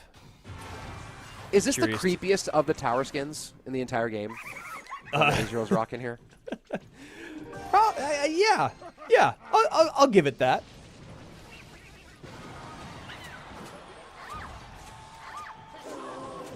And yet, keep an eye on that one, right? Adriel playing Fireball. Now, 2 different things that make the Magic Archer really a challenge for Sandbox as we go forward, right? The Magic Archers up high can start running into some Monks for the reflection damage that we already saw. And the Magic Archers down low, and there you go. See, nice reflection, going to force him to use the ability. And the Magic Archers, if he plays them low behind his towers, that's his fireball fodder. Yeah, I'm a little surprised that we're not seeing Adriel be a little bit more precious and protective of his units strolling down the lane to give that Magic Archer damage. You know, it's always been a little bit of a will they, won't they conversation, but as of late, it's been much more of a they will, and I need to stop it. Now it's just about the fact of will they, won't they hit the ability, but especially at the highest level, you know, you always talk about pros getting like 100 or 200 damage, and you hear them go, oh, that's a lot of damage. Well, at the highest level, it really is. And to give that up time and time again is a little bit surprising. And King Tower activation maybe incoming. No, the Magic Archer ability does not hit the Monk and reflect. And now we get the Royal Giant on the right-hand side. Evo MK going to work there, but the Fisherman pulls it away. No problem as that Berserker full of damage. And the Fish Boy pulls a little Benedict Arnold there, pulls the MK on top of the tower, and yeah, this is just a tough spot to be in. Evo, oh wow, this might be a good overwhelm though on the left-hand side. Tesla's, I imagine, is going to come out. Yeah, but not enough elixir for it. Tesla's super late, so now Evo Tesla goes and pulls the distraction, but after a lot of damage already been done. Yeah, and I really like that E was behind because you know it's going to stun whatever defensive troop comes out. And, you know, Sandy, once again, you know, plays that Evo MK on the RG, but Adriel able to get back around to the RG. I mean, that's one of the reasons why you're going to hold it for so long is when you know you're going up against Evo MK, you can't just give away that free damage. And a very close game we have now. I think Adriel was hoping that log would knock the Hog Rider into his Fisherman from the opposite lane. Didn't happen. And he played the E-Wiz to mitigate the damage. Still took one, and then, of course, Magic Archer damage. So now 797 bottom right-hand tower, 1225 top left-hand tower. Sandbox knows where Adriel's trying to go. Adriel might put a little pressure on the right-hand side, and he does. And Berserker does connect, but obviously not going to be for a lot of damage. Evo Furnace locked in. Fire Spirit will jump on the Hog, and Sandbox evening things up to 1-1 after 3 games, 2 on paper. And this got closer than you think here, Andrew. Look at that, down to 234. Yeah. There's one of those moments where, like, that could have been, we could have seen a sneaky RG pull off one last shot, didn't quite retarget fast enough. And that could have been a devastating loss for Sandbox. Instead, we're going to game number 3. And as we look at the matchups here between these two decks, it has been heavily in favor of the RG player. Yeah, which is, you know, it's a little surprising just because when you look at what the responses are for Sandbox, you have the Log, you have the E-Spirit, you have the Tesla, you have the Evo MK. All these things are a really, really great way to distract and push back that Royal Giant, excuse me.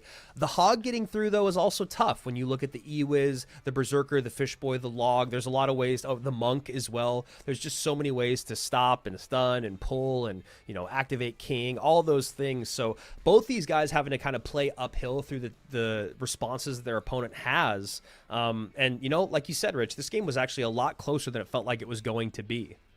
Well, the Evo MK being the big difference. I mean, the previous 3 decks that you saw, similar matches, similar, not the same, and none of those are playing with the Evo Mega Knight, which, you know, we've talked about that before, how effective that can be in just not letting that Royal Giant do what it wants to do, especially the Evo Royal Giant. So, does change the matchup math pretty significantly with that Evo MK, but we're absolutely right. This one was one of those ones that could have slipped away from Sandy. Instead, we're going to game number 3 as he's able to put enough pressure and hold on just that little sliver to give us our 4th game, actually, of this matchup. Adriel probably really wishing that Fisherman did not pull the Mega Knight on top of his tower in the bottom right-hand side earlier in that game. Just too much damage coming in for free and ends up being probably the deciding factor there with only 234 HP as the difference. Yeah, great game there by both these guys. We're going to hop into game number 3. One of them will go home. One of them will move on and play the loser of Elmojas and Mohamad Light, which, again, tall order there for Elmojas to stay alive, but could happen. He has been really, really great throughout the weekend. Adriel and Sandy, a bit of a revenge match. Adriel, if he can, Sandbox being the person that sent him home in 2025 in that lower bracket course. So, love the 2 world finalists duke it out here in our first monthly final. And when you think about the two guys we have in front of us in Sandy and Adriel, they've both been through so many interesting ups and downs with their Clash Royale career. Sandbox, one of the guys who looked like he was like going to be a kind of a breakout star in 21-22, missed 23, missed 24, and then finally made it back again in 25, when a lot of people had written him off as being a top Worlds player. And then Adriel, who has had some unfortunate misses throughout the years, and someone that you go back to 2024. 2024, we only had 8 players at World Finals. We had our smallest World Finals that year. And I need to go back and remember what the full ranking was for CRL in 2024. Let me go ahead and see if I can actually bring in terms of where people ended up. And where they ended up, right, finals. like by not qualifying for World Finals by like just a hair. People who would have qualified in a 12-person or 16-person season, but there are a lot of players who kind of missed out on that smaller World Finals. So these are both guys who know what it takes to get there and know how easily it can slip away. Yeah, and Adriel making World Finals a couple times. He's basically landed in 6th place time and time again. And then when you look at Sandbox this last year, having his best run at World Finals, getting to 4th place, where previously he'd been in 6th and in 12th place in 2022 and 2021 respectively. So while Adriel has had, I guess, more finishes, a little bit higher, Sandy has the highest finish at 4. And I'm back looking at 2024 and looking at the leaderboard situation, and you had multiple monthly finalists who won, right? Mohamad, Tal, Lucas, Pedro, and Greco. That was 6 of the 8 spots. Sub was the points qualifier. We had 1 Chinese player, and guess who was the person right behind Sub on points? Adriel. Sandbox. Adriel. It was Adriel, and they were tied on points. It came to a secondary tiebreaker after being tied on points. So you talk about people who know that margin being thin. There's no thinner margin than missing based on points and having to go to a secondary tiebreaker. Yeah, that is absolutely insane. Here we go. Game number 3. 1 moves on, 1 goes home. They'll be playing in the best of 5 in the lower bracket finals, and hopefully for them, a best of 5 in the grand finals. But we've got a little bit of work to go before we get there, as we are in the final game between Sandbox and Adriel. Last time these guys met in World Finals, Sandbox 2-0'd Adriel. Already not the story here.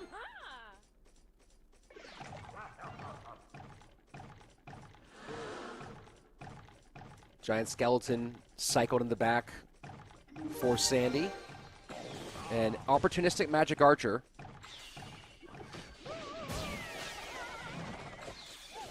We'll get a shot on tower there with the triple shot. When you're playing Magic Archer, that's always one of the really hard calls to make.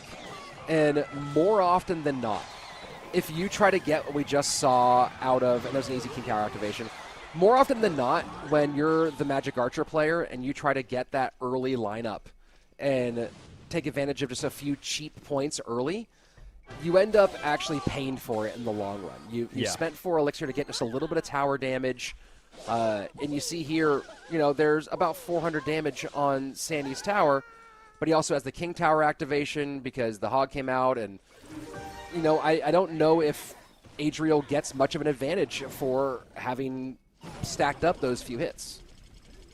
Yeah, I mean, I guess only time will tell here, as he's about to have to deal with his very first drill. Bomb, tower, plus guards. Still going to allow a Goblin to get a couple hits in, which is nice for Sandbox. 28-52 to 26-57.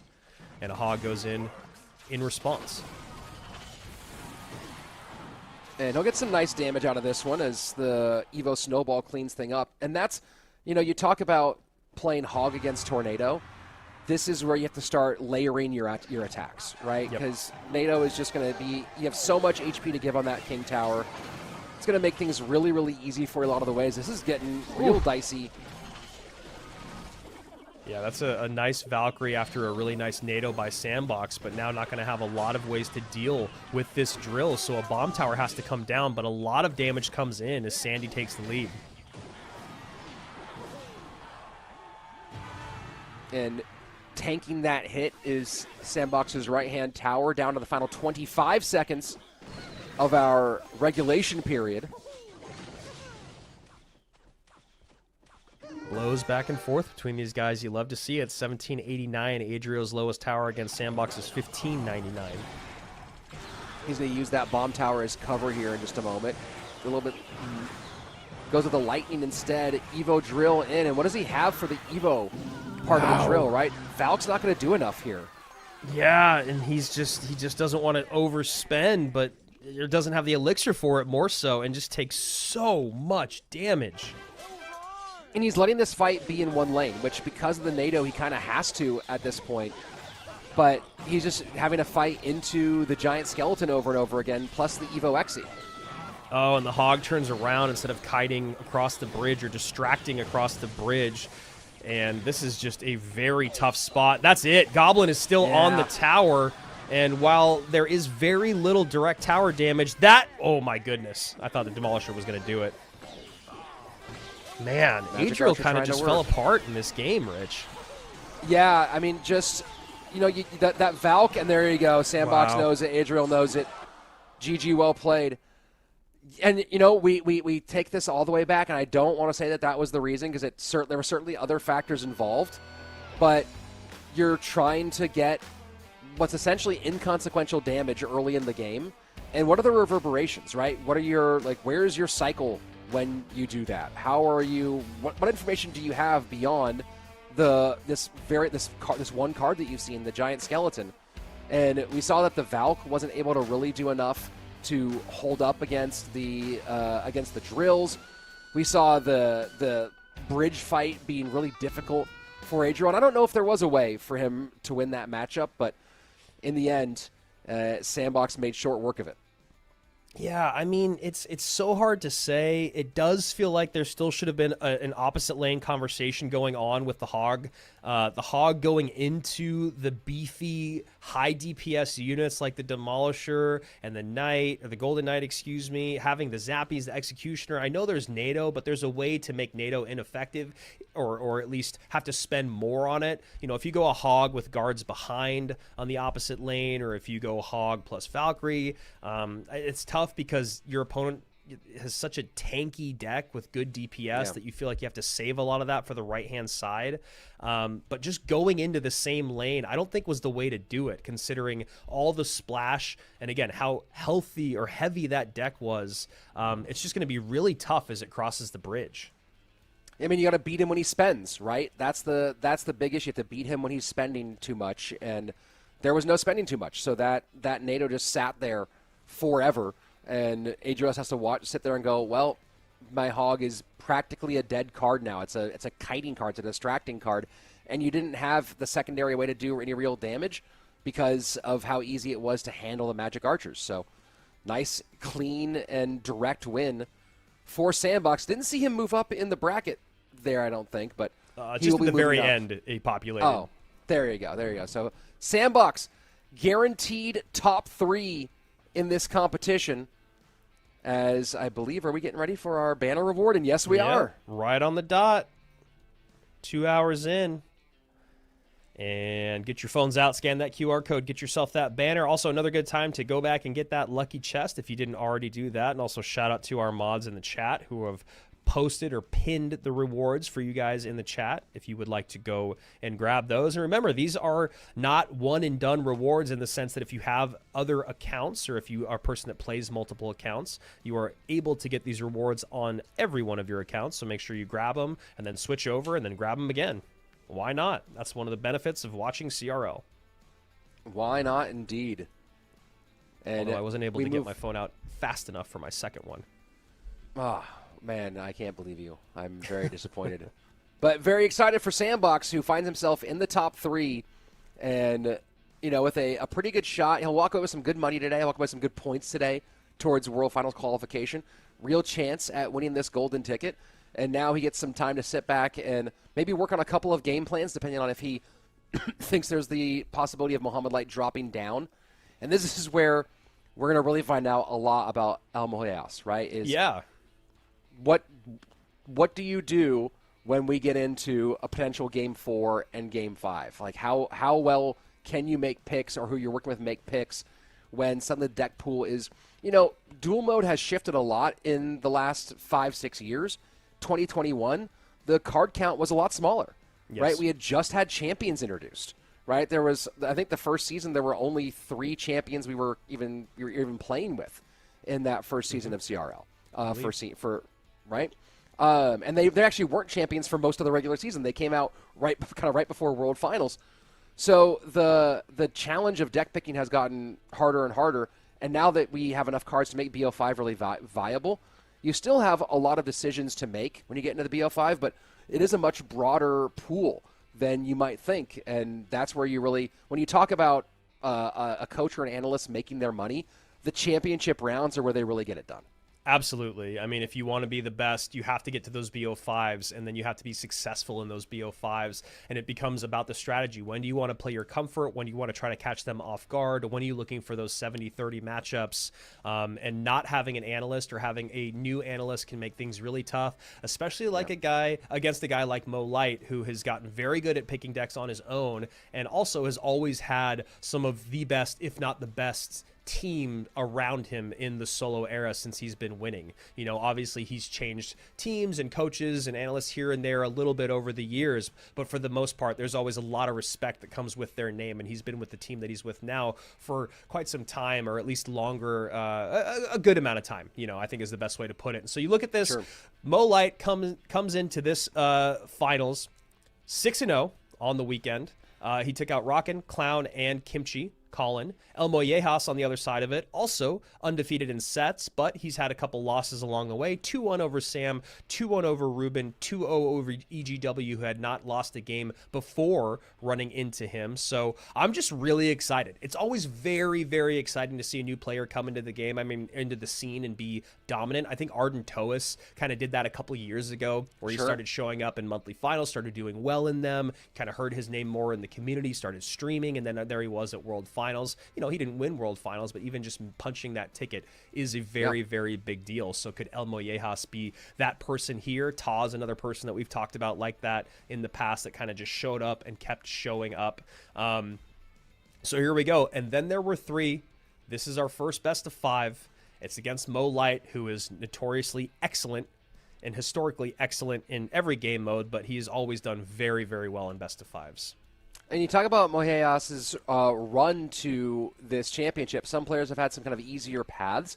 His Swiss stage, he had one match loss in Swiss. In Swiss, he beat Fran, Adnan, Viper, Belly, Asaf, and Betfus. And then he lost to Pedro, right? So that's a pretty serious run in the Swiss. That's a hard Swiss stage. Then in the group stage, he lost to Ruben, which a lot of people have done that. But he got some other pretty big wins in that group stage as well against some World Finals experienced players. And then so far here, 3 matches, 3 wins. This is a big moment for the young man.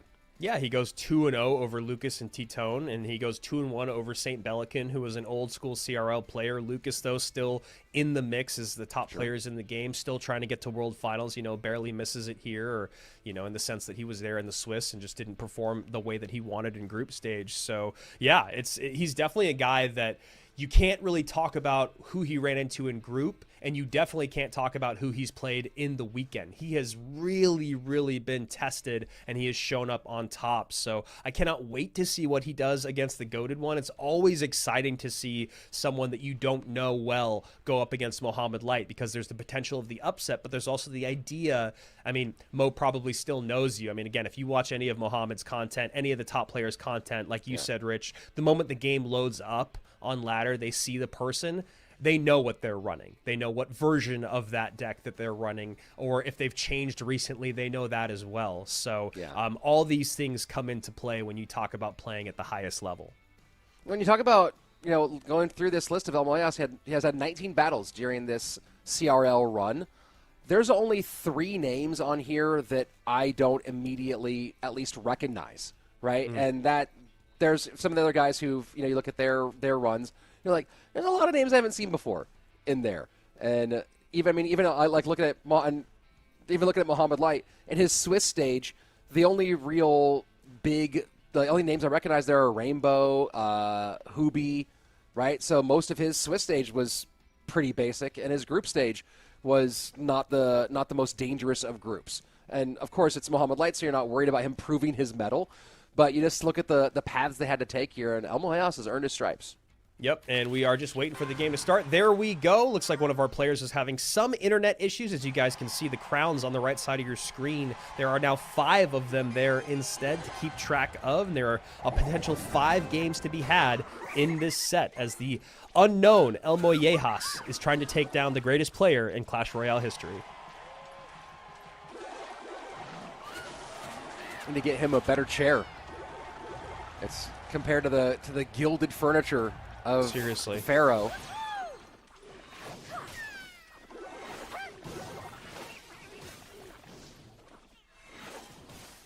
And while we did see a lot of Spirit Empress yesterday, have not seen as much of her today.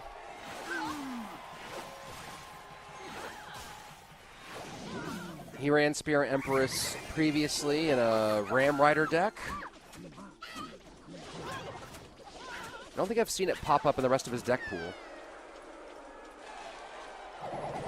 And just a lick of damage in on both sides.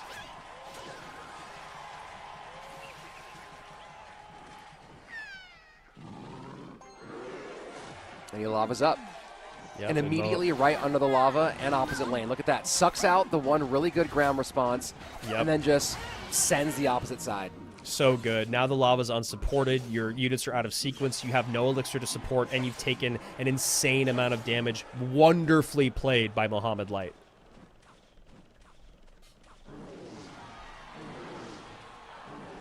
And now just kind of chilling, letting himself get back to And 10 elixir. Something that Josh talked about a good amount yesterday is just, you know, an unsupported lava is not that scary. It just really isn't. It's very easy to clean up. The DPS is very, very low.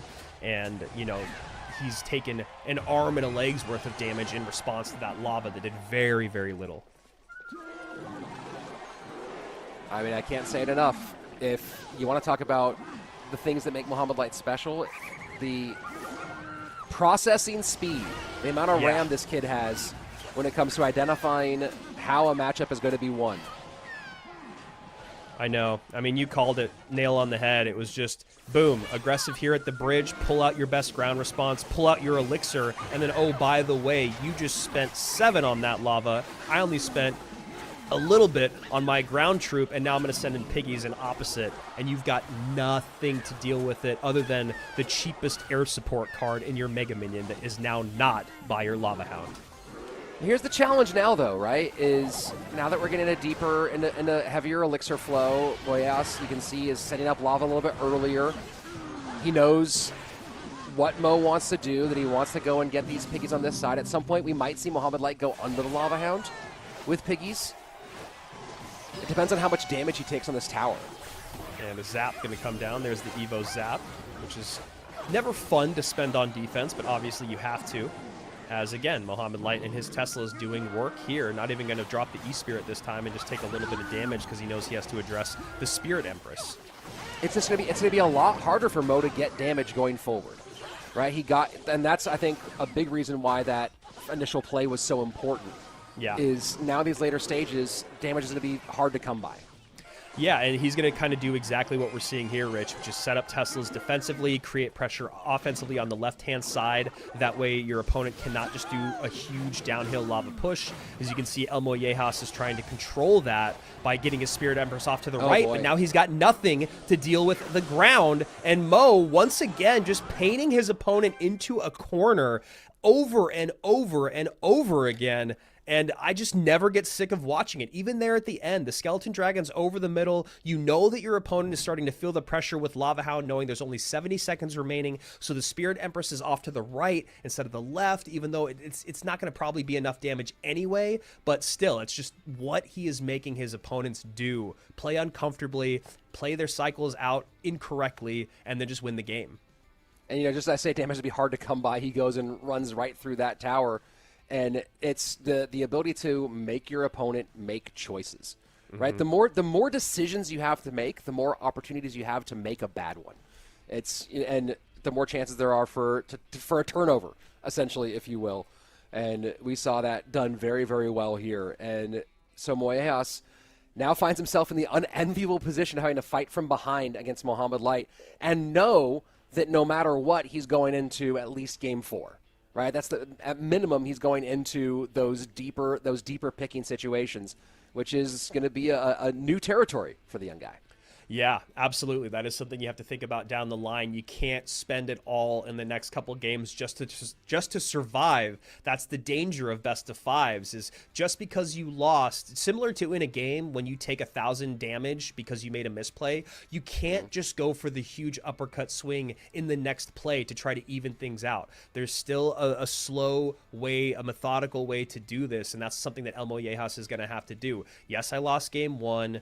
Yes, it didn't go the way I wanted. Yes, Mo did Mo things, but let me stick to the game plan. And like you said, Rich, know that you're at least going to go to a game 4 if you can extend this. But again, just the impressive understanding of macro from Mo and the timing was just so great to watch there. I love the mind games of pulling out the Spirit Empress on the ground and then just basically winning the game with the Royal Hogs on the left. It's just really thinking 3-4 steps ahead. You know, it's interesting. We talk about comfortability with knowing certain decks. As I'm going through some of Moyejas' decks that he's played over the last couple of weekends in this competition, when he's played Graveyard, he's always had the Berserker in the Graveyard. So now you start thinking about, as you're trying to pick decks the opposite direction, of course, there are non-Berserker Graveyard compositions. But do you, as the deck picker, do you as... I don't know. I'm not sure if Alan is working with Mo this season or not, but are you, as Mo and people around him, are you less concerned? Like, does that take Graveyard, make it a little bit less concerning because you see he hasn't played it without Berserker, right? And you're not exactly sure what his reasoning is there.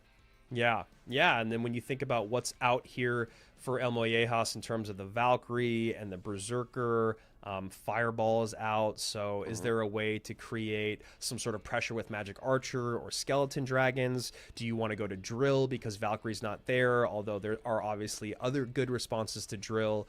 And that's the other thing that we talked about with Mo, just to sing his praises more, is just his win conditions in his decks have been all over the place. He hasn't leaned towards anything at all whatsoever. Yeah. Even in the group stage, he did the exact same thing. He went 2-0 with every single set other than that one against Ian, and he played all over the board. So, Mo already thinking about the long game from back in the group stage of, everyone knows I'm probably going to make it to the monthly finals. Everyone is going to be thinking about that moment that they have to play me. Let me just make their job near impossible because there are so many cards. There is a big meta. It's a heavy meta, but he can still play quick and fast, but he can also play heavy. He can play the beatdown. He can be in the skies. He can be on the ground. So here we go. Game number 2. Can Elmojas right the ship against the GOAT? If I'm Mo, I'm not playing anything here that's susceptible to poison. I'm kind of seeing if he has something else up his sleeve at the moment, but I'm kind of hoping that he plays something that he plays poison, and that my deck works around that. Because when you look at the deck pool of Elmojas, he really has leaned heavily on the 2 4 damage spells on Fireball and Poison, and your deck picking ability becomes so much easier when you talk about, hey, my Mother Witch or my Magic Archer, all those 4 elixir cards that get taken out by it. Once they're all much harder to deal with Fireball and Poison gone, now I've got you in a corner. And Mo going to Drill, which it does just feel like is the right choice for him. Just going to something that he is also very, very good with. There's the Marcher we were talking about. So Marcher Drill with Mighty Miner as a nice King Tower activation comes in for Elmojas. Yeah, well played indeed.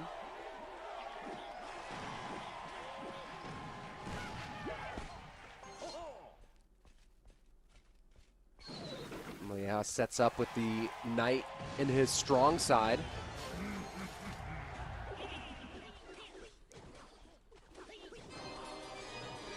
And that's a nice pressure, right? To suck out the goblins and then drop your graveyard. Yeah. Poison comes out, though, in response for Mo, and now Elmojas knows all 8 cards that he's dealing with.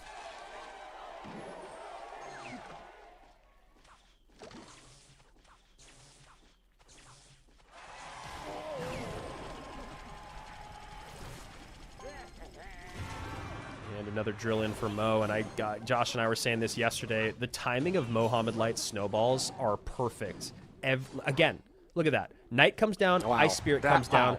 Perfect snowball. Way more damage than anyone else in the world gets, and it happens every single time almost.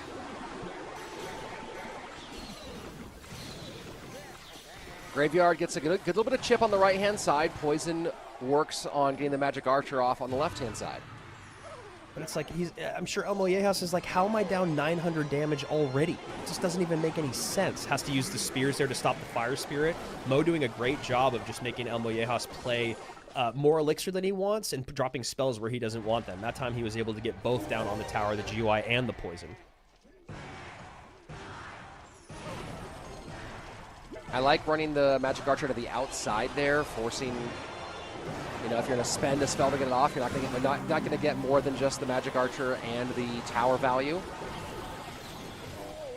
Nice pre-cycled goblins there to clean up the graveyard and pressure on the left-hand side to make sure Elmojas couldn't get too much on that offensive push, but the gap narrowing just a bit, 700 HP the difference, as Elmojas going hyper-aggressive at the bridge once again. Mighty Miner plus poison, though, going to be more than enough.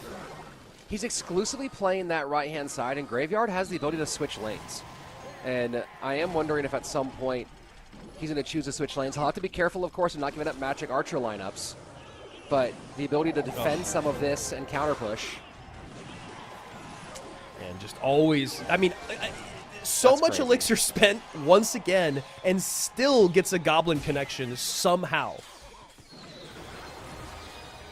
That was a good night to avoid the easy lineup for the Magic Archer. Ability will do some more damage.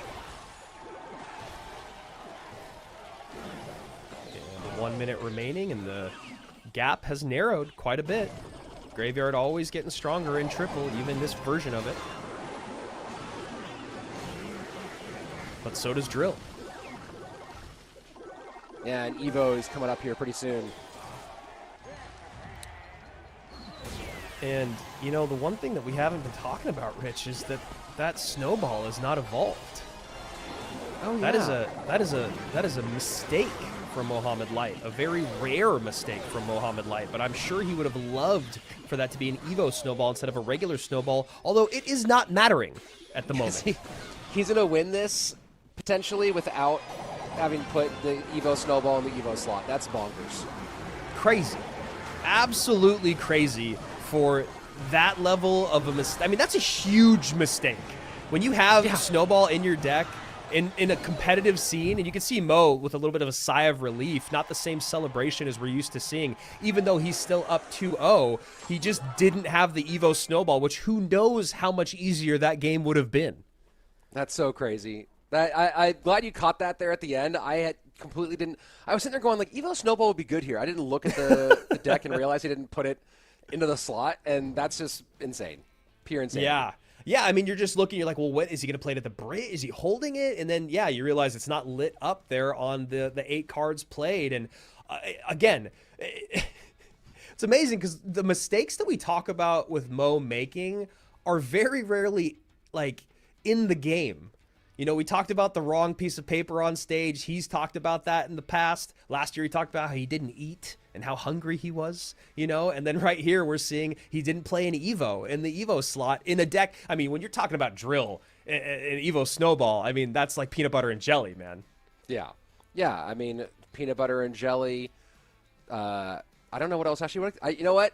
I cannot believe I couldn't think of another 2 things that go together. But salt and pepper. There we go. There's one more. Gosh. And again, it's like, I know that those slots are being used. That's not the point. It's just more so that he's just not running it with Evo Snowball. Again, we know how the 3 slots work, but it's one of those things where he's like, Mighty Miner is going to be what I want to use it on, and he plays that really, really well. Maybe mistake isn't the right word, but it's just a different choice than what we're used to seeing. And again, that goes back to his deck variability that he's been showing all weekend long. Everyone else, for the most part, is playing Drill with Evo Snowball. He goes, well, I need a Mighty Miner here instead. I need a good tank on the ground. And it all ends up working out well, very, very well played. Yeah, and it's so interesting. Mo, I'm finding out, is with Game Saver this year as his coach. Oh. So he maybe is just with trying a new team. just trying to spread around who gets to win a world championship, I guess. Not entirely sure. I mean, I'll get some more info on that one of these days. But then also you wonder, okay, did his coach send him that deck with the Evo not in the slot, or was that a Mo error, right? Who didn't put the snowball in the Evo No, slot? what I'm saying is I think he was using those slots for something else. It's just the idea that he was willing to run the drill without the Evo snowball, and he didn't really have much of an issue with it. The snowball was still always perfectly timed in place. The Evo wasn't really that necessary, I guess, but you don't know that when you're going into the game. It's just more about the decksmanship and what he wanted to run. It just feels like everyone else, for the most part, all weekend and last week, have been really relying on the synergy of the drill and the Evo snowball. Yeah, I mean, they work very, very well together. The Evo snowball, when you talk about the evolutions, I think it's one of my favorite because, again, you talk about an evolution or a hero ability that do more of what the thing does rather than do something totally different, right? So the hero bar barrel just does more bar barrel, and the Evo snowball just does more snowball. Like, it's not a bigger nut, but it's like right? And that I like it when thematically that's what it does.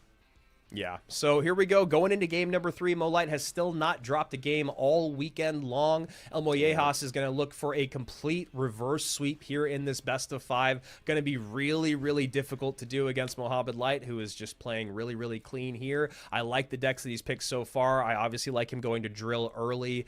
He's just always, I mean, he's just a very, very good drill player. Drill is really strong in the meta right now. Riley's also playing a lot of drill. We saw a lot of success with that in the group stage. But Mo has just been, again, you go back and you look at the decks in the group stage, the decks throughout this weekend, he's becoming very, very difficult to predict. I mean, he's always been tough, but it's even harder right now with more cards and the way that he's playing in this meta. That was another thing we talked about yesterday. Is it is really cool to see kind of how vast the meta is at the moment. There are so many different things that are very, very strong.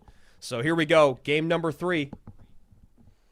And just to put this a little bit more in context, over the course of this weekend, Mohamad Light has won 36 games and lost 5, 2 of which were him playing troll decks against Ian. Over the course of this, this whole CRL, Swiss stage, group stage, and this weekend.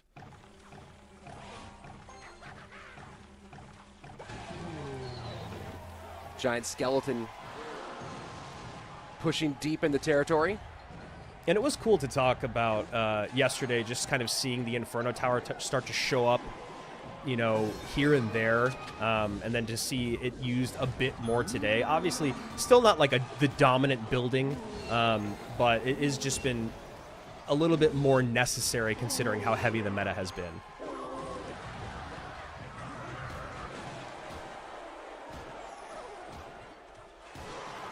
And a little defensive battle ram against that hero Musk.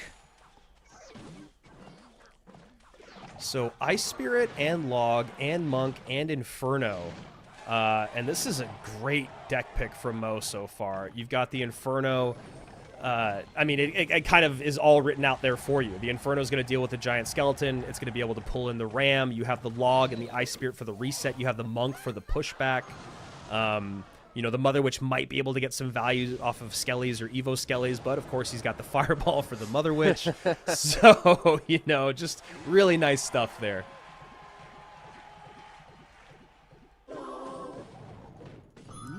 Yeah, he knows Poison Fireball out as well. And Evo Skellies. Perfect. How many Evo Skellies have we seen this weekend? Evo Skellies? Honestly, I think it's only Mo that's run them a couple times. I'm pretty sure he ran them once yesterday. I don't know if anyone else has. And again, he didn't Evo the Ice Spirit here. So a second game where he's not maximizing. He's got champions. Yeah, he's got a champion, a hero, and the Evo Skellies there. But yeah, the Evo Skellies, he's basically the only person that is still using them, you know, somewhat regularly. Oh, and that was last game. He had the Mighty Miner in there. That's what it was. Yeah, that's what I was saying. Yeah. And, you know, just to add a little bit of insult to injury, as he does take some good Royal Ghost damage on that right-hand side, is he's also got the Hero Musk. So technically the Hero Musk could also pull the Battle Ram if necessary.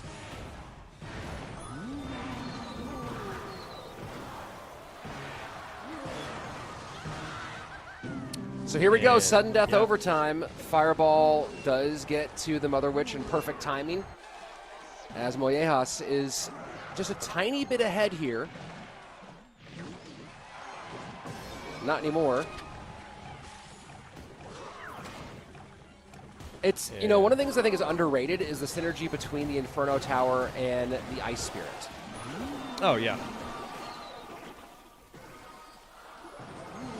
And cycling Infernos, I mean, that's just something that Mo's always doing, is cycling his buildings, no matter apparently how expensive they are. We see it more often than not with cannons and Teslas. He's always happy to get those out, even if he's not even working towards the Evo. And we saw him do it with Goblin Hut earlier, and he's doing it with Inferno now. And it's just something that we don't see other people do quite as comfortably as Mohamad Light.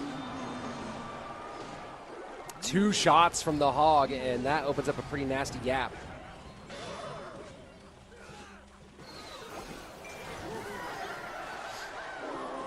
And Mo just, again, lockdown defense. He's taken about the same amount of damage in both lanes, difference of 200 HP, but he's got that massive 1,000 HP lead in the bottom left-hand side. You know that there's going to be an Inferno that's going to come out again. Again, you've got that Hero Musk, its ability. And doesn't play it, though, maybe trying to get away with a little bit too much on that right-hand side, and all of a sudden we find ourselves in a much closer game, 962 to 882. Mo actually down a bit now, but does have the Fireball. That's a lot of damage. The Fireball in, the Evo Skelly is trying to escape, not able to do it. This time Battle Ram taken care of up top. Mo might go one more Hog, and he does. Yep, Hog goes in, high Monk here to pull, which means your opponent has to defend, uses the Vines defensively, and Mo Light making things a little bit close here in this game 3, but Elmojas runs into the force that is the goated one. That's crazy.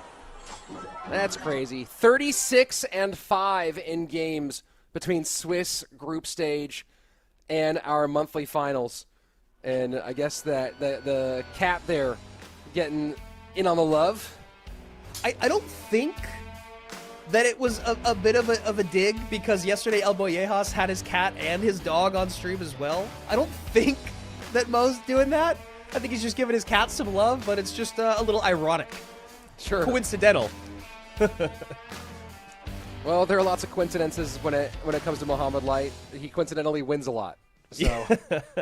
And now we have at least a second place guarantee for Mohamad Light. So even if he doesn't walk away with the golden ticket, walking away with a good amount of cash, and of course, all those ever important leaderboard points. But as of right now, my goodness, even in a best of 5, he doesn't drop a game as Elmojas is sent down below to face off against Sandbox. Still 3 remaining. Elmojas has not been defeated, as that is his first set loss. But my goodness, let's take a look here at the decks. Game number 1, the brilliant bait of Elixir to send the Hogs in the opposite lane. Things did get a little closer as time moved on, but Elmojas not able to win it. Then we go into game number 2. No Evo Snowball, no problem. I need that Mighty Miner. Obviously, you got to have the Evo Goblin Drill, and he wanted to go with the Hero Marchers. So while we were a little bit off pace when we talked about the Evo Snowball at first, still one of the only people to run the Evo Snowball, to run the Evo Drill without the Evo Snowball, still able to pick that one up. And then in game number 3, gets a little dicey at the end. Mo, again, one of the few people, if not the only person, running the Evo Skeletons. And the Hero Musk hasn't been very popular. There was a time when it looked like Mo could have used maybe the Hero Musk ability to avoid a Battle Ram connection, but he was also focusing on defense in the opposite lane. Just happy to take that for the DPS and the HP of that glass cannon. And now we go down to the lower bracket, the elimination bracket, as Elmojas and Sandbox will jump into a best of 5. Loser will end in 3rd place and have a nice chunk of change and some points, but that will be the finale of their journey here in the April monthly final. The winner will go on to do the impossible, the improbable, which is beat Mohamad Light in 2 best of 5s, because Mohamad Light is still undefeated. He has not dropped a set here. So if he does lose a best of 5, he still gets to run it back again and go for a second one, a bracket reset. So Mohamad Light sitting pretty, and Elmojas and Sandbox fighting it out for the chance to be the person who has to go and attempt that astronomical feat. Yeah, going back-to-back in best-of-5s, especially after playing a best-of-5 where you are obviously fighting for your life. Who knows how many games this one's going to go to between Elmojas and Sandbox, but you got to remember, you are giving information to the GOAT as he's sitting and watching everything you're playing, when you're playing it, how you're playing it, and he is working with his coach, apparently it's Game Saver, to probably put together the best attack plan for 2 best-of-5s. So Mo Light, once again, sitting pretty in that upper bracket. Sandbox, though, when you talk about what he's done today, has been an exceptional run for him. Just to give you guys a little bit of history in case you guys haven't been watching along the whole time for Sandbox's entire weekend run. It started off bad, right? Going 0-2 against, I believe it was Adriel, as I'm waiting for this to load up. Let me see here. And yes, it was, oh no, that was Samuel, excuse me. It was Clown that he went 0-2 against, went down to the lower bracket, then beats Rockin 2-0, takes out Ruben 2-0, Tangiro 2-0, and then he runs into Colin. He takes him out 2-1, Adriel 2-1. So Sandbox has definitely got his reps in this weekend, and now he is going to play in his best of 5. Yeah, and a pretty serious best of 5 here, right? This is a defining moment. And, you know, put the stakes there for you. It's not just the golden ticket. Second place takes $8,000 versus third place taking $6K, and you jump all the way up to $14,000 if you make it to that championship moment. So a lot on the line here for Sandbox and for Elmojas as they look at all of this. And, you know, I'm trying to go back through my remembrances of Sandbox's monthly finals journey. He has won a monthly finals twice in his career. He won the 7th monthly final in 2021, and he won the 4th one in our 2023 season. So he has put together a couple of monthly final wins over his career. Not as going to be his first time if he can get there, but I need to double check to see if he's ever done that when Mohamad Light was up above him in the bracket. Yeah, very few people have done that upper bracket reset. I believe it has happened before. I know it's happened at least once. Yeah, I think maybe just the one time. And, you know, that, again, anything can happen on any given Sunday. Sandbox hoping that he can pull that off, but he's got to get through Elmojas. And also the $2,000 difference between third and second place on the line, also a 100-point difference when you talk about that CRL leaderboard. Again, 8 people from the leaderboard are going to World Finals. Those points are really, really important. Third place gets 300, second place gets 400, first place getting 500. So Mo Light in a good spot right now to get at least 400 points, at most 500, and that golden ticket. And that golden ticket just relieves so much pressure. Of course, you talked about how some players don't keep their foot on the gas once they log that spot to World Finals. You know, you have a couple names in particular in your mind who locked their ticket in and then kind of took the time off when they did it early. Mo's never been one of those guys, right? No. He's always been a guy who then comes back and tries to win every single monthly final. And there's definitely people who continue trying to push for that. But you know, the relief of pressure, your ability to start thinking about maybe play the rest of the season nice and loose to try to practice some things here and there is really, really valuable. Not to mention just you're not now going, but will it happen, right? If those of you who are watching this at home, the grueling grind these guys go through to get to this stage, I mean, let's just start with playing ranked at the end, right? Yeah, getting to the point where you can even make top 1500, but doing that top 1500. But then the Swiss stage of this tournament is long. It's hard. It's a lot of matches. It's pretty much an all-day affair. The group stage is a big, long grind as well. So these 2 weekends, you have to really be mentally ready to go through all of that. And to relieve that, where you don't need that in the same way for the rest of the year, where you can feel comfortable taking a month off or feel comfortable playing a little bit more relaxed, whatever it might. That's a lot of mental stress that gets taken off your shoulders by securing that golden ticket early. Yeah, and for people in the chat that are wondering when we're going to start, remember when we get to the best of fives, we are giving players a longer time to reset and get decks going. Elmojas hopping from one best of five to another, going from the winners bracket down to the elimination bracket. It's important that we give them time to uphold the integrity of the competition. It doesn't feel fair that we'd have to go right back into it. It's already tough to go from, you know, getting beat in the upper bracket to hopping right into the lower bracket final in best of fives, and also in that manner of going 0-3. You know, you got to have the memory of a goldfish in that sense. Forget that it just happened and try not to think about, if I do win, I got to go play that guy again. That's not on the table right now. Right now is the person in front of you. Sandbox has got to focus on Elmojas and vice versa as Mohamad Light sits and waits. People asking also, are we done for the day? Not at all. We are not done. Nope. I believe we give them 5 minutes or something like that in best of fives. I'm not sure the exact time frame, but obviously League Ops is on top of that. So yeah, we will hop into the game. Obviously, we want to see the action just as badly as you guys do. Sandbox and Elmojas coming your way. Yeah, very, very soon for the two of them. And while we're waiting for them, make sure you, if you haven't yet, subscribe to this channel, put on notifications, because this is just the beginning of our 2026 CRL experience. We've got so much more coming, multiple monthly finals, our last chance qualifier, and of course, eventually world finals here as well. You don't want to miss a moment of that action. So the bell, that's notifications. That makes sure that it pops up and tells you when we're live so you don't miss it. You can also go back and watch any of these video on demand. They're all available. The whole library. You want to go back through some of the best moments in Clash Royale history. You want to relive Expo Masters lava clone play from World Finals in 2018. It's there. The 1 HP game, it's there.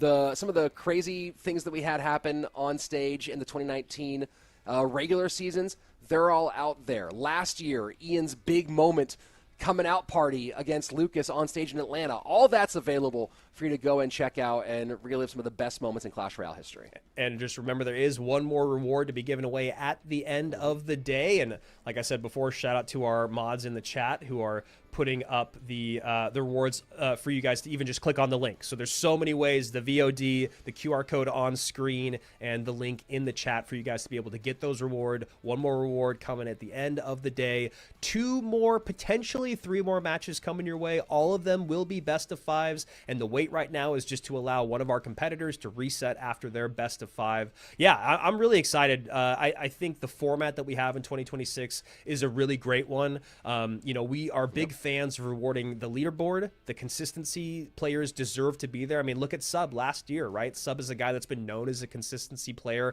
Whether he wins a monthly final or not, he is consistent. He got 2nd place in Atlanta. And here we go. Thank you guys for your patience. Hopping into game number 1. Elmojas vibing, maybe trying to get that same energy that Sandbox has had, knowing that it's worked out so well for him.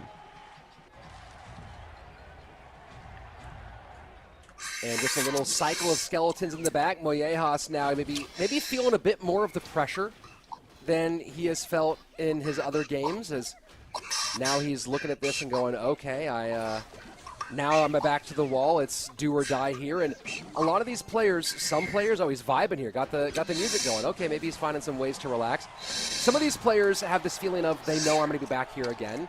But when it's your first time here, there's this feeling of, well, is this it? Is this my chance? Yeah, that's actually a really good point that you make. You can maybe start to feel that stuff slipping away, whereas, you know, these seasoned vets know that there's a long season ahead of them.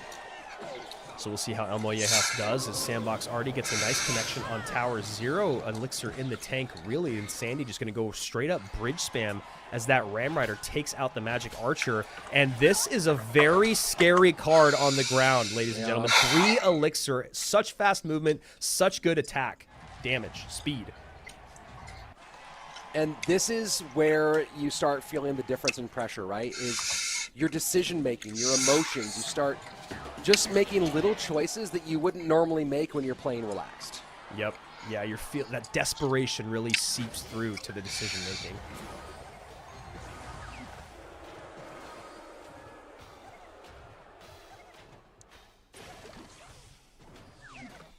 Sandbox just taking his time. No hurry here. He knows he's way ahead. And Yeah, Sandy just chilling.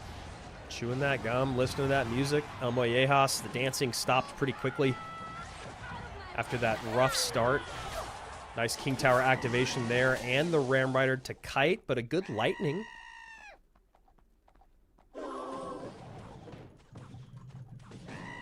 Still requires the response. One more chip out of that. 1992 on that top left-hand tower.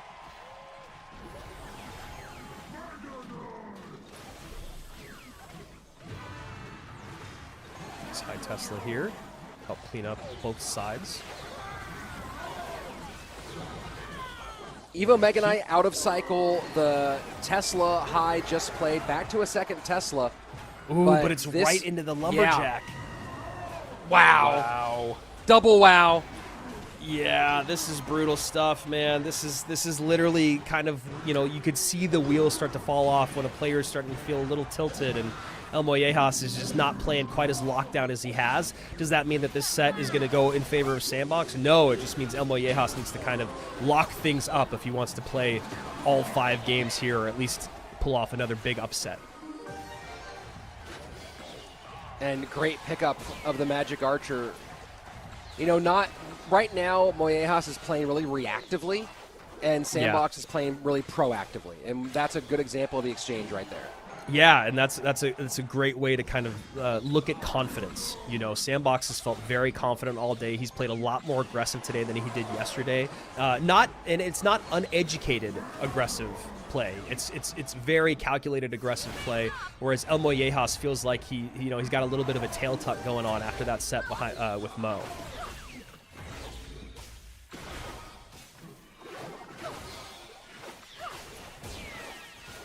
Magic Archer ability activated. Lumberjack plus Ram Rider at the bridge. Lumberjack Evo going to get on top of that Tesla pretty badly. I don't know. Oh, good job with the MK. And just enough to stop it from connecting. That big mass holding the Ram Rider back. Still 242 on the left-hand lane.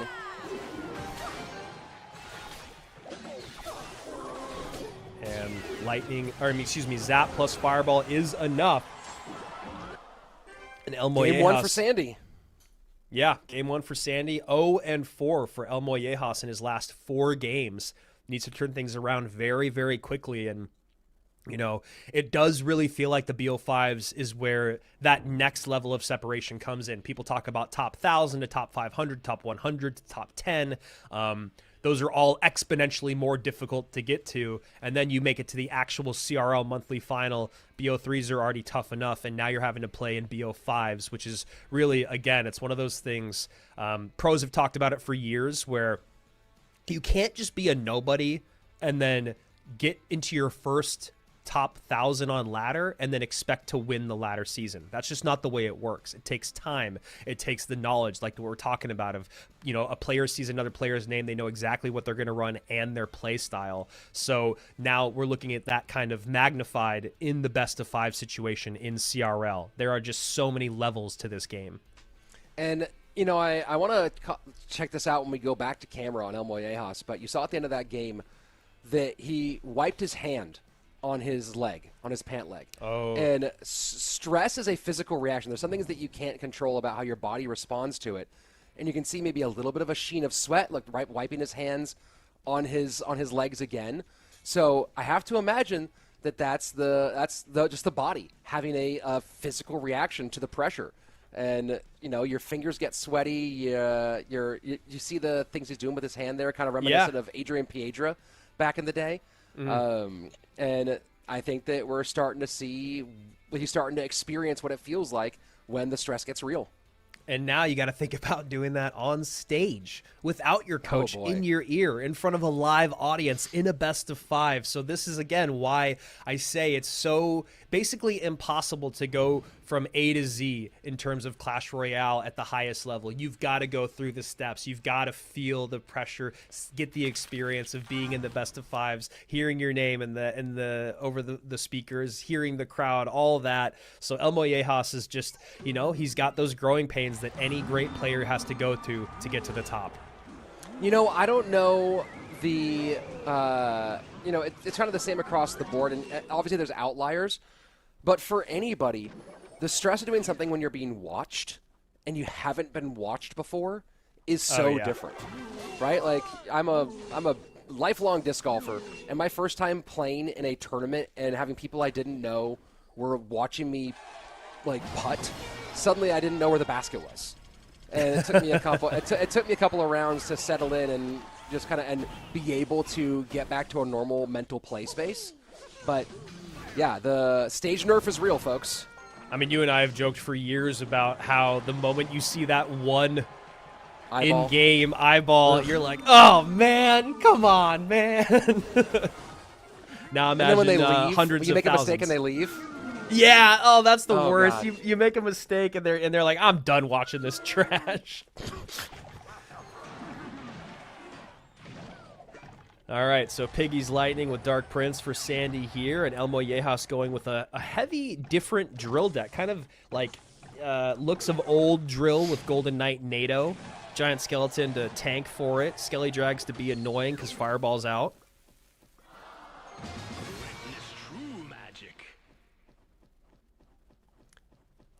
And the man himself comes out on the right-hand side, Homelander, ready to ruin everybody. Yeah, Hero Wizard. Is there a conversation that needs to happen with their balance-wise, or is it just situational?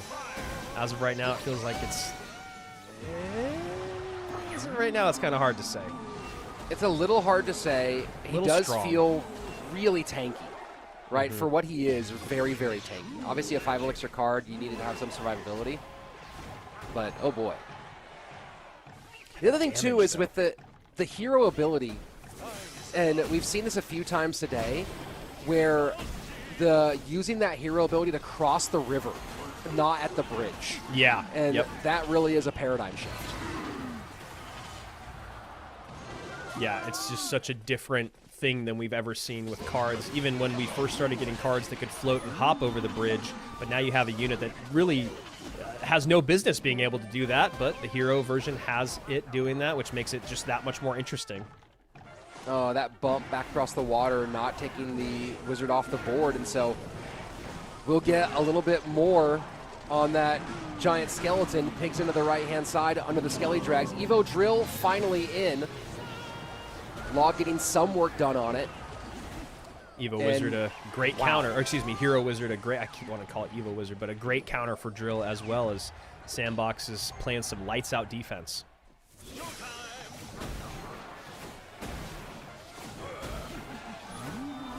Yeah, I don't know. I mean, honestly, I'll be honest. I think I've played with the Hero Wizard maybe only once. Wizard's just not a type of. It's just the decks that Wizard goes in are not the decks I play. But it is just so fascinating to see how good the best players in the world are with it and how aggressive they are with that ability. And Sandbox switching lanes and not getting much out of it. Yeah, I mean, he's pretty much evened up the tower damage here. I guess the nice thing is that he has the option to go either direction now, and looking like Elmojas is going to probably start leaning on the right-hand side. So we shall see what Sandy wants to do in this final minute. I'd probably, if I was him, just start going in on the left and then letting my counter push do the work on the right. Oof, just misses it. Yeah, that was rough. Lightning in. Snowball early from Elmojas. 1961, 28-29. Elmojas is just on a brutal losing streak at the moment. Working on losing game number 5 as he's going to change lanes late game with that Royal Ghost over the river. This wizard is on the board consistently. As soon as one goes down, another one's back on the board again. Yeah, and you can have two. It's just crazy. It seems like there's always some up in that sense of like exactly what you're saying. It's like the second that I've dealt with one, the second one's there. And Lightning plus Dark Prince will now put Sandbox one game away from our championship match. Yeah. Wow, and things just getting worse and worse for Elmojas, and this is, I said it before, these are the growing pains of being at the highest level, and you know, it's hard to not get down on yourself in the moment. I'm sure Elmojas is, you know, obviously the best Clash Royale player probably amongst his friends, and he's one of the best Clash Royale players in the world, or else he wouldn't be in this spot. But when you come to this point and you see how different it is at this level, it can just be so demoralizing. But he's just got to try to stay locked in. Can he still pull off the reverse sweep? That's something he has to think that he has the ability to do, although it is looking very, very bleak right now. Yeah, I mean, that's a great word. That's a great word for it, bleak at the moment. And you get to that point where you start going, well, what do I have to do, right? You start taking bigger risks than you normally do. You start going outside of your comfort zone because you go, well, this isn't working, so now I'll just do something totally different. And you don't do what got you to this point anymore as well. So I'm very curious if he practiced any BO5s. If he ever, now we obviously haven't gotten to that being the problem yet. But also, is his deck picking thinking about Game 4 and Game 5 at all? You can't practice really being in the public eye, but you can practice, get game reps for BO5s, and game reps do translate to more comfortability when you're in a game time situation. Yeah, and it's interesting now that we're in these BO5s that we are seeing Evo drill without the Evo snowball again, right? We're seeing it with the champion this time. We're seeing it with the Evo executioner.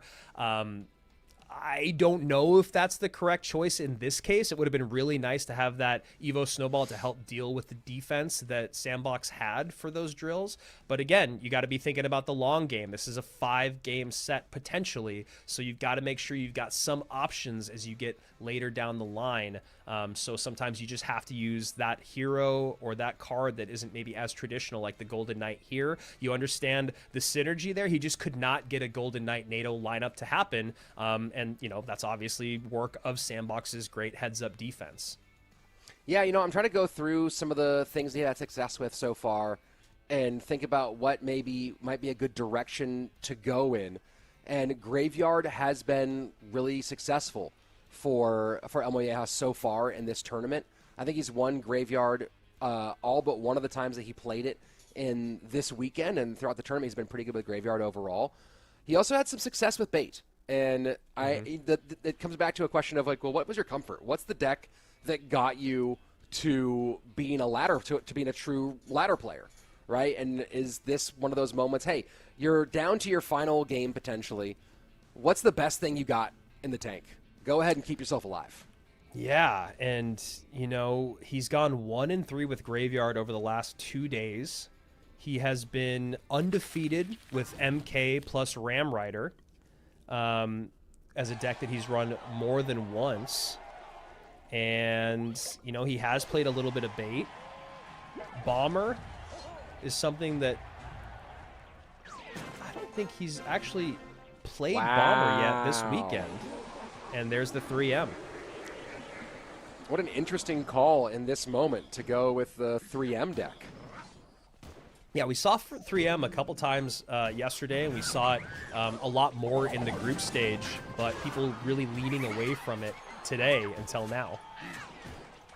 And this might be hey, I'm going for matchup choice, right? There's a lot of different things that could be informing this decision. It might be that he wanted to go with something slower and less micro to potentially make a mistake with. It might be that he wanted to go directly for matchup. It might be that 3M Royal Hogs is what he first played when he picked up the game. I don't know how old he is, or I remember 3M Royal Hogs was really big in 2018. Maybe he started playing when he was a kid then. Whatever it is, here we are. Mother Witch coming out to defend, send a bunch of those piggies down the lane.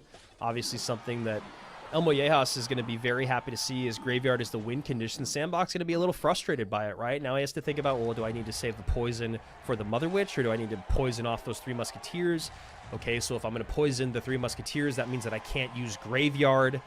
So there's just a lot of different layers to this, but can Elmojas punish correctly? That is the true question. Yeah, Elmojas looks like he's getting a little hot there. Looks like he's feeling the heat. Maybe a little more comfy now that he is in potentially a matchup that he feels confident in. Yeah, I mean, the thing is that there's not a lot of great Yeah, I mean, the Knight is obviously a good enough tank, and then the Goblin Hut Plus could be good enough to deal with the split 3M. You know, the Knight one side plus something to do some DPS, and then the Goblin Hut plus the Berserker, the Ice Spirit. The other thing is that this deck cycles fast enough to get back around to another Knight.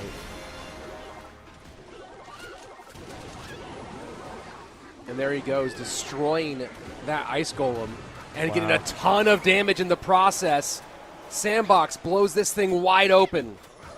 Yeah, I mean, using the 3M there, knowing that the Mother Witch is in cycle, but poison hasn't been baited out, is a nice way for Sandy to just go, all right, pretty sure I can just go all in, and I'll get even more poison value if he does play the Mother Witch.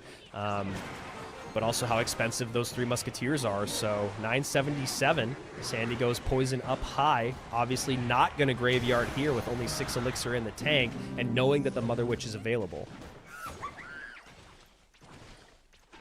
Able to avoid any damage from those Muskies on the left-hand side, and just sets up for a defensive sequence. I mean, this Goblin Hut is so annoying. How do you deal with it? How do you deal with the Goblin Hut plus the Musketeer, period? Like, there's just really no way to take either of those units off the board.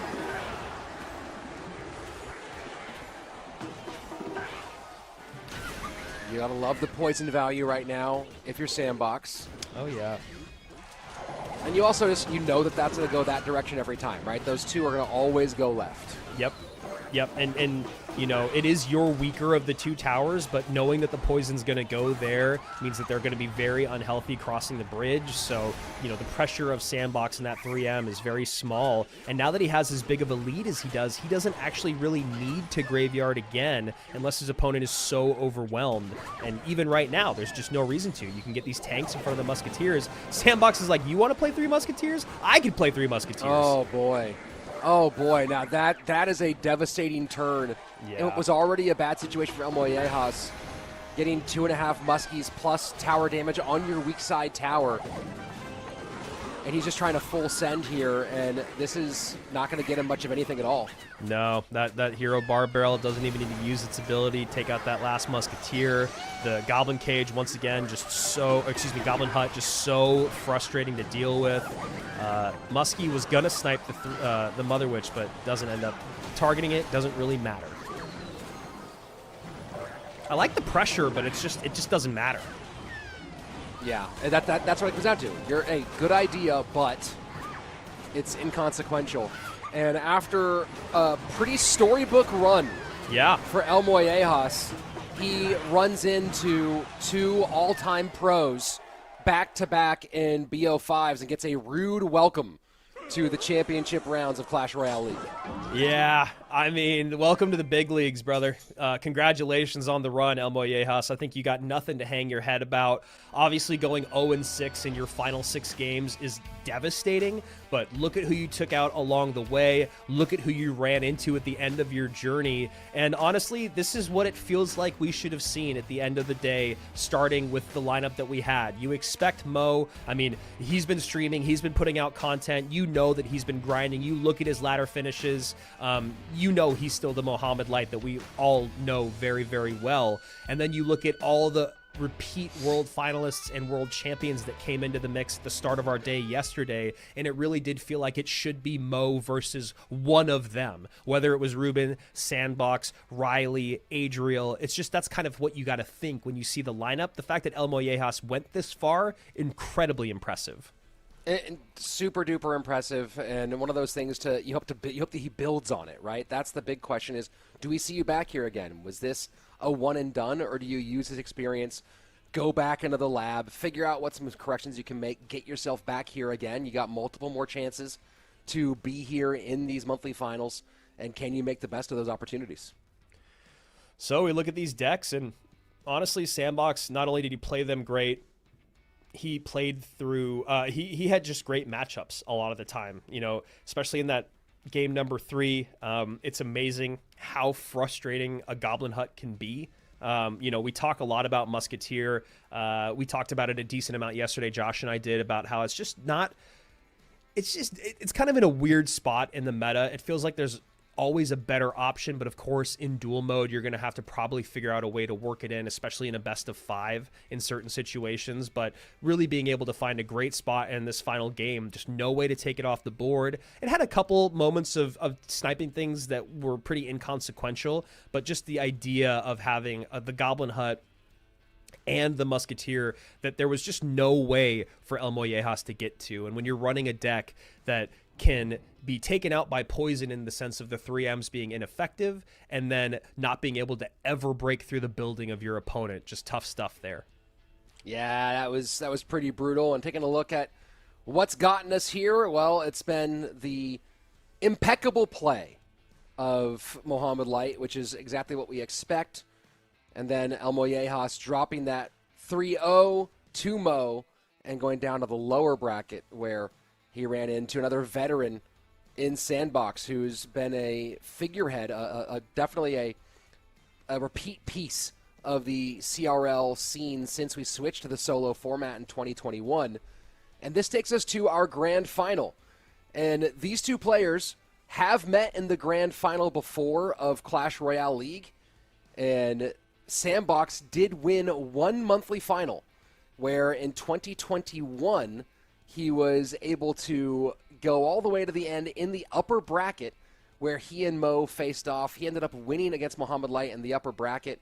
Mo dropped down, fought back up into the grand final, and Sandbox won at that time just a best of 3, a 2-0 over Mohamad Light. So Sandbox has won a monthly final against Mohamad Light before. Very different circumstances than trying to win 2 best of 5s from the bottom side. Yeah, and when you look back at our World Finals of just last year, several months ago, it was also Mohamad Light that sent Sandbox packing there, which is just, Mo Light ends up going through that lower bracket run. Once he gets to the lower bracket semifinals, Sub beat him 2-1 in the upper bracket semis. Mo runs into Sandbox down there, who just took out Adriel and Mugi and OP Sam. He goes 2-1 against OP Sam, 2-0 against Mugi, 2-0 against Adriel, and then runs into Mo Light where he loses 1-2. So again, just like we saw a little bit ago of Sandbox sending Adriel home, we are actually in the next box of our World Finals last year of Mo Light going back up against Sandy. So obviously a lot of history between these guys, a lot of respect between these guys. It's always wonderful to see both of them at World Finals and talk with them in person, but, Sandbox obviously wishes for different finishes, whereas Mo Light is happy with the way that things have gone historically between the two of them. Sure, and and Sandbox is a very well-liked guy overall in the Clash Royale scene, right? He's one of those guys that everyone's always happy to see. People are really rooting for him consistently, especially amongst the internally on the pros, always hoping that Sandbox has a good season, has a good turnout. And whether he wins or loses here against Mohamad Light, this has been a really great performance this weekend. Yeah. And when we talk about stuff to build on, putting those points in there, knowing as Sandbox that you're someone who is historically very capable of making multiple runs at a monthly final weekend. In 2025, he made monthly finals, I believe, twice. He made it, in the second and fourth week. So got his points from that portion of it. In 2023, he only made one monthly final, but in 2022, he won he got some good points from qualifiers throughout the season, made it to World Finals there. So he's a guy who knows he can get back here, and getting this first one kind of out of the way, getting it ready is one of those things where he goes, okay, well now I know that I can start putting the pieces together for a World Finals run. Sandbox 13-4 on the weekend, going 0-2 to Clown, then 2-0 over Rockin', Ruben, Tangiro, and then goes 2-1 over Kimchi, 2-1 over Adriel, and then as you guys just saw, 3-0 over Elmojas, and then Mohamad Light also gave Elmojas a 3-0, and he goes 2-0 over Colin, 2-0 over Clown, 2-0 over Rockin', has only played 9 games this weekend, and he has not lost one of them as he has stayed perfect. And for everyone that has the memory of a goldfish, just remember we are waiting for Sandbox to be able to reset, since he just left a BO5 to now play in another BO5, and he is ready to go. Let's do it. Championship, here we go. Mohamad Light needs to get 3 wins to secure his golden ticket in the first monthly final. Sandbox has to get 6. A lot of love here between these two guys. And I got to say, it does look like Sandy's feeling, it looks like he's a little red there. I don't know if that's maybe just the reflection, but I feel like he's probably feeling a little bit flushed knowing that this is a very, very big moment for him.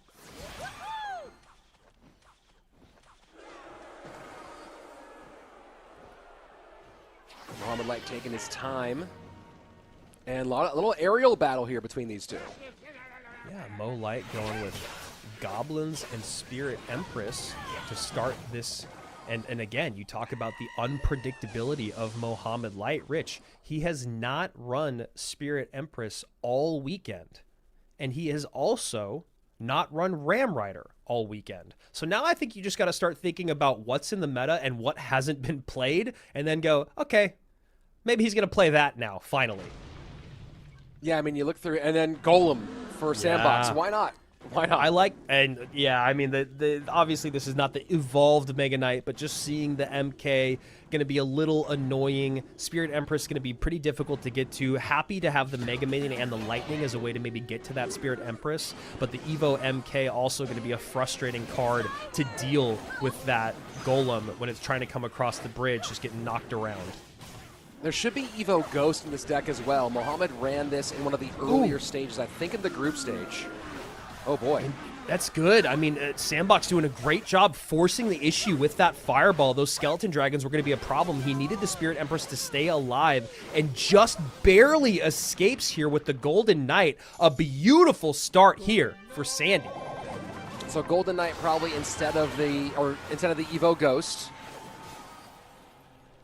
But so you're absolutely right. Sandbox just getting an absolute downhill landslide and making things very difficult for Mohamad in game one. Love the recognition of the gameplay there from Sandbox, just knowing what was available, knowing how to keep up the pressure, knowing what to bait out, and just really turning this into a very nice start.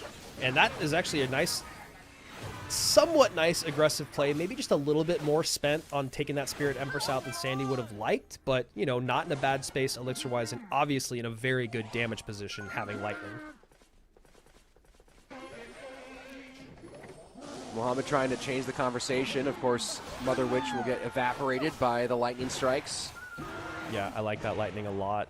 Mo's kind of asking you to not do it because you want to think about winning the game because you're getting so close to the end of regulation, and Sandbox not taking the bait.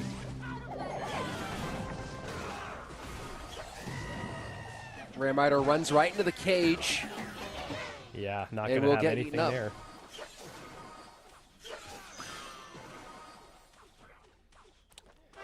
Yes, sir. There you go. Golem at the bridge. Evo MK should be able to knock it around if he's got it Not in enough elixir. cycle. No Not elixir enough for elixir. it. Wow. I mean, that's Yeah. incredible. Now the death damage, whatever it is, doesn't matter. Damage is in. Lightning is in hand. Nothing there to stop the Golem. And, I mean, yo, what a beautiful start for Sandbox. Yeah, I mean, you can't ask for better. You get the dub in game number one. You kind of catch Mohamad unawares. You cook him a little bit with a deck pick that you probably wasn't anticipating, and really just play it exactly how it's supposed to be played.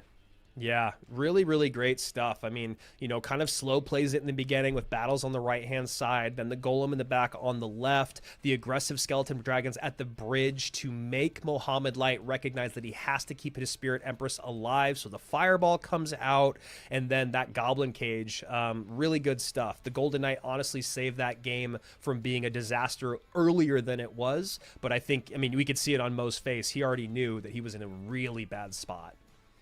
Yeah, I mean, we've talked about this before. In order to beat Mohamad, you typically have to surprise him. You got to find something that he wasn't anticipating, and you can't outpick him in a traditional sense. You have to outpick him in a non-traditional sense.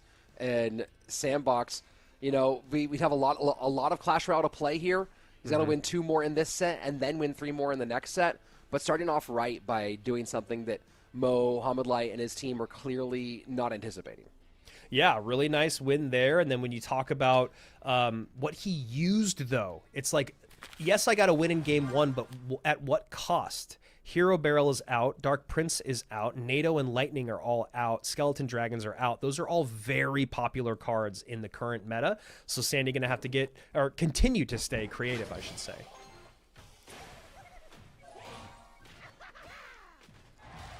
Mother Witch into the furnace. We'll see which one of the many furnace directions Mohamad is taking.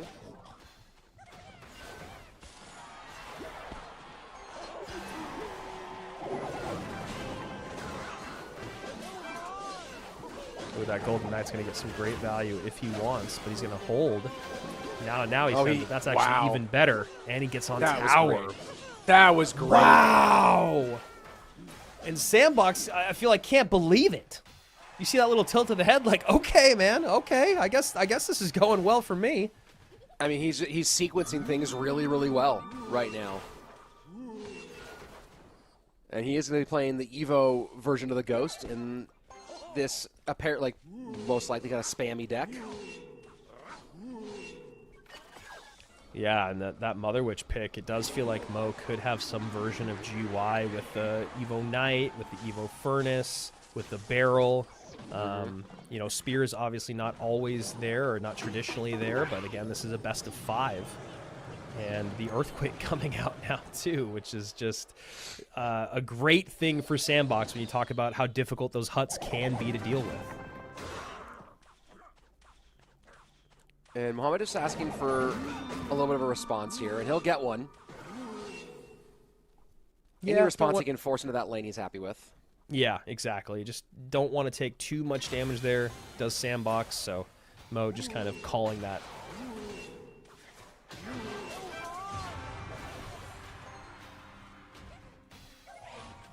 And now here's the big question, right? Can Mohamad Light get a little control over where this game is played? So far, he has not really been able to dictate where they fight at all. And here is the GY with the Evo Furnace behind. MK coming down up high to clean everything up. Really well played there by Sandbox, and a frustrating spot to be in for Mohamad Light. Yes, some damage done, but just not a lot. And now on top of that left-hand tower as well. And then here comes Golden Knight. Hog pulled all the way over to that tower, but then you add in the Earthquake. Hog might not get a shot here, but it does. Wow. Oh, wow. Arrows plus Earthquake gonna be enough. 12 seconds remaining. Mohamad Light has to go on offense, but he knows it's not really gonna do anything. Curious to see how he just deals with this next moment, and I think he's just gonna let the game move on as we're gonna go to game number 3 in our first grand finals if Mohamad Light loses. And you can see that we've seen that look on his face many times, where he is looking a bit perplexed as to what is going on. He's like, come on, man. What are we doing here? But a couple of times now in a row, we talked about it being a little unpredictable. And 2 games in a row where Sandbox just does that exact same thing. It's a little bit out of what you're anticipating here. And I mean, look at the matchup, Rich. It's so great. We saw the one time when there was a pileup coming across the bridge, there was the MK for it. You've got the Mother Witch for the graveyard. You have the Earthquake for the Goblin Hut. You got the Earthquake for the graveyard too, you know? And then you've also got the arrows to deal with the Spear Goblins. And then the Golden Knight is kind of the cherry on top. We saw it have great efficacy early on, but really, even if it didn't have that tower connection, it's still just the idea that the Golden Knight is going to completely shut down a Knight plus, whatever that push is, whether it's Knight plus Spears or more likely than not going to be the Knight plus the Evo Furnace or the regular Furnace. That Golden Knight is always going to be a nuisance. Another interesting difference in this deck from the other similar matchups that we've seen here is that the other matchups don't have 2 very clear big spell targets. And this one has both the Mother Witch and the Zappies as targets for that poison. And we saw the one real attempt that Mohamad tried to make with a graveyard push left-hand side, and all Sandbox had to do was take care of business up top and drop the Zappies behind the tower because they were able to easily handle that graveyard without the poison there to take them off the board. And again, the comfortability that you have when you have got a huge opening blow to where you're so far ahead in damage that the rest of the game becomes, I can play stout defense and I can even sacrifice some tower HP to get back on offense. So I'm going to overspend defensively to make sure you don't break through, and then I'm going to sacrifice some of that extra HP that I have on my tower to send in the Hog plus the Golden Knight in the opposite lane. Just really, really great picking from Sandbox. Can he keep this going? It would be great for him to get the 3-0 sweep and not have to show more of his decks, and also just not have to be, as you know, it's tiring. It's exhausting to play 2 best-of-5s back to back. Yeah, and let me go take a look at the time. Let's see. Time right now in Seoul is 4:16 a.m. Wow. So keep that in mind, is that we are playing an international game here, everybody. And right now in Seoul, it's 4:16 in the morning. Egypt, 10:15 at night. This is just a, you know, kind of a regular night for Mohamad Light.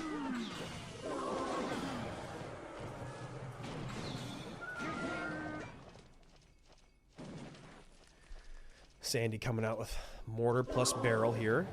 Sees the log, sees the E-Spirit.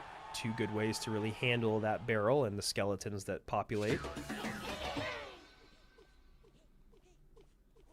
I gotta say, the sound design of what they've been doing lately has been pretty fun. Yeah, I've actually really enjoyed it. The goblins is super fun. I mean, all the heroes are actually really fun. Pigs to the right-hand side.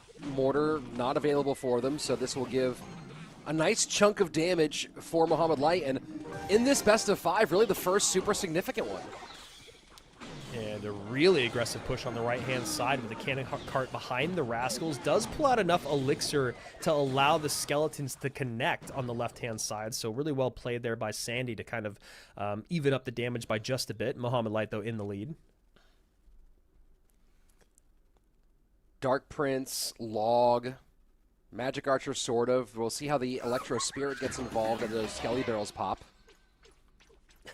People in the chat asking about Mo Light's hands and the rubbing of the thumb. That's just something, it's just a kind of like a nervous tick, if you will, or something that he does when he plays a lot. You'll see it in person as well. And, you know, that's an interesting thing about Mohamad is that despite multiple world championships, despite being undisputed the best player in the history of the game, he still feels the nerves of playing at this level. It doesn't go away for him. It's just because he cares so much, which is a very good thing to have, you know. We definitely we've seen the players who lose the passion for the game, or their passion shifts elsewhere. Remember a certain Frenchman who would warm up for CRL by playing poker on his phone? Yeah, and that's another layer of the greatness of Mo, is those piggies going on the left-hand side to get some damage, evening things up for Mo on both sides for the most part. About a 200 HP difference. Is damage coming in on the right, though. That Rascal Boy and the tanking and the barrel, all nice stuff. Obviously not going to get a lot out of his Evo Mortar, but got some good damage, as we are pretty close all the way across the board in damage. Sudden death overtime. Sandbox just needs 1 tower to send this one to a bracket reset and have a chance at doing something very few people have ever done. Yeah, the idea of being able to beat Mo in a upper bracket or grand finals reset is just absolutely near impossible, but it has been done. 1848 on that right-hand tower. This Magic Archer is staying on the board for a very long time. And did not get the tower. I don't think. Did he? Did he not? I thought there was 1901 on there already, but I could be wrong. 53 seconds remaining here in the game. No, I think he did hit the tower. He did. Okay. Yeah. I don't know why I thought that that was already where we were. Minions, one of the more frustrating cards for Mo to deal with in this matchup, but hasn't really been a conversation piece. As the frustrating thing for Sandbox in this matchup is dealing with those marchers, and then just as quickly as one gets fireballed off the board, piggies go out. I mean, that's the idea of the deck, right? Is just continuously make you play fireballs. Yeah, dual lane pressure. Dark Prince on the left, Magic Archer plus Piggies on the right. Now another high mortar here that could be sniped with another Magic Archer if Mo even wants to try to do that, but it's not really necessary. And we are going to game number 4. And this is where the cracks start to show, right? You're sitting there, you have Mohamad Light against the ropes, you give up one game, and you're like, oh no, those thoughts start to creep in. Yep.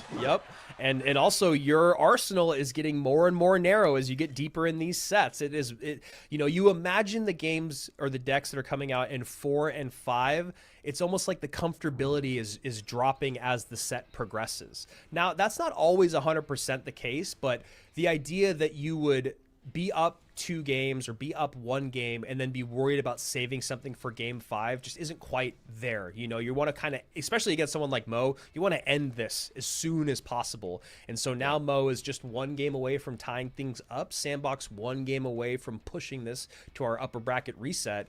And we got ourselves a grand finals here. Yeah, we do. And looking at where we've gone so far in our decks, right now, Sandbox, spell-wise, has already used Lightning, NATO, Arrows, Earthquake, Fireball, and Log. So Poison still available, Barb Barrel still available, Delivery still available, Vines. On the other side of it, Mohamad Light has used Fireball, Zap, Poison, Log, and Lightning. So both guys still with the Barb Barrel and Delivery available. But this is where you start thinking about, can I paint you into a corner with the limitation on your spells? How do I start taking advantage of that as a potential opening? Recruits, Piggies. That's what I want to see from Sandbox here. I want to see some recruits, and I want to see some Piggies. And then for Mo Light, man, who knows? Who knows? There's just so much out there. Might be fun to see him go some form of bait, like Wall Breakers, Barrel Bait. He doesn't have the Magic Archer, but he could maybe even go a little more traditional and throw in like a Dark Goblin or a Princess because we are in a best of 5.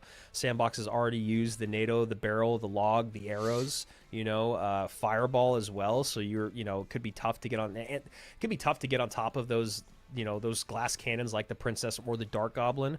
Again, this is just me speculating. The game is so vast now that is not even close to the corner that they've been painted into, but it's just something to think about. Yeah, that's an interesting challenge when you're starting about painting people into a corner. I like what you said for kind of what you want to see out of Mohamad Light. When I think about the Piggies, I do get nervous when thinking about Mohamad still having the bomb tower available, and you think about coverage. Mega Knight's gone, Fireball's gone, Goblin Hut is gone, Poison is gone, Evo Tesla is gone, Golden Knight, right? So a lot of pieces that do counter Piggies are gone, and Dark Prince too, right? So you have to imagine.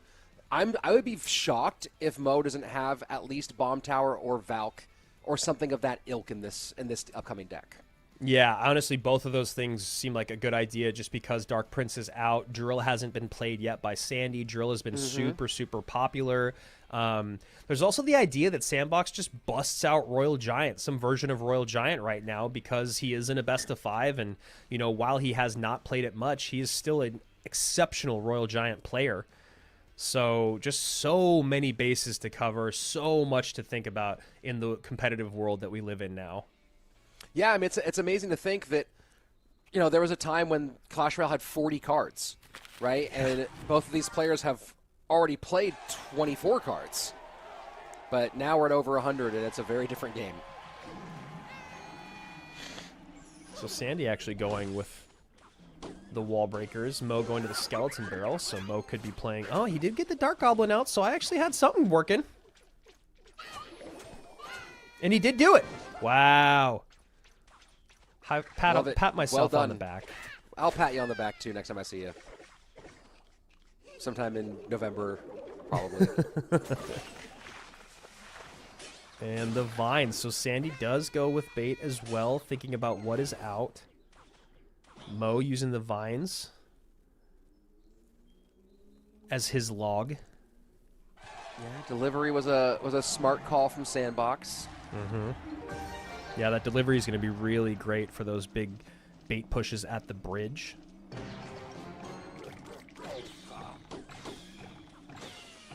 And this is, I mean, for Sandbox here, right, with Lightning, Poison, and Fireball all out, Magic Archer, really great call in this matchup. Yeah.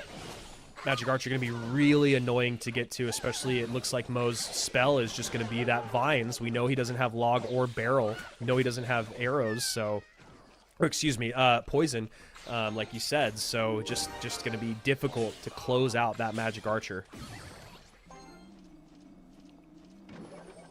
Yeah, I would not be surprised to see Sandbox cycle some Magic Archers behind King Tower when we get into double and triple Elixir, just because he knows he can stack.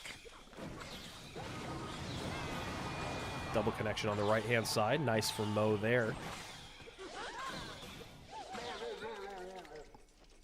And Sandbox maybe trying to get to an Evo Barrel. I don't know where he's at. He's definitely not there Elixir-wise. He wasn't there cycle-wise either. I can't remember how many he played. But still good damage in. Very good. And Mo did not like that Valk swipe. Thought those guards would get up a little bit further ahead. And good delivery there. And right back on offense. Ooh. Dart Goblin a little late. Yeah. Delivering those darts. Still gets a very, very small connection with the Evo Wall Breaker. The guy by himself without the big bomb, though. Yeah, what do you even call the I literally Evo was Wall Breaker? just going to ask you the same thing. I was like, have we ever given that guy a name? I don't think so. I'm sure he has one. He has to have one. Mo missing the King Tower activation there, or the shot from the Magic Archer on the Dark Goblin. Oh, little tankage here. And nice way to stop that Valkyrie. And that Magic Archer is not doing anything in the left-hand lane, but the great equalizer in the delivery. And that's what Mo's trying to figure out right now. You saw him sitting on that Skelly King ability, but just knowing he didn't have a really good chance to use it. And this is where things start to get really interesting here. Vine's able to clean things up, and somehow Mohamad Light in the lead in the final 90 seconds. That was such a good Vines. The way he defended that was just so clean. He was at 1693 when that started and only took a very little bit of damage. Ooh, not the case here with the lineup and the double connection. Sandy looking to take us to a reset. And he's looking good to take us to a reset, too. Yeah. And Mohamad is just going to go ahead and eat that. Wow. Wow. Now, he doesn't have direct tower damage. That's one thing to think about. 10 HP, though. Pretty tough to come by. There's the lineup. There's the Magic Archer. Wow. We're going here we to go. an upper bracket grand finals reset, man. You want a more Clash Royale? You get more Clash Royale. As we're going to play one more best of 5 and see if Sandy can make some history here. Yeah, and, you know, we have watched Mo very closely for years now, and that look on his face is definitely one of quite frustration and annoyance. You know, obviously he does have the life to give, and he's a guy that doesn't really ever give up that life in an upper bracket grand finals reset. But the way that this set went and the deck picking from Sandbox was just truly exceptional. He starts off with this Golem deck, which is a bit of a surprise. The Skeleton Dragon pressure to make that Spirit Empress, you know, become threatened, baits out the Fireball for Mo, which means he's just low on Elixir.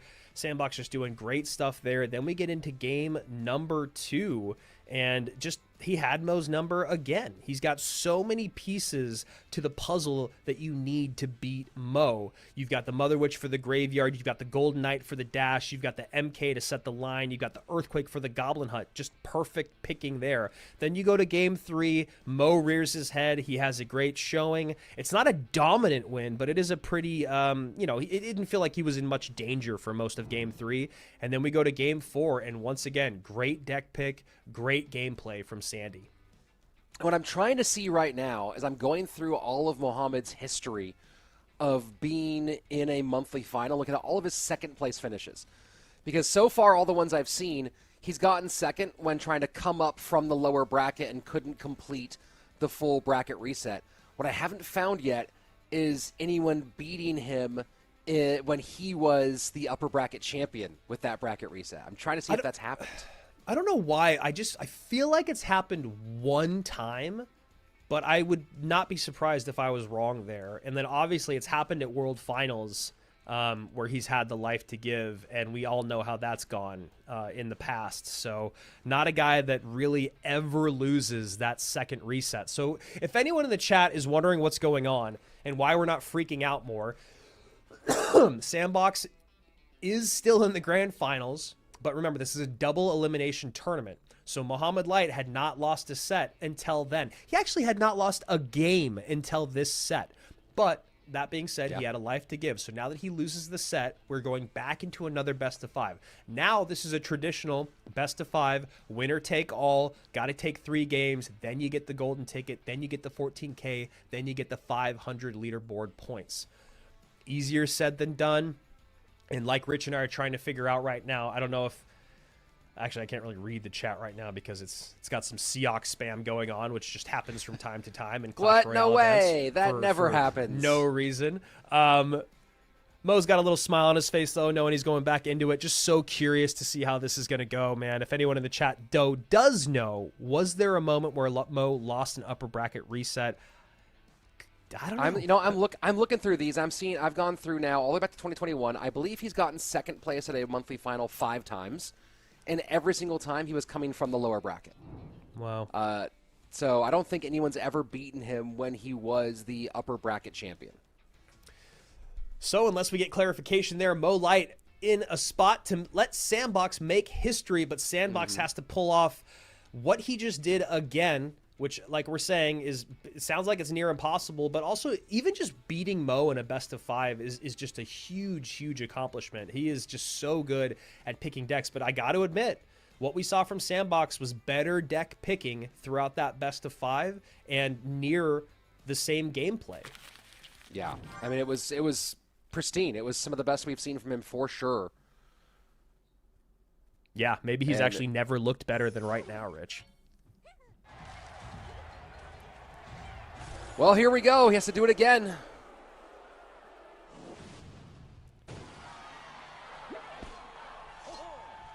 Should always play at 4:15 in the morning. Yeah, seriously. Actually, he probably does because that's how the timing for this game works. Oh, that's true. Right, this is probably pretty normal for him. Wonder if he knows what the sun looks like. So looking like we're going to Giant Skelly Loon here to start off as a miner goes into the tower.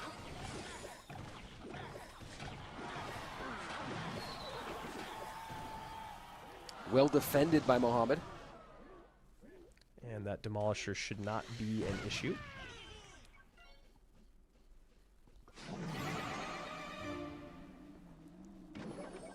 He's starting this Loon all the way in the back. And a bit of a smile on his face about it.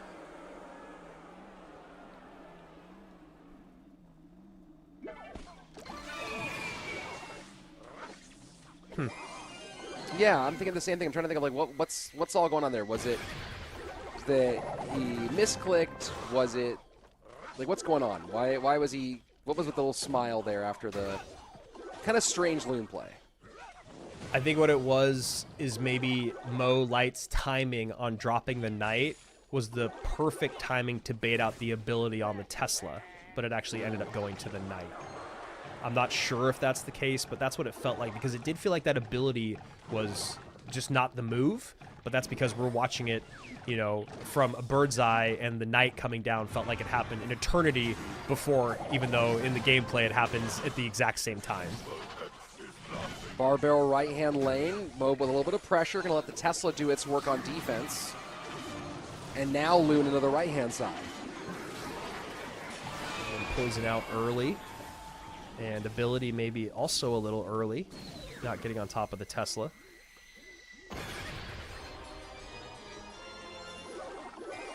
And the GY finally comes out.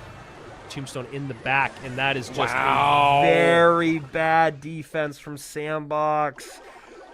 we've talked about this in the past. It's something that Eric Benamou, we talked to him about it.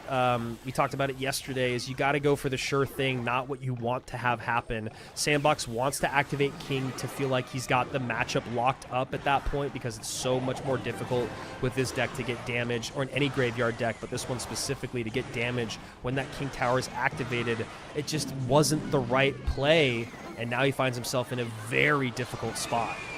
Yeah, this is going to be rough going from this point forward. And you have to factor in both the cost of the damage to your tower, the elixir that you spent for nothing. Yeah, that's messing up basically your the same cycle. Yeah. And line not set by the giant skeleton, as that knight is tanking for the graveyard, and Sandbox knows that this is all over. Demolisher on tower, and game one very quickly in the hands of Mohamad Light.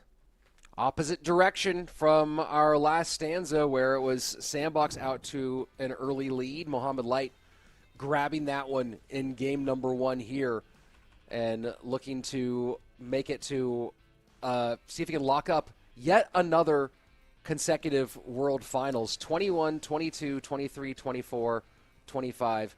And he would be in a very, I don't know, does anyone have 6 World Finals? In a row? Or I mean, in a row, no. Period. I'm trying to remember if they have period. I know a lot of people have 5. Yeah, is that how many Morton has? I think Morton has 5. Morton has 2019, 2020, 21, 22, 23. I don't think he was at 24 or 25. I need to double check that. I know he wasn't there last year. Yeah, he wasn't last year. I have 24 pulled up. And oh yeah, 24 was the small year. The small year, no, yeah. He was not there. Yeah, so Morton has 5. I think the closest is Elsiop technically has 5, but he qualified for 6 because he qualified for London during CCGS, but wasn't able to participate. And then someone else is saying Vitor also has 5, right? Yeah, Vitor has 5. Yeah, yep. So Mo Light getting himself into unprecedented territory once again. A win in this set guarantees his next appearance at World Finals. Can Sandbox turn things around after a brilliant first best of 5 and then a tough game number 1 here? Vitor has the unique thing of being in one of the 5-member club, much like Morton, much like Elsiop, where he has some of that from the team era. Vitor making it to World Finals of Pain Gaming in 2020. So Mo Light going back to this deck that he ran at the beginning of the tournament, or at least a similar look. Oh, actually, yeah, it is different. It is different. In that one, he had Valkyrie. He did not have Miner. So now he's going for, kind of, it's not the Remy Ellie deck, but it's a lot of pieces of it. It's obviously missing the NATO. This is kind of where I thought Mohamad might go in that game 4 of our previous set. Was something with Miner. He didn't have anything, any spells that really could do a great job of targeting the other side of the board. And I kind of thought he was going to go with some sort of Miner deck so that he would have that target. And we're talking about how he couldn't really mess with that Magic Archer in that last game. And this would have been kind of the idea, both the coverage of the delivery on one side and then the ability to target the Magic Archer on the other. Yeah, there's a deck that's on top ladder that is pretty similar to this one that Mo is running. I don't think it usually has delivery. I think it usually has log in it instead, but it makes sense that he's going to try to save log for something else. Sandy just tanks that. What a fascinating choice to just completely tank that Evo wall breakers. Does go to Royal Giant here, which we always love to see Sandbox play Royal Giant.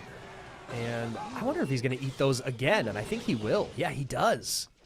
There's just too much going on the right-hand side that he's going to have to think about, and he's only thinking about getting damage with that Royal Giant. Yeah, taking 2 sets of wall breakers and Evo wall breakers back to back. Wow. That is such a good miner from Mohamad Light to pull that monk away from the bomb tower so he's not able to use the ability. That placement is just next level.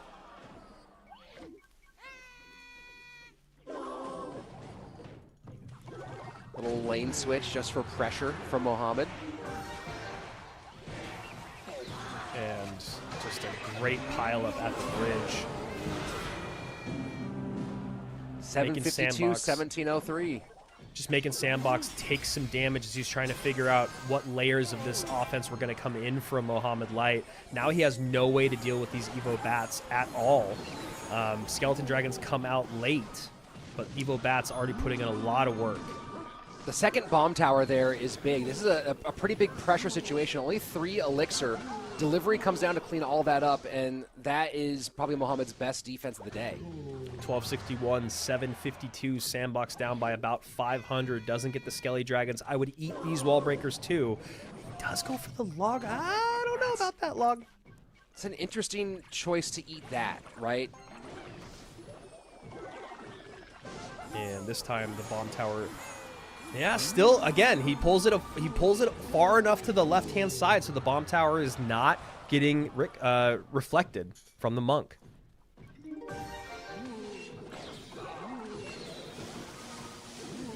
Nice lightning value. Yeah. But was he baiting it out? Does he get any connection here? Magic Archer gets the connection. Yeah. The monk Triple shot reflection goes is back. massive. Oh, boy. Miner to the back. Wallbreaker's trying to sneak on through. Can one get through? Neither do. Magic Archer gets reflected. Magic Archer gets one shot on. That was such a good play by Sandy. He knew that Mo was going to have to go Magic Archer at the bridge, so he immediately hits the ability, and Sandbox is going to be able to take game number 2. Wow. What a game. What a game. Wow. What a match.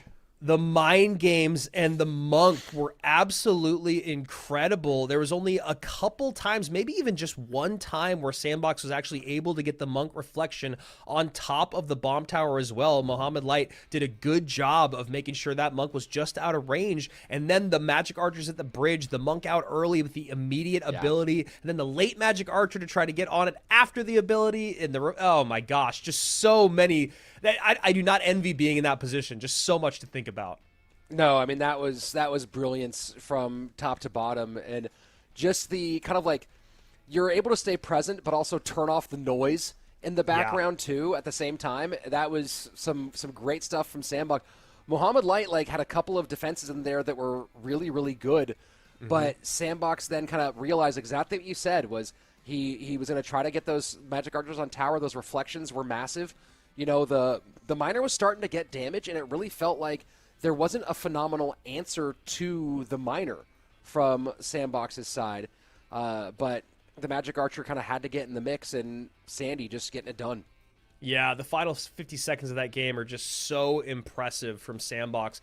There's that first send that he goes in with at around 50 seconds, Mo Light, where he kind of slowly sequences. He goes wall breakers first, then the miner goes in a little high, then he sends in the Evo Bats, and then he puts the Magic Archer behind it. So Sandbox is sitting there kind of slow playing his defense as well, because he can't let the lineup happen, and he has to also sequence which things are the most important to deal with. First the wall breakers, then making sure the Magic Archer doesn't line up, also then dealing with the Evo Bats, and then you think about the miner. So it's just so many layers to it. And then the monk, the reflection, the overwhelm at the end, Sandbox finally playing Royal Giant, just so many beautiful things coming together for Sandy to even this up 1-1. All right. 1-1 in our true bracket championship here. Remember, golden ticket at stake. Winner will get a trip to World Finals, guaranteed. Loser takes $8,000 plus a significant number of points. But this is one of those ones where, you know, I don't think that a loss here has any real impact on Mohamad Light's confidence. I think a win here has an insane amount of impact on Sandy's confidence. Oh, yeah, 100%. I mean, Mohamad Light will just be annoyed He'll just be frustrated that he has to come back and deal with it.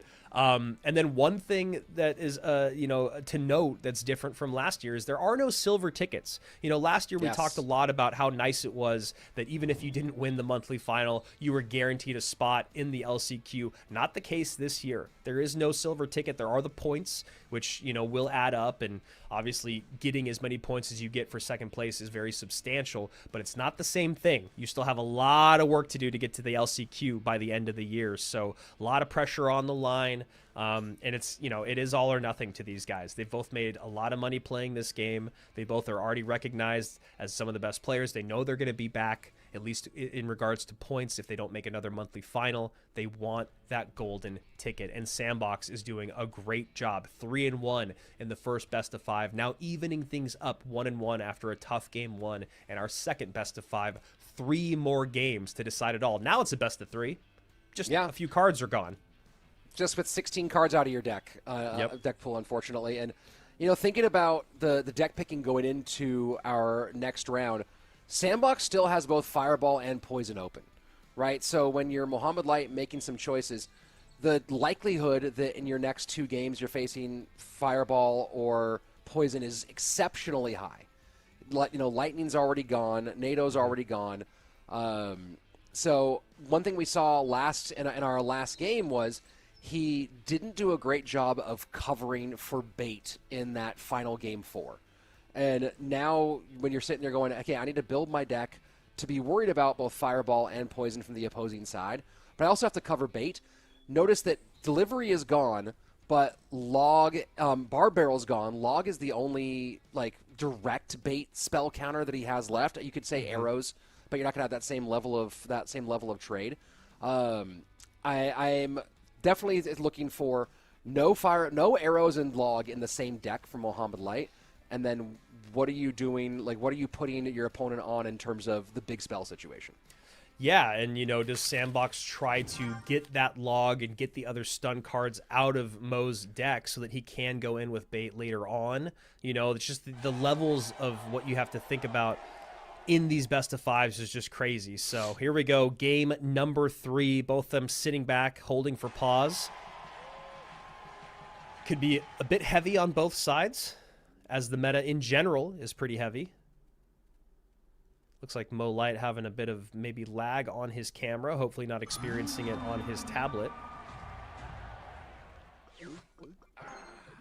Sandbox maybe going spam here. Yeah, and that's what I was saying.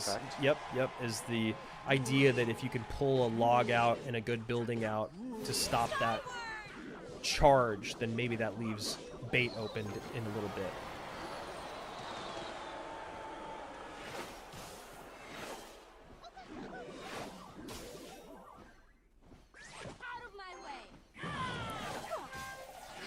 And regular mini P.E.K.K.A comes out, and the zap comes in for Sandy to get on tower, and he should get on tower with this as well.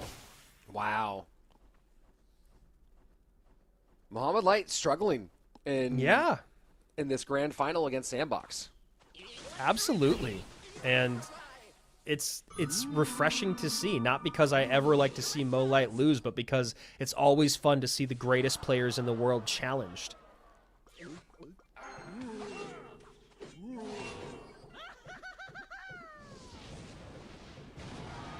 So far having all the right options as that Lumberjack gets a shot and the Rage on tower, and Mo just looking a little deflated at the moment. Yeah, that's a great word for it. Just, kind of out of sorts. He goes hog opposite lane, right into a Mega Knight.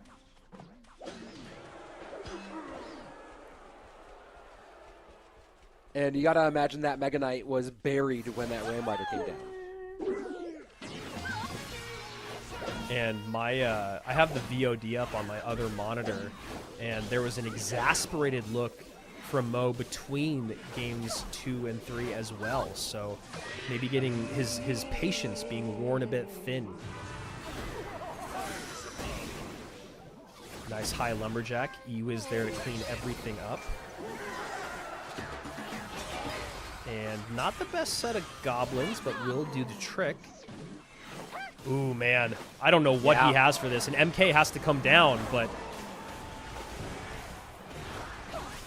That's going to be a lot of damage from the evolved MK, and the Hog doesn't get through. Doesn't matter, though.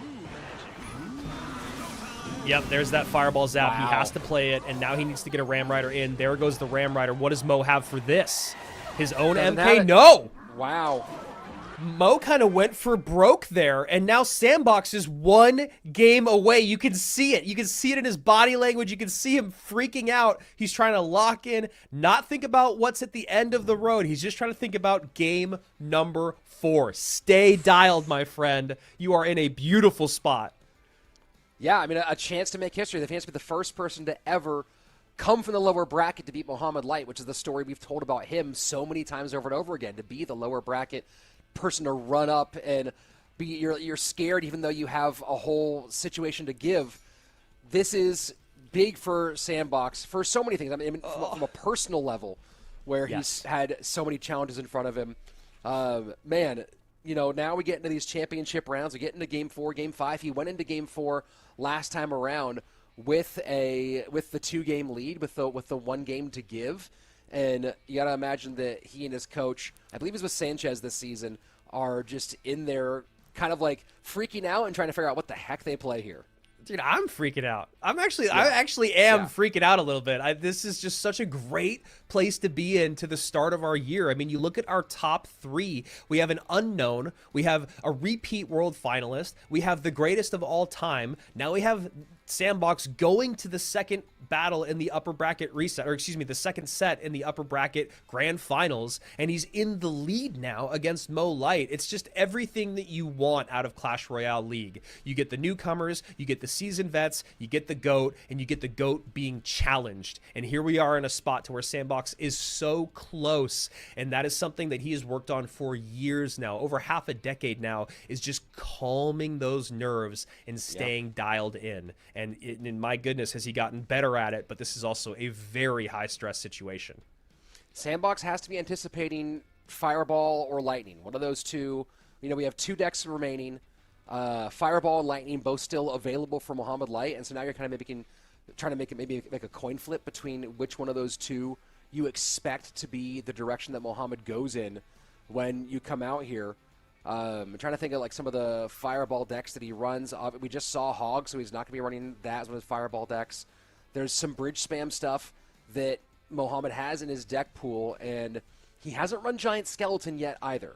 We got Giant Skeleton in Game 1 from Sandbox, but Mohamad Light still has Giant Skeleton as well, so a lot of chances to kind of clog up the bridge. Log is still available, though, so Log and Snowball are both still available. So, you know, then you won with bait last time, but you get a little bit nervous going back to that well one more time here. Man, this is just a really interesting spot to be in. There's a Mortar Graveyard deck out there. My thought first is to go to Graveyard. Mother Witch is out, Poison is out. Some of the good responses are out, but obviously it feels almost a little obvious, which is why I say like Mortar Graveyard is just going a bit off meta with the Graveyard. That way you're not only relying on the Graveyard. Maybe your opponent, I mean, it's tough to like surprise Mo once you start seeing cards, but the idea that your opponent is starting to think Siege, starting to think Mortar, and then you do get that Graveyard surprise to come out is also another layer to that. But my thought process is no Earthquake, no Mother Witch, no Royal Delivery. Like the bats aren't there, which can be really tough to get to. Spears aren't there, which can be tough to get to. Poison is obvious. There's also like things like Mortar Hog that are out there because he's got a few, you know, he's only got a couple buildings out, and Mini P.E.K.K.A out. Evo MK is out. It's just, man, this is the tough stuff. Do you go back? Yeah. You go back to Golem? That worked out well. That did work out well. Mohamad does not run a ton of Berserker. He's run it in Drill, and he doesn't have Poison or Tesla, so Drill becomes a little bit of a different prospect to run at this stage. I'm just trying to think of like Graveyard counters. So, you know, that's one of those ones that's in there as a potential Graveyard counter. He hasn't run that yet today, or yet in this set. Mo has a Graveyard deck open for him as well, but again, the lack of Poison makes things maybe a little bit more dicey on that side. Fireball and Lightning, the two spells. Let's go ahead and see what they got in store for us for Game 4. Here we go. Mo's life on the line. No more games to give. Sandbox has 1 game's worth of breathing room as the Evo Furnace comes out. We've seen Evo Furnace with Hog. We've seen Evo Furnace with Graveyard. Barrel makes me lean towards Graveyard a little bit. Lightning Log for Mohamad.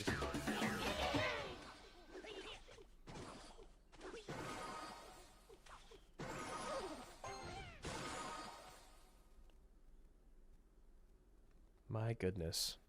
I know. I'm feeling the exact same thing. Just so much pressure, the tension, all of it.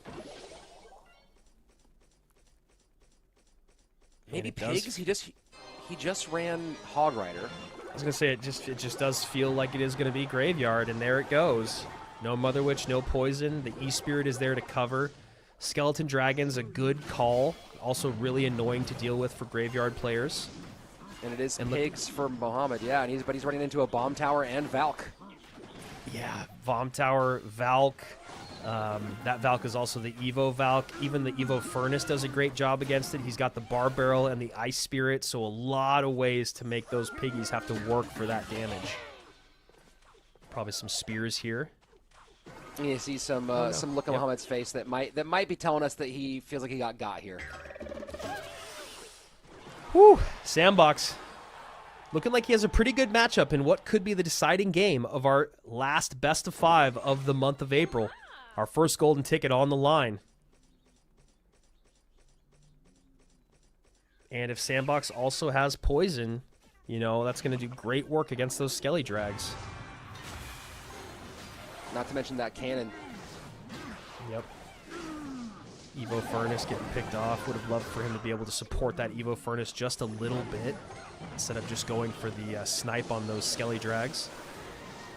And there's a lot of elixir there. The Lightning doesn't open up a huge gap. He gets some good damage. The Evo Valk able to do some cleanup. Yeah, probably would have liked a slightly better placement on the Evo Valk or just a little bit more value out of it. Piggies do get on through to tower.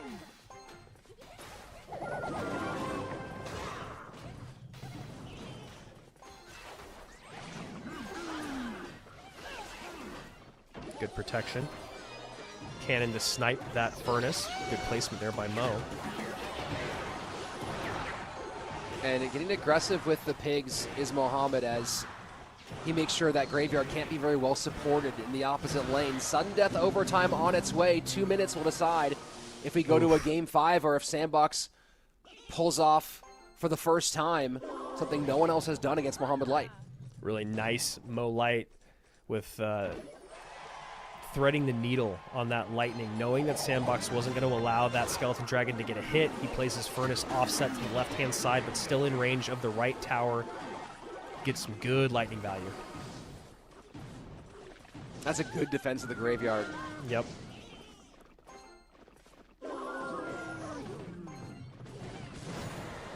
And that is a really, really nice high Valkyrie. He's got to stop giving that Lightning value, man. It's making me crazy. Yeah, and that might be the nail right there. This is going to be very, very difficult to battle back from, as Mohamad has done a great job of just shutting down these Graveyards, and now 422. Does not need much more to finish it. And it looks like Sandbox might be saying it's over. Yeah, here we go. Game 5, folks. Best of 1 for a trip to World Finals. Wow.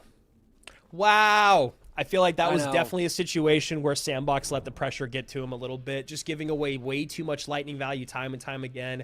You've got to allow that Furnace to get a little bit more value. Yep. You know, Mo plays those high Skeleton Dragons to get on top of the Valkyrie, and it's obvious to Mo that the only response is a high Furnace. It's his Evo Furnace, and then the Dark Prince can just go right across the bridge. We also saw Cannon sniping Furnaces, so, you know, Mo did a much better job of recognizing the macro mismatch or the issues he's going to have to deal with in that game, and he kind of shut them down, whereas Sandbox felt like he was kind of playing just off of adrenaline, you know, instead of using his mind. Well, and now we get into Game 5. This is the moneymaker game, right? This is the $14,000 game. right? You Yep. win this, you take home the big prize plus the golden ticket, which is also more guaranteed prize money. And when we look at Mohamad Light's usage, right? Because this is what I was talking about beforehand, but now it's even more dire. Log is out, bar barrel is out, arrows are out, delivery's out. This is begging for Sandy to run bait. Absolutely begging for it. Oof. Which then makes me go, okay, so Mohamad has to be thinking that has to recognize that that's open, has to recognize it's a real possibility. You have Valk, which can be helpful here, but when you're Mohamad, what are you thinking and how you try to even prepare for bait at all right now? Yeah, that's such a difficult task, and there's that Mo Light effect of bait is so obvious. Bait doesn't have a lot of counters. Bait should be able to break through, but then you think in your mind, oh man, this is Mo Light. He's got a great team. He's so good at deck picking. He's got to know that that's what I'm coming with. Do I go with it because it still seems like it's the best play, or do I try to do something tricky, something sneaky? And that's why we're here instead of there. I do not want to be the person that has to make that choice. Mohamad also has Fireball left. I'm still so curious. Yeah, that's a good point. I still am thinking about Recruit's pigs. Recruit's pigs, he doesn't have skeleton dragons, but maybe even flying machine. Because you're just able to get that fireball bait out. There's no poison, there's no Mega Knight, there's no bomb tower, there's no wizard. There's so many things that are difficult to deal with when you're running recruits that aren't really part of the conversation. There's no Dark Prince, there's no log, there's no skeleton dragons, right? So there's just so many things. There's also the fact that lightning is out for both players. So, Sandy could even go like Piggy's EQ lightning. Piggy's EQ AQ because lightning's out, and so are some of the most effective buildings. There's so many things to talk about. Let's see. NATO is still available for Mohamad, which when you're talking about trying to cover bait, a little King Tower activation can be super helpful. And he hasn't played Drill yet, so Drill NATO could be some sort of combination he wants. Giant Snowball still open. Yeah, Snowball's still open. Poison is out, but, you can make it work with NATO and Snowball and, like, Golden Knight, if you want to try to do something like that. Well, you also have to be worried. And if you're Sandbox, your building situation's pretty good, right? You haven't used Tesla yet. You haven't used Inferno Tower yet. Giant Skeleton, Executioner, and Balloon are all open for Mohamad. Is he going Hyperbait? Yeah. I mean, we haven't seen Suspicious Bush at all. I think even in the group stage, after the big nerf that it got. What an interesting pick here. Evo Snowball Hyperbait against Hog. There is the Golden Knight. Hog does get a hit. And that ability kind of works. It worked enough to push the Dark Goblin in front and get some damage on tower.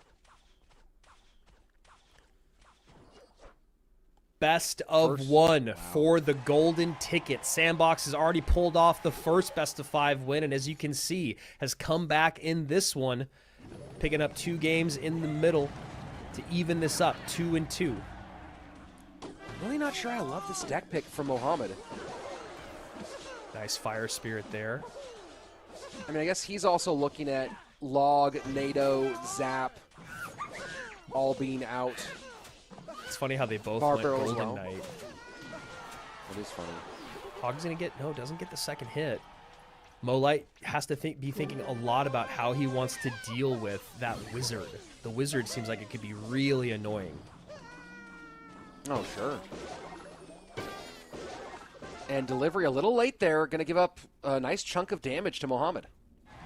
Yeah, I mean, he just has to guarantee he's hitting all those skeletons. A second early, one of those sets stays alive, and you have already pretty much lost the game. Best of one, golden ticket.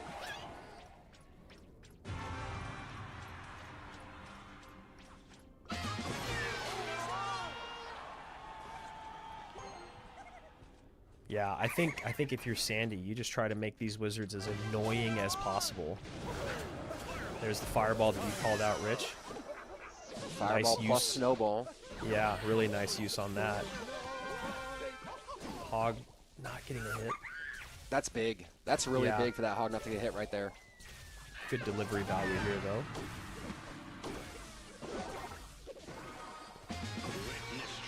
And that was actually a really nice sequence for Mo to make Sandy have to spend a little bit more with that skeleton barrel coming in the way that it did.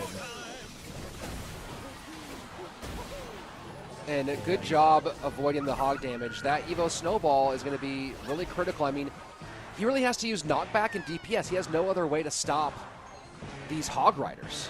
Yeah, exactly. There's nothing. So those snowballs are going to have to be used defensively more so than offensively.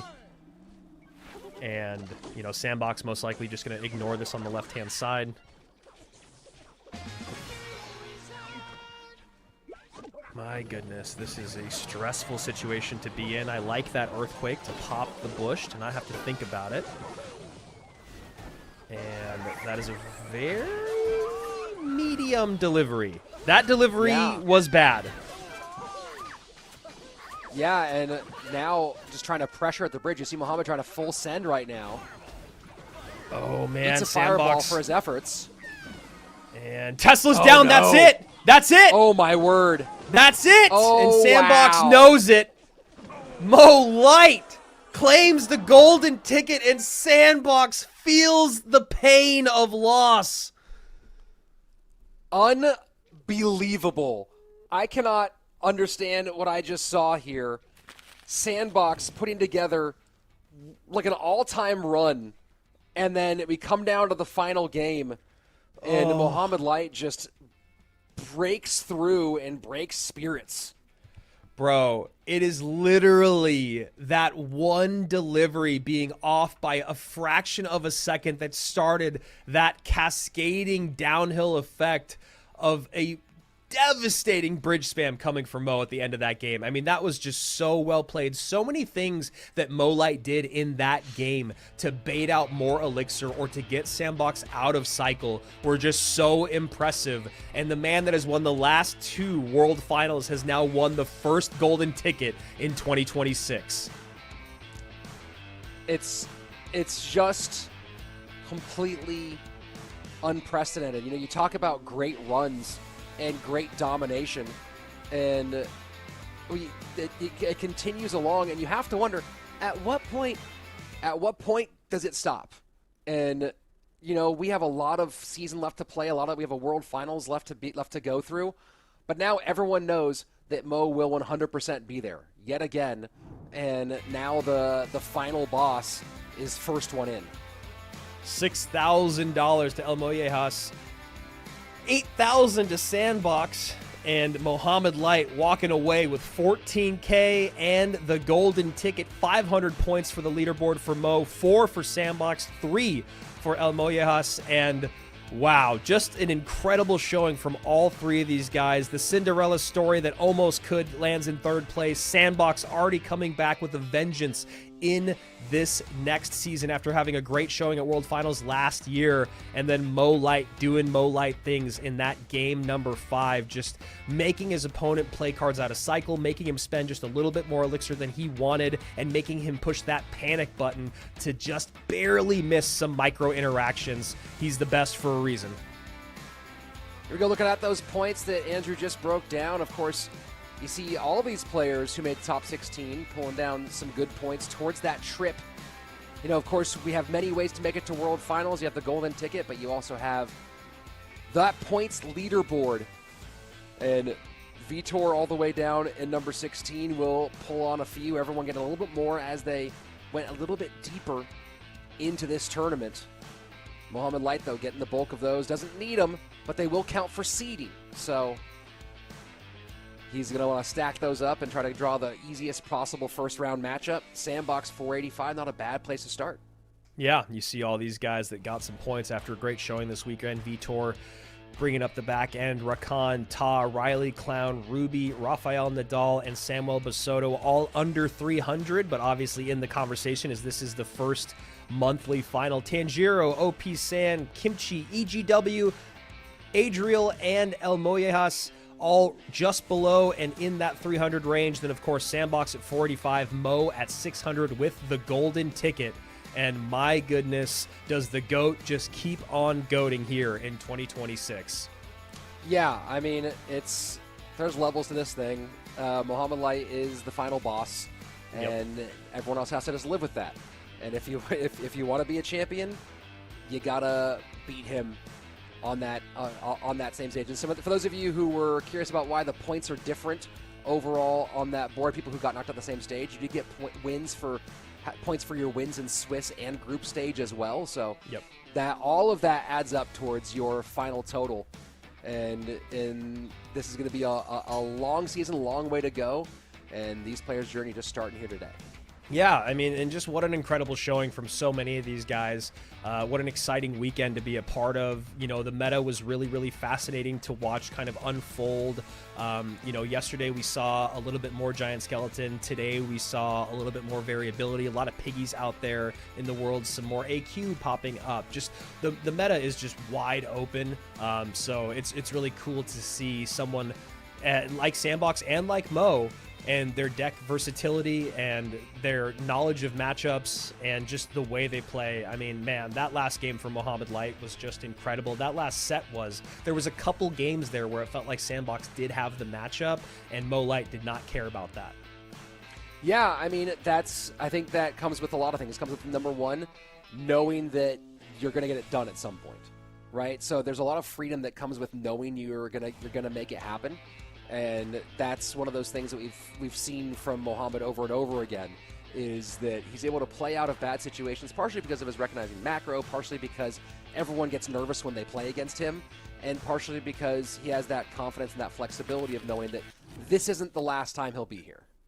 And there he is, the goated one, Mohamad Light. Good to see you, buddy. Congratulations on another great showing.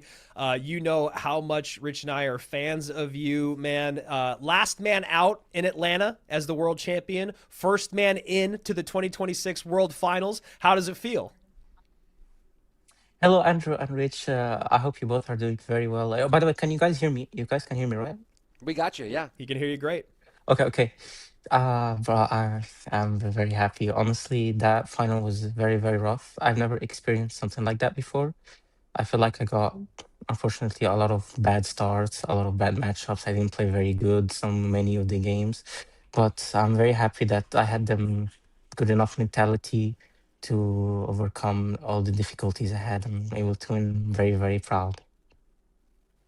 Well, we certainly enjoyed watching it, as we always do. You know, Mohamad, you went through what had been a pretty much untouchable run throughout this monthly finals, one of your best of all time. You'd only dropped 5 games total before we went to the grand final. And then in these grand finals, both of them ended up being like kind of chaotic, kind of wild matchups. Talk to us about, like, was there any specific game that you felt was the one that put you the most on tilt or the most on edge in these 2 best of 5s with Sandbox? Oh yeah, for sure. I know. It was the second game in the first set because the start was absolutely insane. I already recognized when he played the Mother Witch on my furnace in the back. I knew I was getting hard countered, and then he had a good Golden Knight ability and killed my Spear Goblins, killed my furnace, and then it went on the tower, and then I just lost already. That was very frustrating, but I told Gamesy, my coach, that even though maybe we will lose this set, we still have another life, and we have to keep being resilient. Yeah, Mo, it's just so incredible to watch kind of the mental fortitude that you've had over the years. You know, no matter what happens, it seems like you are always ready for what comes next. Talk to us just a little bit about how quick the game has been evolving, how fast the meta shifts, and somehow your ability to stay on top of all of that, in spite of all the changes, in spite of your personal life. It just seems like there's nothing that can slow you down. Oh, yes. Actually, this is my last year in university. So I think I'm going to hopefully be done in a few months, as long as I don't fail. So I think I'll be free for CR. After that, I'll be able to grind more. And for the meta, since they've added heroes, it's actually changed a lot. It changed a lot of how you pick the decks. Now you have to watch out for them, especially the ones that get released. They're usually broken. So, well, for me, this month we had to, of course, in Game Z, we had to practice a lot, and that's how you want to do it. Otherwise, you won't understand the meta, and you're probably not going to do very well. Well, I think everyone's maybe both happy for you and nervous for a Mohamad Light who's dedicated fully to Clash Royale and not also to University. Just on a personal side of things, obviously you're going to maybe put some real hardcore focus into getting ready for World Finals now that you know for sure that you're going. But what else is next for you as you finish up University and go on to this next phase of life? That's a good question because, to be honest, I only thought about my future playing this game, honestly. But maybe in a few years, I can maybe go to the gym. Maybe I can get married in a few years, something like that. So, Love Oh to hear yes, it. I yeah. wanna say something if I can. It's regarding my match against Clown yesterday. I was watching the replay on YouTube. I was looking at my face cam, and when I won, my feet was visible, which was not intentional. I did not mean to do that, so I just want to apologize to Clown for that. I did not mean to show it, and also I just wanted to show the people that I play on a Nintendo Switch. I don't only play CR. That's all. Well, You, I lo- think you that love a humble king, man. You really do. I think that we can all forgive you on that one, Mohamad. We're looking forward to once again seeing you at World Finals. It's always a joy to get to spend time together, and we'll see if you can make one more big run at the crown. And I know that everyone who's listening there, who's a player, is when they heard that maybe you'll do something else eventually, they maybe breathed a bit of a sigh of relief. So we'll see. Obviously, they don't have that opportunity yet, but I'm sure we'll see you back here for more monthly finals, and for sure we'll see you at Worlds. Thank you very much. Wow. I mean, it's how many years have we been calling his matches? He's still a great dude. He's still incredibly humble, still incredibly respectful to his opponents. And my goodness, the gameplay is just absolutely through the roof. I love that dude. I love that he's still making everyone get better in the Clash Royale world. Well, we saw quite a wild ride of this weekend, and Sandbox nearly gave us history, but history still to be made if someone can figure out a way to come back from behind and take one away from Mohamad Light.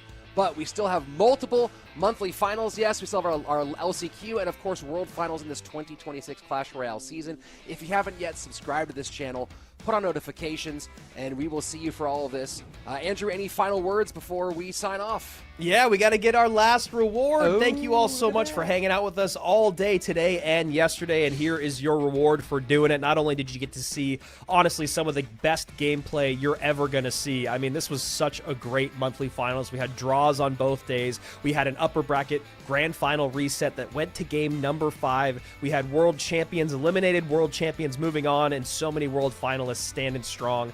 So I am just so happy to be a part of this, so happy to see CRL still strong in 2026. So make sure you guys get that reward. Thank you guys for being here. And as Rich said, make sure you guys are subscribed to follow along with all the action and all our future monthly finals and our LCQs. What a great day, man. What a great day of casting. Great day, great weekend of Clash Royale. A lot more in store. We will see you next time on behalf of the entire production team here and all the Clash Royale esports team. That's Andrew Guy. I'm Rich Slayton. We'll see you back here next month for more Clash Royale League. Bye.